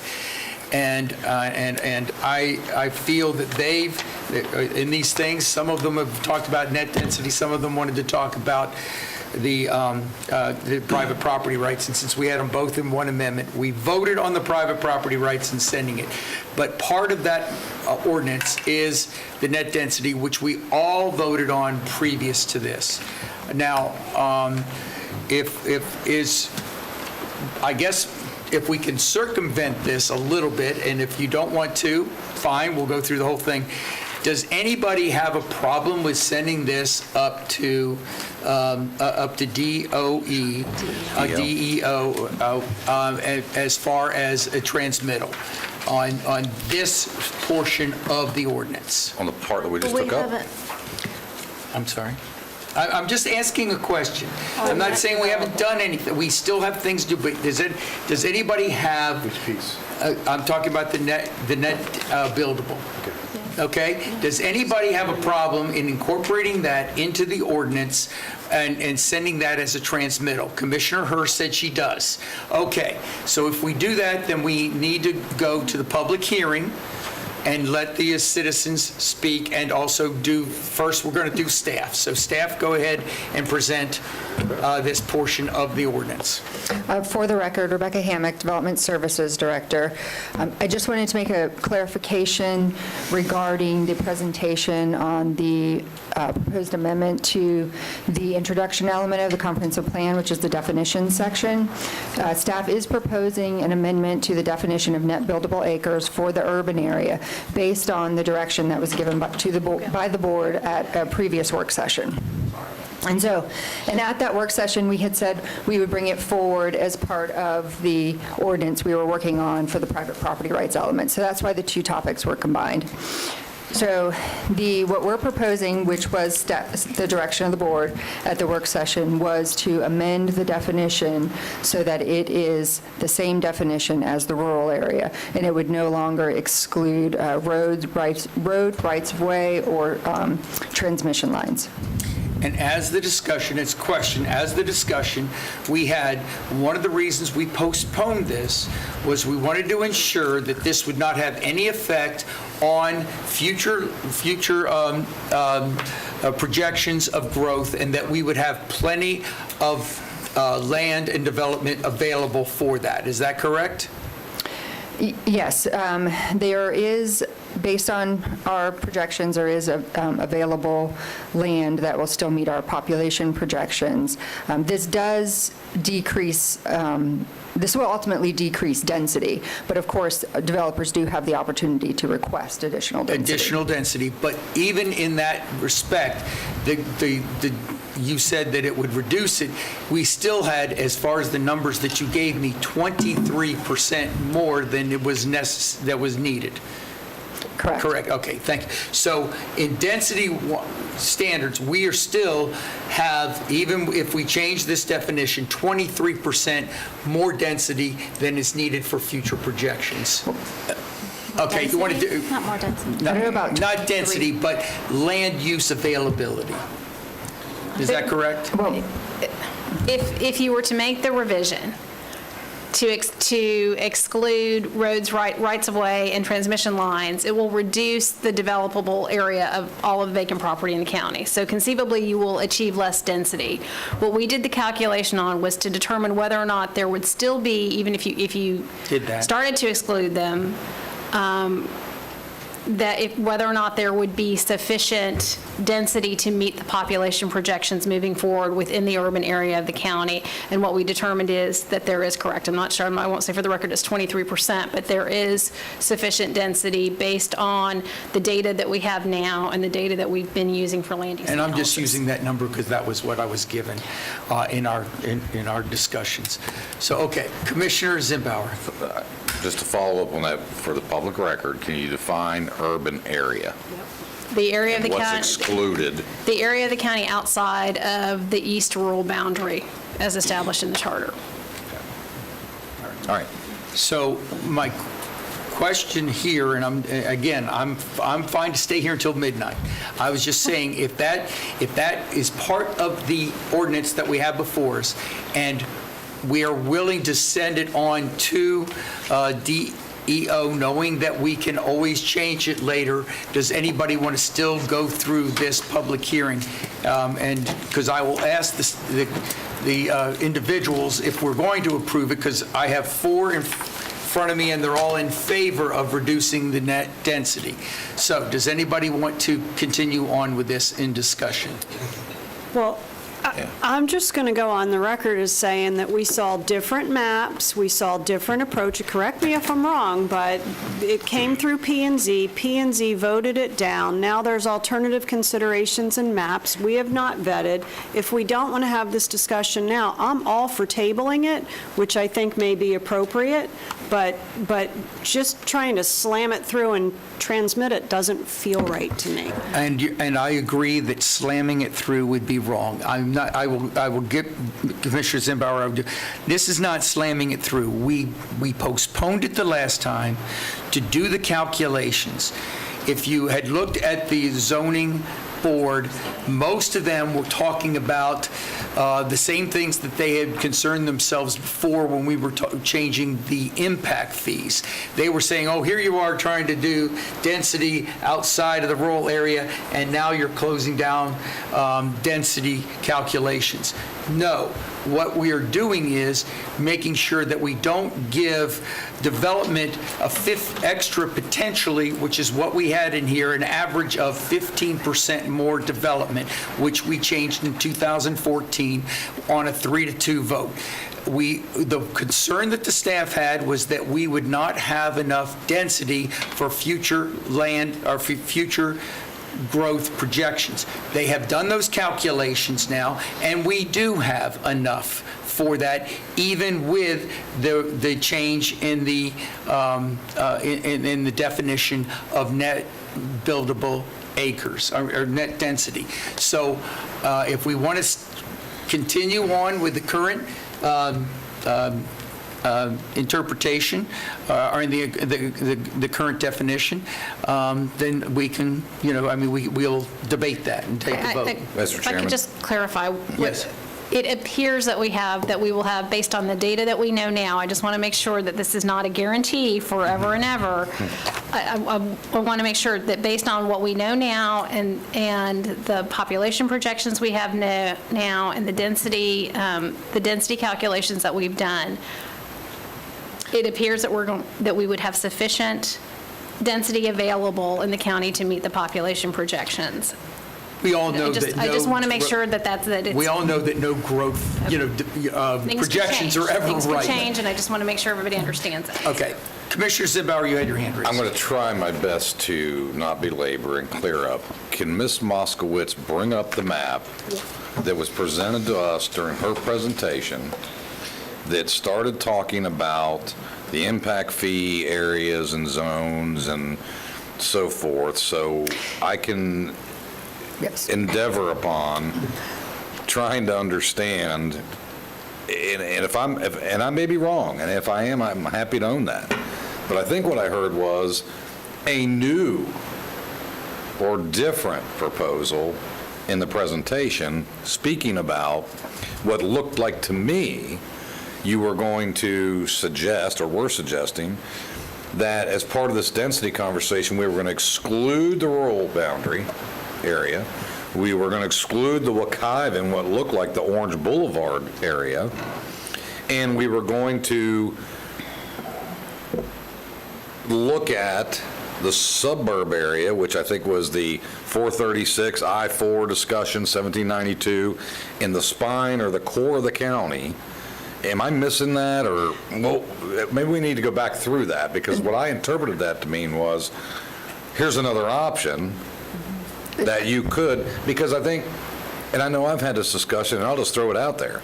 My concern is impacting the rural boundary and any further density. But we've all talked about as early today about triplexes, quadplexes, and all this. Where are you going to build them? They would be in the suburban core area, and I think what we're being asked to do is reduce or consider reducing the net buildable across the entire county. And if you do that, then you're taking away from the core suburb area where arguably density should go and redevelopment should happen. Did I miss that in, I don't know, I'm getting This late was in the you day. not belaboring it. I'm just going to point I'm out. I'm just trying. No, you're correct. The recommendation that's included within the staff report and within the ordinance is to have the same net developable acreage in the entire county. So right now, there's two different ones. There's one for the urban area, one for the rural area. Right. We're not proposing to change anything for the rural area. That would remain the same. Okay. This ordinance proposes making the definition for the urban area the same as the rural area. So Mary added that map this afternoon based on the discussion that happened this morning, sort of preemptively, because she thought based on the discussion about the missing middle housing that might come up. I apologize, it probably created some confusion in the presentation. We probably should have waited for the specific question to come up. So that's why that was incorporated into Well, the I presentation. tell you, she's very smart, because that was absolutely going to come up from this commissioner, which we're talking about now. So this map, and I think there was another map after it that showed the grid lines. So, yeah, There we go. a couple of things that we had talked about were based on, that would be consistent with the missing middle housing strategies. Right. Does the board, is changing the net developable density for the suburban area, but keeping it the same for the core area as well as the centers and corridors? So if I could just try to sum that up, it looks like to me that in anticipation of questions, as you've so put, another option would be, we don't change anything in the rural area. We perhaps change things for the Wekiva Protection Area, Orange Boulevard, and those areas, but we keep possibly, or maybe we want to change, density in the core spine area of this county where density belongs. Is that, Mary, is that what your anticipation was, or your recommendation or thought process? So as Ms. Hammack explained, for the record, Mary Moskowitz, Planning and Development Services, as Ms. Hammack explained, there's currently two definitions, one for the urban service area, which is everything outside of the rural area, and one for the rural area. The proposal in front of you is to, Exhibit A is to make the definition the same throughout the county, which is the definition in the rural area. Understood. This proposal, there's two options that are being presented. One is to use the definition that is currently in the urban area, to use that in what is called the core area in the mobility fee. Another option would be to use the definition in both the core area, which is the area shown here, and along the corridors, which are the roads that are highlighted in green. So in essence, you would have still two different. Two definitions, yes. And so the rural area, correct me if I'm wrong, I just want to make sure, so the rural area would be treated just like the Wekiva, Orange Boulevard area outside the spine. Correct. In this proposal here, the Wekiva Protection Area and areas along Orange Boulevard would have the same definition of density or net buildable area as currently is in the rural area. Thank you. That's what I wanted to make sure of. Thank you very much. And go ahead, Commissioner Lockhart, and then Commissioner Hurd. Oh, go ahead. So I just want to I'm just picking up where you left off, and that is, when I look at this, I'm hearing you say core. There are two additional categories on there, suburb east. Well, they both say suburb east, so it's one additional category. Is that considered core? No. So in the mobility fee is divided into the 3 districts. Understood. The core district, the 2 suburb districts, and the rural district. So this proposal in front of you would be to have if it is the desire of the board, to have a definition of net buildable density that is currently in the urban service area, to only have that in the core area, which is the areas bounded by I-4 and I-4 and 1792, and along the corridors identified in the comp plan, in our centers and corridors. Which is suburban east? Which would, no, just along those corridors, which Okay. is a quarter mile along those corridors that are highlighted in green, which are the, 46, East 46A, Lake Mary Boulevard, 434, and 436. Commissioner Hurry, you completed. Yes, I have, thank you. So basically, from what I'm gathering, the staff is giving us another option right at the meeting. The problem that I'm having with it is that the public hasn't seen it, and the public really hasn't vetted it. And the only issue I'm having is that we're doing it at the 12th hour. Since we can make changes or a text amendment anytime, from what I've heard from Mr. Chipon here, that I think we need to at least bring this back so that people can actually look at it and vet it, so we can actually have an honest discussion with the public instead of just making changes. Is that a motion? I'd like the motion to continue this to the appropriate time so people can actually see it. Second. And understand it. Yeah, there's a motion second, Commissioner Lockhart. So I'm grateful for the other option. I was not prepared to support what was in that element as it was presented, for many reasons, but mostly because of this missing middle. We need to have density in our core area. So this, to me, is a great, I hate to use the word compromise because it's not really compromising anything. It's a great solution to having the best of both worlds in my mind. I would like the opportunity to explore it more in depth and really look at some of what it may mean. I know there's public here that probably maybe even still wants to comment on this.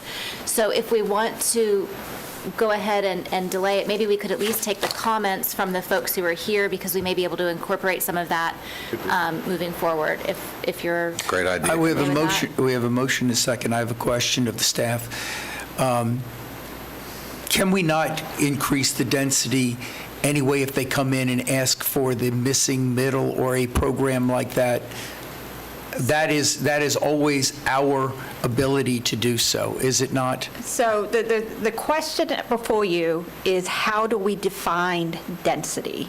And so right now, we have 2 metrics that we measure density by. So our future land use element is, so every area in the county has a future land use to that, and in those, they have a density associated with them. So you, as the board, could choose to increase density on a particular parcel of land through the future land use amendment process. And that would actually give them incentive. And the concern, all I want you all to understand is, as we go through this was presented to us. Commissioner DeLore has made the motion to postpone it and to look at it more. We've already postponed it once, but what I'm trying to say is, we're talking about the definition of density. And all we're talking about is eliminating the right-of-way and utilities. Is that not correct from the density? So basically, what is density? Density is how many units you have and how much land you're developing it. And so when you take the denominator, how much land, you can either include your right-of-way or you can exclude the right-of-way. So right now, we exclude the right-of-way in the urban area.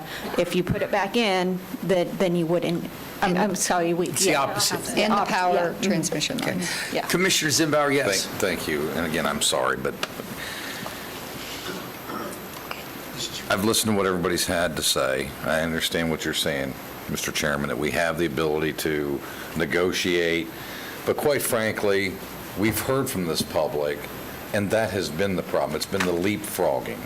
And I think we owe it to the community, we owe it to all the stakeholders to spend the time to nail it down once and for all, so we don't have these exceptions where we have, which is often brought up, Orange Boulevard area, where now we've done one over here that some previous BCC approved, and they did one over here, so now you got to fill in the middle.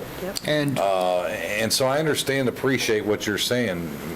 And that's why I wanted to get a particular definition. But I'd like to, I mean, this morning we had the conversation about the missing middle. If we're going to have the true conversation and what we need to do with attainable or affordable, whatever you want to, we need to spend the time with staff and the public for them to vet it, understand it, and do it once and be done. But us keep going over and over and coming back and visiting, or do it here and this guy gets an exception, but that property owner doesn't, and then it's just a, we've been dealing with that for 3 years. And I 100% agree with you. That's why I wanted a solid definition that we could all live with. Okay, so you've got a motion. I still have 4 people here. Mr. Sellers, you are up, sir. Thank you. I've waited 5 hours for this, so if you could just bear with me for a minute. And I do actually have, I don't bring it with me, but I have the actual videotape from the meeting where Commissioner Constantine, Commissioner Delary, and Commissioner Zembauer all talked about this and said they didn't understand it back then. And so, I mean, it's pretty clear. It's the public record. But I wanted to put something up here. I wanted to go over a couple quick things. We're not third, we're the 4th most densely populated county, and this is all going to net buildable, okay? We're barely behind Orange, and we could catch Broward, so we're pretty dense. All population growths, and this is what I used to do for a living, are based on a percentage, 3%, 3%, 3%, like interest rates, but then all of a sudden, they're not there. Population projections are not based on how much space you have to build. Even when we're built out, they'll still say we're growing at 3%. So I wanted to make sure we're clear on that. Number 3, there is a state income tax is a key driver why people are moving to the state. I've had one relative from California, one from Chicago right now. They love it, okay? But they're also come here for our quality of life. Quarter-acre, half-acre, 1-acre lots. That's why they came here, for our quality of life. We shouldn't compromise our quality of life for density issues. Try going down Reinhardt Road at 5 o'clock. You know, try getting into Wekiva Springs anymore. You know, try going to Sylvan Lake Park on a Saturday morning to watch your grandson play soccer. In 2014, the definition was changed to allow for increased density. But just as a developer can't build on a lake, a wetland, or a flood-prone area, they can't also build on a roadway or under a transmission line. It was a mistake then. We need to take it out of there. And I guess if I was in a compromising issue with this, I would say the mobility fees, because we aren't just rural and urban, East Rural and urban. We have suburban areas and we have the core. And I think focusing on the core from the mobility fees is the answer to that for all those different reasons, but it should be in that urban core area. And then number 5, you don't need that current definition. In your agenda packet, you've got a memo from Mary, okay? I'm quoting right out of it. The 2020 population projections for unincorporated Seminole estimated a population of increase in just 227 to 276. This will result in a need for over 20,300 dwelling units in the next 25 years. I'm not sure where I'm going to be in 25 years, but a recent analysis of potential vacant land development estimates that approximately 29,000 dwelling units could be constructed if all available parcels are developed according to the future land use developments. And I don't think, and this one I'm putting up, I don't think Mary's calculations included taking 20 acres and putting 300 apartments on them instead of 40 houses. That's just my thought, because we got a lot of suburban estates out there. And the last thing I'll make is our comp plan, that's our constitution. It talks about the rural areas, and it includes the Wekiva River Protection Area. If you go to the bottom really quick, Mary, excuse me. The Wekiva River Protection Area and the East Rural Area are 2 separate and distinct rural areas. It's all over.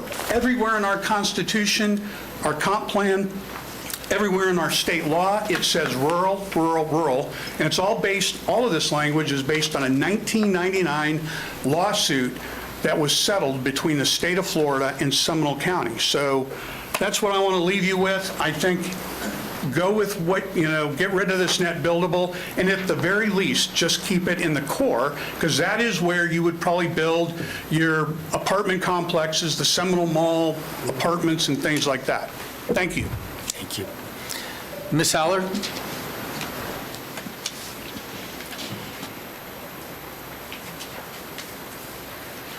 I also have Ms. Hammond, and I have Ms. Shaddix. So guys, let's all get up to the front, please.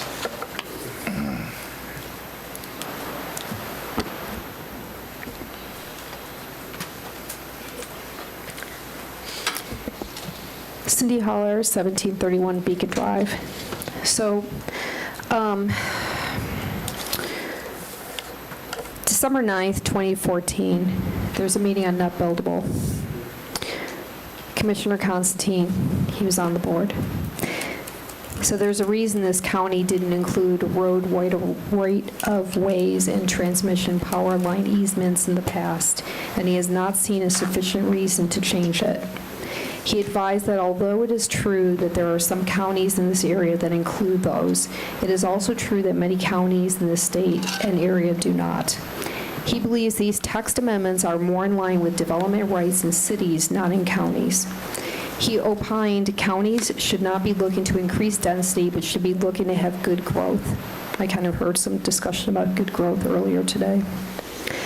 Commissioner Constantine opined it is important to protect the investment of the people that have already put down roots and are here, as opposed to helping more development simply for the sake of helping more and more development. He explained that he wants good development in Seminole County, but thinks density does not necessarily make good quality of life and good development for Seminole County. He stated he is suggesting that instead of applying the changes to all areas of the county except for the rural area, it should be if someone needs to have additional development, they can prove to the board that there is some sort of hardship and need. He said he thinks this would protect the investment of the people that are here and the investment of the development community that is coming in here by by providing good development.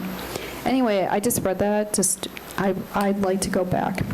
So pre-2014, we talked about that already. Planning and zoning, we talked about it here in a work session. Thank you. Thank you. Ms. Harmon? I don't. Ms. Harmon went home.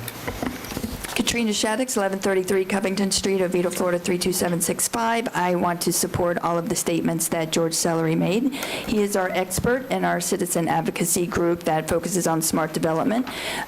So like I said, I support everything he just said. And is there a way, instead of creating all this confusion that we had today when we brought up that we wanted the elements, the 4 elements from the Thousand Friends of Florida brought in to be transmitted, is there a way that, we have a core citizen group, and y'all know who we are. We represent tens of thousands of people that don't have the time to come to the public meetings. And instead of us doing big calls to actions and petitions, can the 6 or 7 of us meet with y'all to have these workshops to iron out these wrinkles before it gets to the point that it was today? We're all here tired, aggravated with each other, snapping. That can be avoided, I think, if we have direct communication. I think that would be great. Thank you. You are welcome to speak to any of us anytime you want to. And I think that my office and other offices have always left it open for everybody to speak. Okay, ladies and gentlemen, James, is there anybody out there? There are no hands raised, Mr. Chairman. Okay.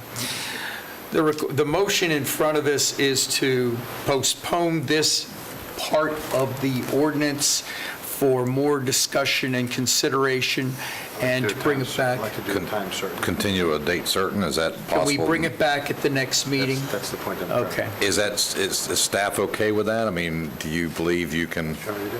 Well, they came up with this morning. Well, so. yeah, and I got that. So can I ask what is the motioner?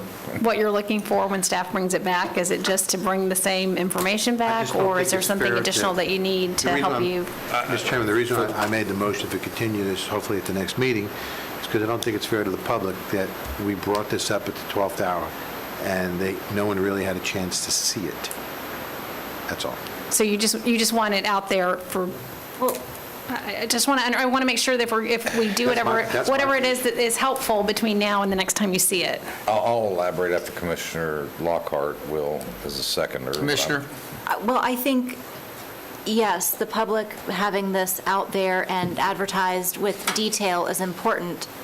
I also would like to see some zoom in into some of these areas. Like we're generalizing, talking about the Orange Boulevard area.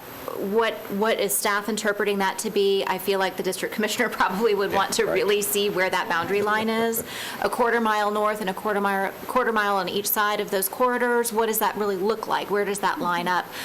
That's why I'm saying I'd like to see the granular detail before it comes back, so that we can really, because I do like this. Can I expand on it? Because I'm viewing that as in between I-4 and 1792.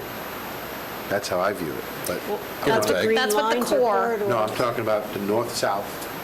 That's the core. You're correct about the core. County. That's the definition of the core. But this also has the corridor classifications in it that we showed you on the map earlier today. I think that's where the confusion is, because I'm looking at this in a north-south corridor, not east-west.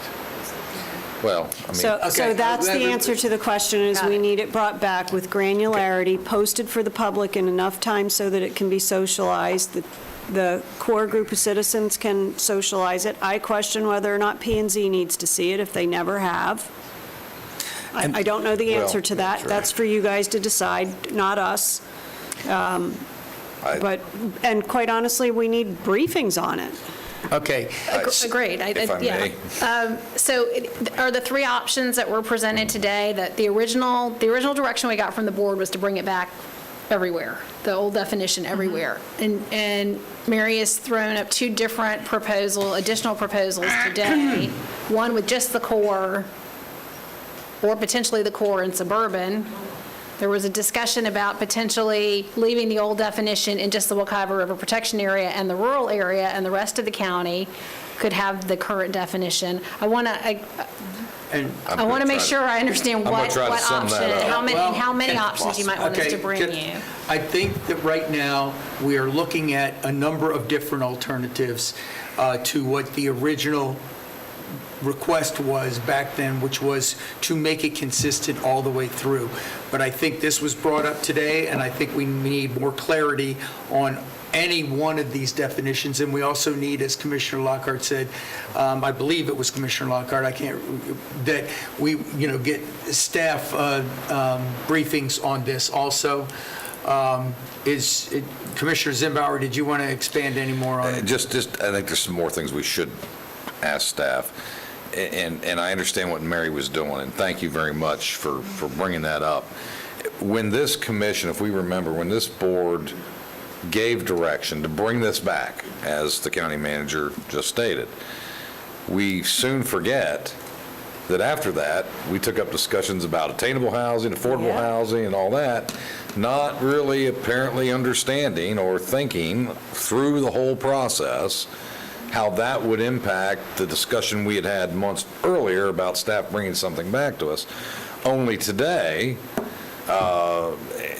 did we see this map, which was my inquiry this morning. We were talking about attainable housing. The light bulb went off in my brain and said, well, wait a minute, if we're trying to get this missing middle, but you're going to reduce density, how do we get it, and where does it go? And I think that's what Mary's anticipation was of giving us maps.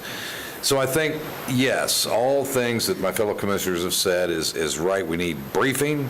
I think it's going to have to go back to P&Z, is it not, County Attorney, if we're going to bring up another aspect of this? I can't imagine. I guess we could. But if you're significantly changing the basis of the ordinance, it would be prudent to bring it back to P&Z. For me as briefing, I think in respect for the public, we should understand in this third option, if that's going to be what we call it, or anywhere, I think the public needs to know where are the annexations going to happen in these cities, so that once we're done with trying to prevent this leapfrogging that's gone on for 20 or 30 years, that there's going to be a time where a city's going to annex and we no longer have a say-so in what the density is going to be. I think that's important for this public, because I keep hearing the same thing, and I hear it from some of my fellow commissioners. We need to respect the rights of the people that are here already versus the people that are coming in. Well, what about the ranchers and grove owners that were originally here? And they've now been replaced by the people that are here telling us we should respect the people that are already here. You know, I've heard density, density, density. I'm going to tell you, whether people like it or not, there are people that like DC, Chicago. They like the craziness of a city. They like to be able to walk across the street and get a frappe or whatever they call it and pay $20 for a coffee. They like to get on goes, but all I'm saying is, I find it quite amusing when we hear people coming from Chicago and other dense areas to escape that. But often, once they get here, they want what they once had, and then they're demanding we don't have any services.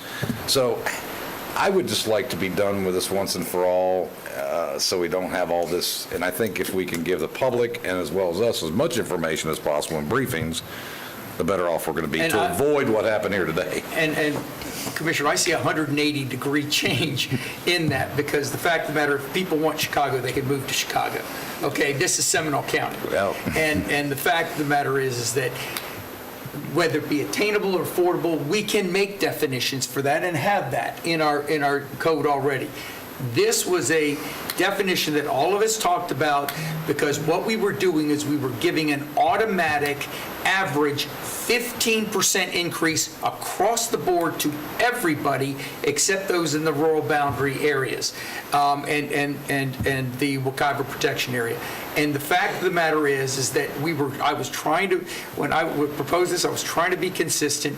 And what we're doing now is, whether this is the right way to do or not, I don't know. I'm going to support the motion, but the fact of the matter is, we are convoluting this again into all these different,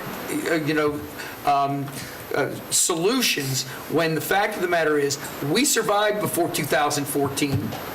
And we had enough density, and we still have enough density even if we adopt this definition, which was the same definition we had before 2014. All right, now we've got the more I was going to discussion. call the question. Okay, all in favor of the motion, say aye. Aye. Opposed? Passes. Can I just- Exactly what was the motion? To continue it to the next meeting. Well, date's certain, but if we got to go to P&Z, that could be a problem. I don't think so. Again, it's not necessary to go to P&Z. It's already been through. You're looking at the language, and you have the ability to adopt with changes or not adopt. So P&Z has already had their shot at it. Okay. Could I add something? So if your goal is to accommodate missing middle housing and affordable housing, that's not typically regulated by the definition of density. That's regulated through land use and other definitions. What I'm hearing here is that for instance, if you went with the core area, basically what you're doing is just saying everything in the core area will get a 15% density bonus over everything else. And if that's what you want, that's a good way to get there. But if what you're focused on is you want to try to accommodate missing middle housing or affordable housing as a particular use, and that's what you want to incentivize, I'm not sure that the net density definition is the best way to get there. I'll just throw that out there.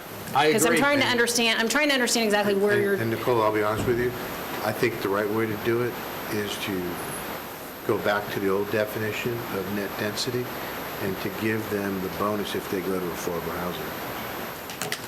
And I've indicated that in the past. I understand that, but. No, I'm not saying to you, I'm just. I just need time to think about it, and I want to vet that. There are ways to accommodate attainable and affordable housing, not just giving a carte blanche 15% increase, I which just is want to make sure you're potentially getting that's what what we're it doing. is you want. But and that staff brings you the tool to do that. Under that analogy, I could come in and ask for affordable housing up at the Orange Boulevard, say, hey, Yep. why can't I put it affordable housing? You can ask for Up anything. there and put, But Commissioner Zimbauer, you can ask for anything. Well, I know, It I got doesn't mean that. you're going to get it. And that's That goes back to the. why I said, why That's this right. leapfrogging started 20, 30 years ago.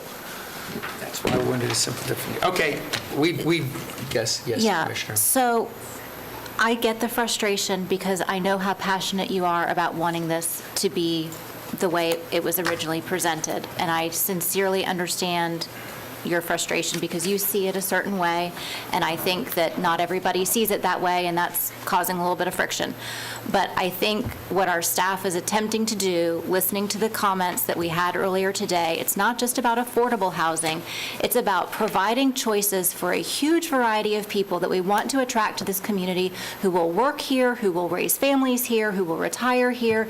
It's not just about affordable housing. It's about creating dense areas where people who want to live densely and want that type of lifestyle can have that. I love my third acre and my chickens.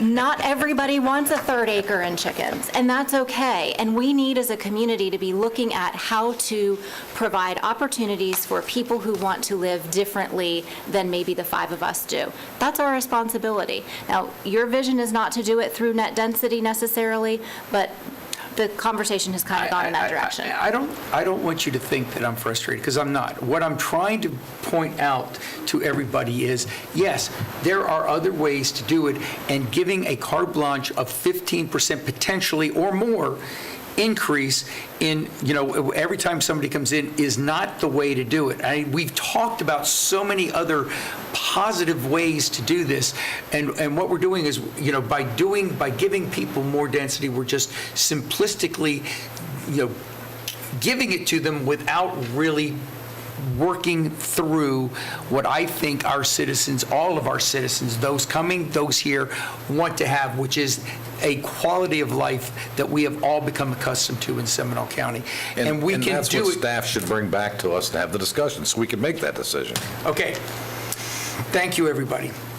We are now on 38. Yes, okay. one more thing. Before we leave 37, I just want to be clear for the record that the actions that staff will be taking is to transmit Exhibit B to DEO for review and bring it back for an adoption hearing in the future.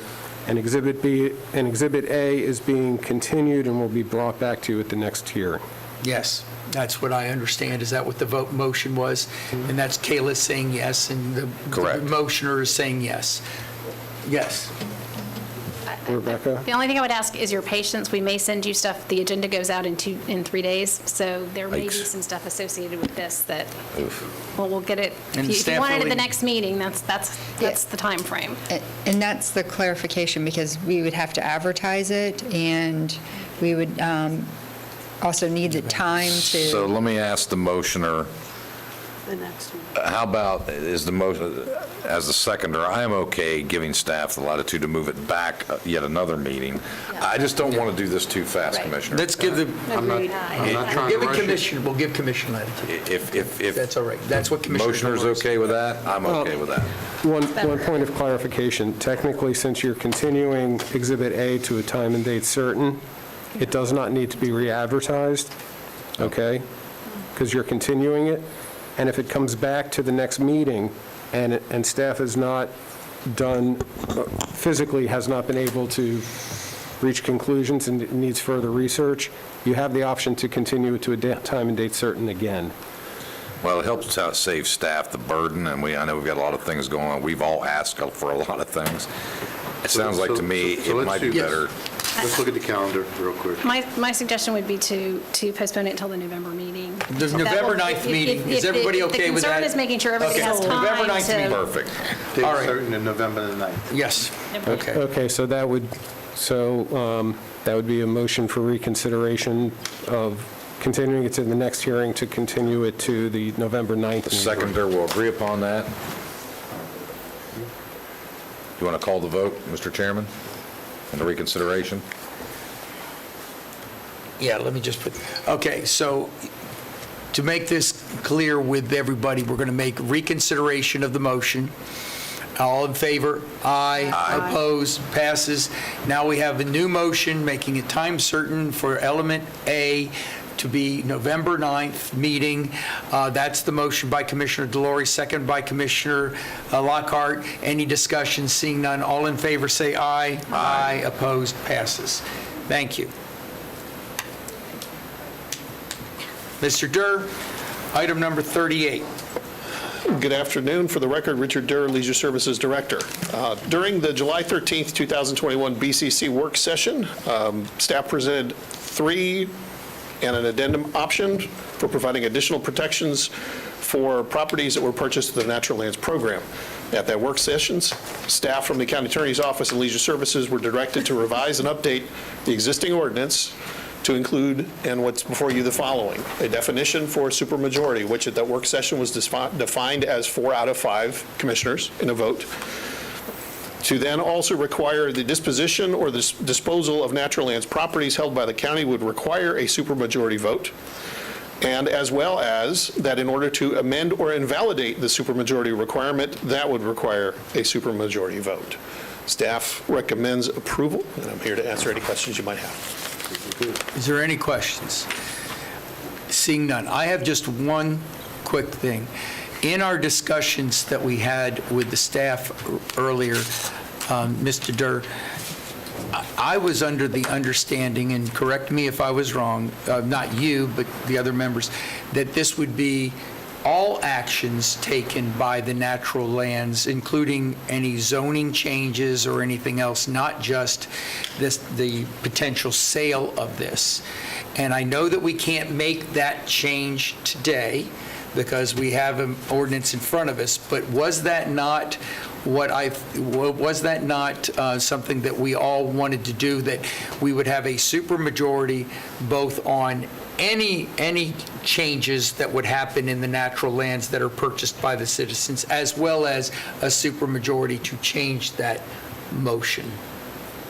Commissioner? I'd like to hear from the attorney, because I've read through the proposed ordinance, and notwithstanding some daily operational things that were taken from the county manager and given to the director, I think it covers it, but I'd like to hear from the attorney. And I asked that question specifically, and they said it did not. That's why I'm bringing it back up again. Then I'd like to hear that from the attorney. From our attorney, Applegate said that it did not, and so did Mr. Durr. And I'll kindly defer to the county attorney on that one. Yeah, And if it does count it, then I'm fine. I just want to, I'm not interested in having a supermajority to tell, like, one of the provisions is, if you have to shut the park down for safety or whatever. That shouldn't come to us. But if we're going to dispose of it, yeah, it says that. What else would we do? Trade it? I guess that's the same as disposition. Change zoning? Well, we just changed the zoning on all of our natural lands, right, Mr. Durr? That is correct. And But it wrap that up. still could be changed again. But if we change the zoning, what are you going to do with it? You can't do it without a supermajority. Well, It's only Looking for the exact language. all right, any other questions right now while they're going in? I do for Mr. Durr. Remind us, we changed the zoning on several parcels. It was my understanding that was a cleanup of lands that we had acquired that had never been properly zoned as they should be, or as we wanted them to be, as natural lands. Is that fair? That is correct. In December 2020, we had both a revision to the zoning on the properties that required it, as well as any cleanup of land uses as well, to move those into the appropriate land use, so that all of those properties have now basically been scrubbed and have been put into alignment. That was my understanding. Could you ever see would there be a need to take what's currently zoned in our natural lands and change the zoning for some reason? In leisure service, we would never have a reason in leisure services to do that, but, and as it is, The governing ordinance for the natural lands program will remain intact on those properties as it is, so, and that's pretty prescriptive as to what we can and can't do on it already. Right, okay. But Commissioner Zimmer... And I'm okay with that. Yeah, but a future commission could. And, you know, if they choose to, that's their prerogative. And that's one of the things that we were trying to do is protect these natural lands purchased by taxpayer dollars for perpetuity of conservation to ensure that no future, I mean, did we ever think 30 years ago that somebody was going to propose a swap? And that, you know, and that would have proposed this. So I'm just saying. So, no, I got it. Disposition, and what else are you wanting to put in? Any zoning changes, zoning and comp plan changes of that property. That's all I'm saying. I don't see where that would be a problem. No, I'm okay with that.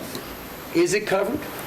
At this point, it is only covers the disposition of the property, which means you're selling off the property. And that's what Mr. Durr told me, and that's why I brought this to the attention of the commission. I thought that we were more concerned about the perpetuity of protection of the conservation, not just the sale of it. That's all I want to say. So we can also, go ahead, Commissioner. Well, the only reason it would be rezoned would be if we were planning to sell it. So, I mean, if you could do a double whammy, supermajority to sell it, supermajority to rezone it, I don't know that it really matters. I think it's fine the way it is, but if it gives extra sleep-tight coverage, I'm okay with that. But later, like, let's just I get this done. understand. Yeah, I agree. This is something we can't do today. It's just something we can direct the attorney to bring back. Yeah. Anybody else? Okay, we have... Somebody yes, I'm online? sorry. Yes. Yeah, we've got people here, too. Thank you, Desmond. I appreciate that. Folks, you hear what we're going to do and hopefully direct. So if you choose to waive in support, that would be great. So, Ms. Shaddix? Thank you. Ms. Hammond is not here, but she public comment just to support. Ms. Holler? So what am I leaving this? Sorry, my brain's... No, the ordinance. You say you support the ordinance. So we're talking about requirements... Oh, come on, you can't do that, guys. You got to come up if you're going to ask a question of us. Yeah, I'm supporting... You don't have to waive the support. It didn't mean that. What we're doing right now is voting on this motion, which says that it's supermajority for the disposition of the property and a supermajority to change the ordinance. You said that you were in support of it. That's what we're going to vote for right now. Okay, and all I was saying is that after that, we'll discuss the direction of the other aspect of this. Okay, so you waive in support. Mr. Baird? Waive in support. Okay, we are now back to the motion. We're back to the ordinance. Mr. Chairman, you have someone online. Yes, that's right. Who's online? Catherine Manila, I'm bring her in. Okay, did everybody hear that? Who was that? Say that again, please. Sure, Catherine Manila. Catherine Manila, you are recognized, ma'am. She's coming in. She's coming in right now. Thank you. Appreciate it.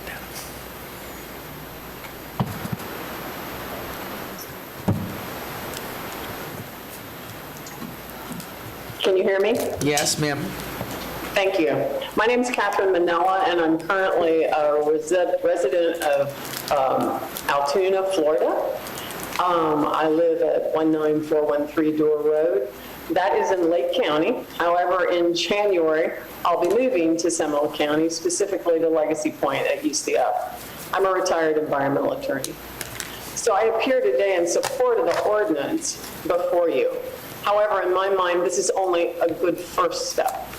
I believe that in the near future, the county's charter should be amended to provide an additional layer of legal protection over the county-owned natural lands. Such a charter amendment would create a registry of protected natural lands. The registry would include the wilderness areas and preserve lands that are currently owned by the county.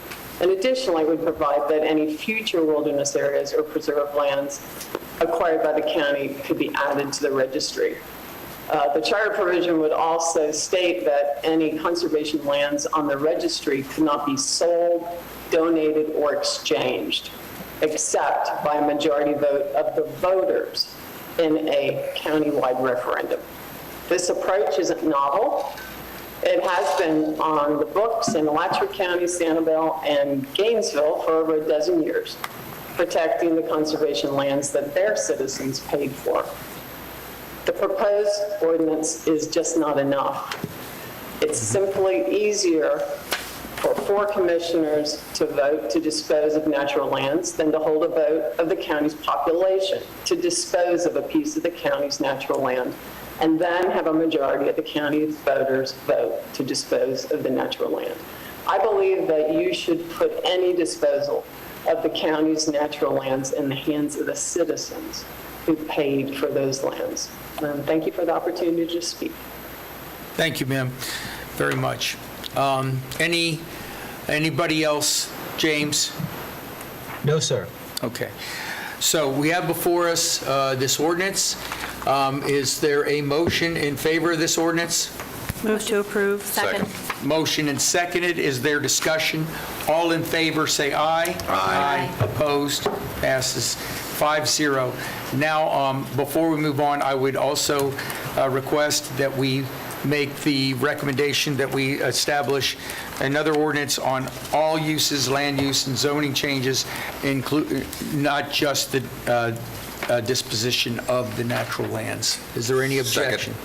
That's not a motion. I was just making a recommendation. Do we need a motion to do that? Would you like to make the motion, Commissioner? So moved. Is there a second? Second. Motion and seconded. Is there discussion? All in favor, say aye. Aye. Opposed? Passes. So do you have your direction? Yes, sir. Okay, thank you very much. All right, we are now on to the county manager report. County manager? The only thing I have for you in the county manager report is what I mentioned earlier regarding the community conversation on land use policy. We sent you a proposed scope. We'd like to get that out and on the street as soon as possible, hopefully to get the process started after the first of the year. So if you could get with Rebecca and let her know if you have any comments on it, if there's anything missing, or it's a pretty broad stroke, but a lot of community involvement, and it will be a very long process. So they'd like to get moving on it. Okay. Yeah. That's all I have. I'm good. Okay, anybody have any objection? All right. County attorney? No report at this time. Okay. We have 2 future agenda items. Commissioner Lockhart? Well, I just wanted to remind everyone that it's time for the annual review process for the county manager and the county attorney. And of course, I know that the county manager is moving on, but we still need to stay on track with that process that we have all committed to. So we're past due at this point, and I don't want us to get behind again like we had before. Do you need any direction, county manager? So I will just ask the board if, since Brian's not here, and it will really affect him, do you want to go through the same process you did last time and use Larry Ross, or do you want to have other Larry's suggestions? available. I'm okay with that. He wasn't available last time.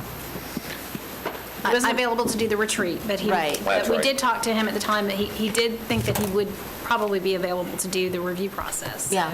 if that's, I think it would be ideal to continue with the person that we had started with. If he's unavailable, then we can talk about next steps, but unless there's any, reason to change the way we had done it, I thought we were all pretty much in agreement. Because it doesn't matter who the people are.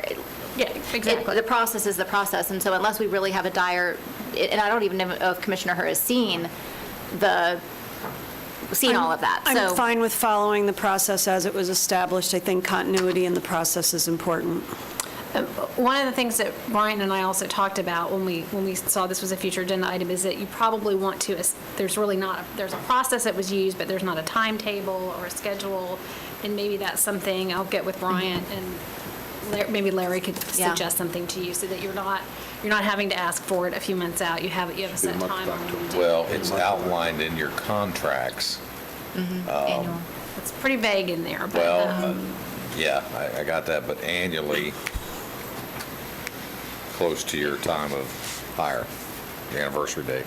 I don't know if you want to do. I think from what I'm Maybe hearing, that's something that Larry could suggest. I think from what I'm hearing, we're all in agreement to do the process that we went through before, and the first step is to find out if we, still have the same, if Larry's still available. And this is a future agenda item. This is not for us to hash Yes, out right correct, now. This is, correct. right? So can we, we are all agreeing that we want this to come back for some Yes. discussion. Yes.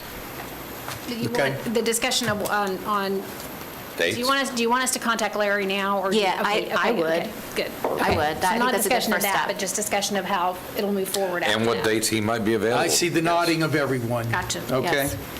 And the second thing was something that I would like to bring up, and that is, and I've discussed this before, the availability of our venues, just our venues, and I think we have 2 or 3, and I've talked to the staff about that, and the opportunity to eliminate the single-use plastics and styrofoam. And I'm just asking that we go back to the staff and ask them to bring back a recommendation and report, or recommendation and direction. So that was for us to give direction, or is that what you're asking You're us? asking us. If the majority of us want to I'm give that asking direction? us, I'm asking the commission. Okay. I'm happy to have the conversation. So we had the conversation before, and my Yes. position hasn't changed, so we can have it again now. Well, I think that the discussion was, to have the staff go back and bring back a proposal. That did not eventually occur. They're asking for direction, and what I'm asking is we only have a couple of venues. Other communities, including a very large one near us with a lot of venues, have done this. There are options as to how to do it, and I'm just asking the direction of the commission if they would agree to ask the staff to evaluate and bring back a proposal to eliminate how they could eliminate single-use plastics and styrofoam at our venues. Would that also include what the cost associated is? All of it has to be part of it, yes. I'm happy to have the discussion. I think we're managing, not governing, so I have no interest in having the discussion. At the point that it becomes cheaper to use paper, then I think we use paper, or it's even, or it's close.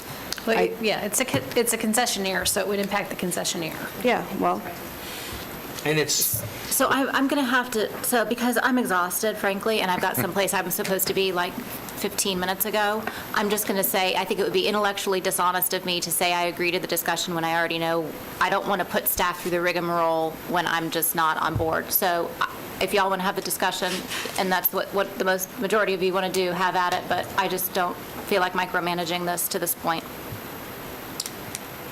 I'd like to, I know you disagree, and I know you're No, I'm not- frustrated because this no, is no, your I'm not- thing, but no. that's my opinion. It's so. not my thing. I'm trying to come up. It is. You're the one. It's your Okay, you item. know what? Just like this was my thing, this was your thing. It's okay.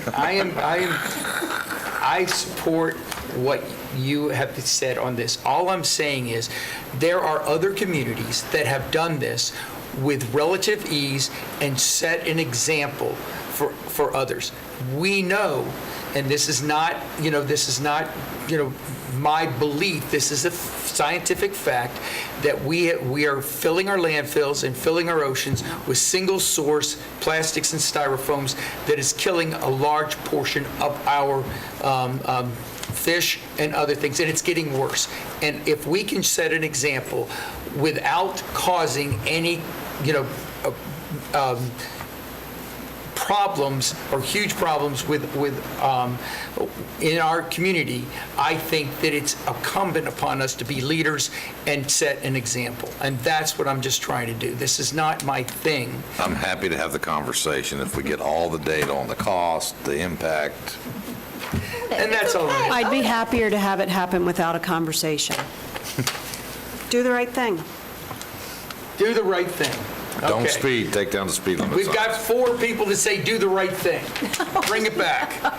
Okay. You understand what he's actually asking for. It's not for staff to just decide to start purchasing different products. It's to make it a rule that they can only use non-plastic. And non-styrofoam, just At our understand. venues only. Right. Our venues only, I, our 2 parks. I think we have more than 2 venues, but okay. Well, that's why I think we need to understand what the All right, scope. let's get the information, all right? All right, we'll get you the information. We will. Okay. Well, I just said we- Anything else? We have now public comment. There's no one left. Ms. is there? Shaddix.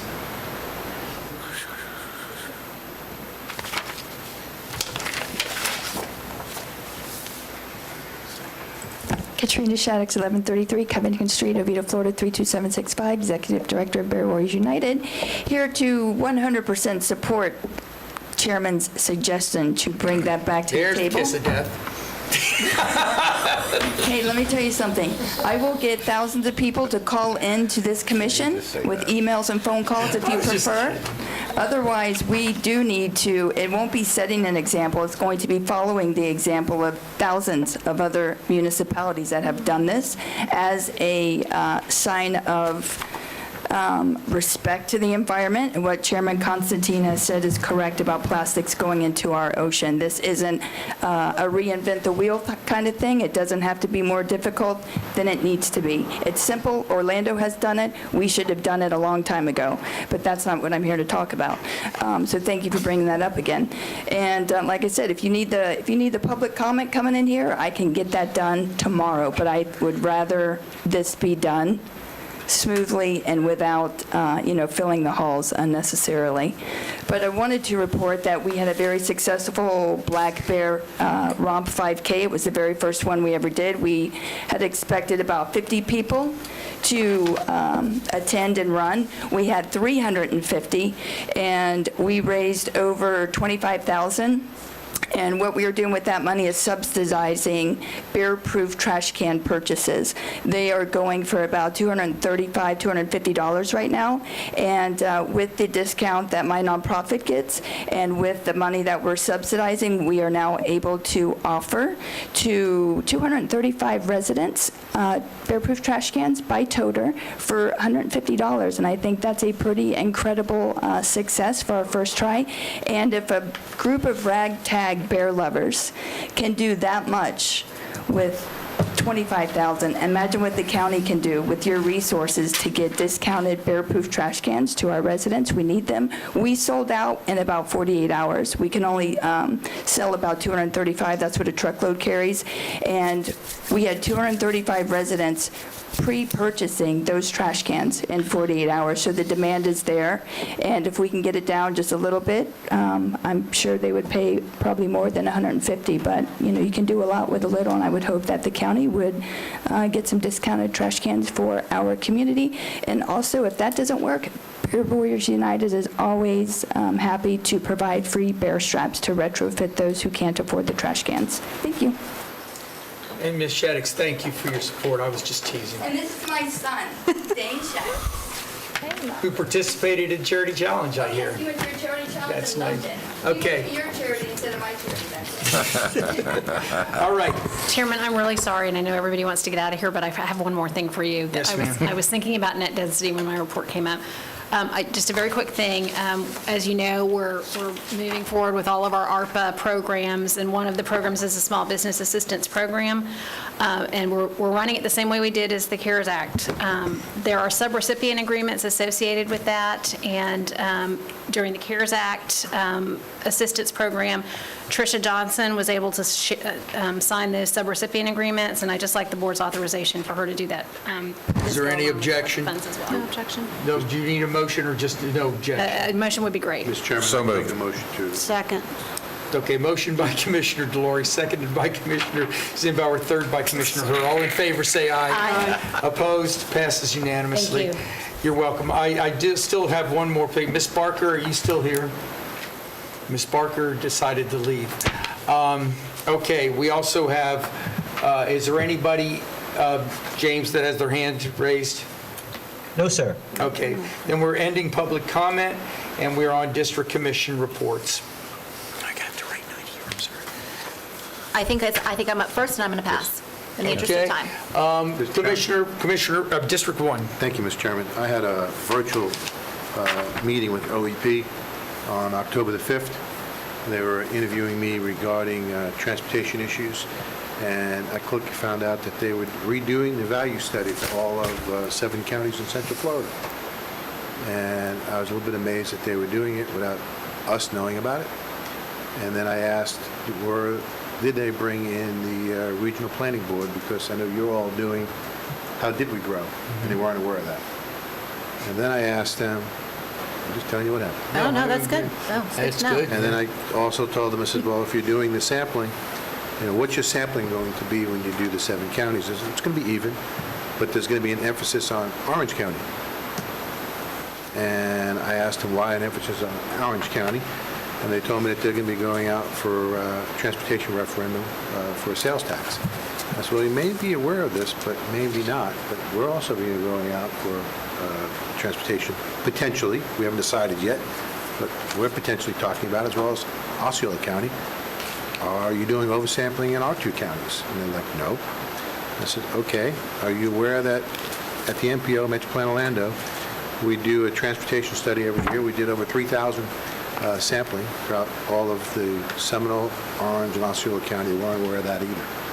So I was a little bit taken back, and my biggest issue was that I think there's a lot of mismessaging going on, where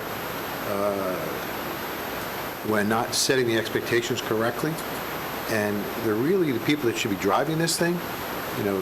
DOT's got money, the Turnpike's got money, the Expressway's got money, Metro Plan sets the priorities. And I don't know where OEP is, because they're not writing any big checks, and they don't set priorities. So And I don't recall... Isn't our chairman on OEP? Well, I was going to say, and I don't recall them ever bringing this up at any particular meeting. That's what Commissioner Deloria is saying right now. I can't talk to you privately, so I'm talking to you publicly.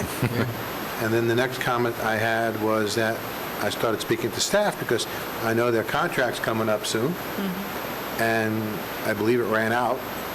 And when is that coming up, or are we even a member anymore? And I'm just concerned because I know that they have set milestones that they're supposed to meet. I haven't heard anything from OEP for at least a year and a half. Has anybody else heard anything? And I will tell you that almost all, but I think one meeting has been virtual. So they have not, they really have postponed a number of meetings, and I think that Tricia wants to say something. So, Ms. Johnson. Good evening, Tricia Johnson, Deputy County Manager. The agreement expired at the end of September. We are working with them to renew. It requires a lot of research on our part to demonstrate the value that staff believes they bring to us, or if we want to reduce the contract from $406,000, how much do we want to reduce it by? What would the argument be for doing that? So that's the process staff's in. We're working with OEP on it. I will say that we have been driving the process to renew the contract, which has been unusual because I'm sure they'll, I assume, want to proceed with the agreement. But I do have a meeting with a member of OEP later this week to talk about some questions, return on investment questions that the county manager So and I presently, have. we don't have an agreement. We don't, no. But we also aren't working any projects with them right now, so. Okay, because I know when we had our retreat, we talked about also the IA bonds as well. SCIDA? Yeah, SCIDA, because they Yes. also do that as well. They do. That agreement does not expire till November 2022, I believe. That's but another agreement. It is another agreement, and we can discuss it as part of the OEP agreement, but that one has not expired. Now, my main concern is that they're spending, potentially a piece of our money on a value study that we know nothing about. They didn't talk to the regional planning board. I thought that you people would be driving that bus, so to speak. You people. Yeah, no. They didn't talk to MPO. They didn't talk to the I'll say MPO. We thought you'd be driving that bus. We haven't heard of MPO. And so I'm just concerned, and I don't know where this is going. Then they're doing oversampling in Orange County. What about us? Well, apparently, they haven't even told our person who sits on the board. I just want to make sure that we have equal representation, but we don't have a contract, so we don't have anything. And I don't know that equal representation is necessarily going to be their argument, since I know Orlando and Orange County paying over $1 million a year. So I think they're going to make the argument that more of their time and efforts are going to go there. That being said. It's quite obvious. Sure, and that's something we're trying to take into account as well, as we will bring you a proposal for another option, another path. I will say, and I'm not defending anything, but it has been, for all of us, of course, an unusual year and a half, and I think the same has been for economic development. My understanding is they're no longer operating as a chamber and an ED arm, but focused primarily on economic development, which I know was a concern previously, based on speaking with a member of their staff last week. So that is a positive, that they're more focused on economic development now. But, and the value study, like you, Commissioner, I didn't know anything about that either. I believe they had that call with you not as a representative of Seminole County, but more from a transportation perspective. That was what I understood. That's what they told me. So. I mean, they spoke to me sometime early in the spring, and I said, if you are going to do a value study, this is the person to contact. They did contact them, but we have not heard anything. And Commissioner Dillard, not to prolong this agony, but, they are working on economic development and working closely with our staff on that.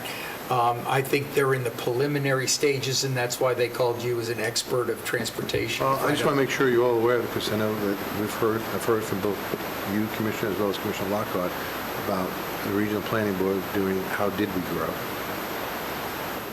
And they were surprised that you all are doing that, so maybe we all need to be talking a little bit more. Okay. Anything else? End of my report. Okay. Commissioner Zimbo, or I'm sorry, Commissioner Herr. I'm trying to make sure you get forgot all I that. pass for the sake of time. I'll make mine real quick. Thank you very much. Remind everybody, the Orlando Sanford Air Show is this weekend, October 16th to 17th. Big event here, economic development driver. Good to get out and see everything that's going on. Also, Mobility Week. MPO is hosting an event on November 3rd, Orlando City Hall. This is the blind experience, and if you are available, I would highly recommend you take advantage of it. It'll be down at Orlando City Hall. You'll be blindfolded, given a walking cane, and go across the street. Pretty neat. So if anybody needs any information for that. I did that one time when I was dining in the dark, and I was amazed on how much I think we should stop. you are reliant on your sight. Oh, that's right. It's amazing. Exactly. Also, just want to let everybody know there is going to be a change at the zoo. The CEO has resigned. I will be at the zoo board meeting tomorrow. There's going to be further discussion on the vetting process to replace the CEO. I'm not sure that we've actually arrived at that process yet, but I will report back accordingly. And that's all I have in the interest of time. Thank you very much. And thank you. And as chairman, I presented our Seminole County legislative delegation our priorities on September 29th. Commissioner Herr and Commissioner Lockhart were there. Met with the FDOT and the county, the city manager and the county manager on the future of what they're going to do with the land that they purchased on Hadaway Drive redevelopment. And I think that we're all in unison on the opportunities that that we hold there. The FDOT also had a talk about the roundabout aesthetics and listening session on the Wekiva Parkway, and we'll have a series of those going on. If anybody did not see the Seminole County Tourism, Jim Doobie, and a YouTube series premiered this week, which was wonderful. On a sad note, a very sad note, we lost a very important member of our community, when Mr. John Duda passed away this past earlier last week. And just a few things. This is the time of year when we have number of different festivals, and I think all of you know that coming up this week, in addition to this aired space, is the Winter Springs Festival of Arts, and the soon, the 23rd and the 30th, the German American Society Oktoberfest in Castleberry, and the Nativity Catholic Church Fall Festival. I think I made it through all of them. And the Central Florida Boo Bash, Central Florida Zoo Bash. So with all of that, is there anything else for the good of the order? Did I miss anything? Kayla, anything else? Meeting adjourned.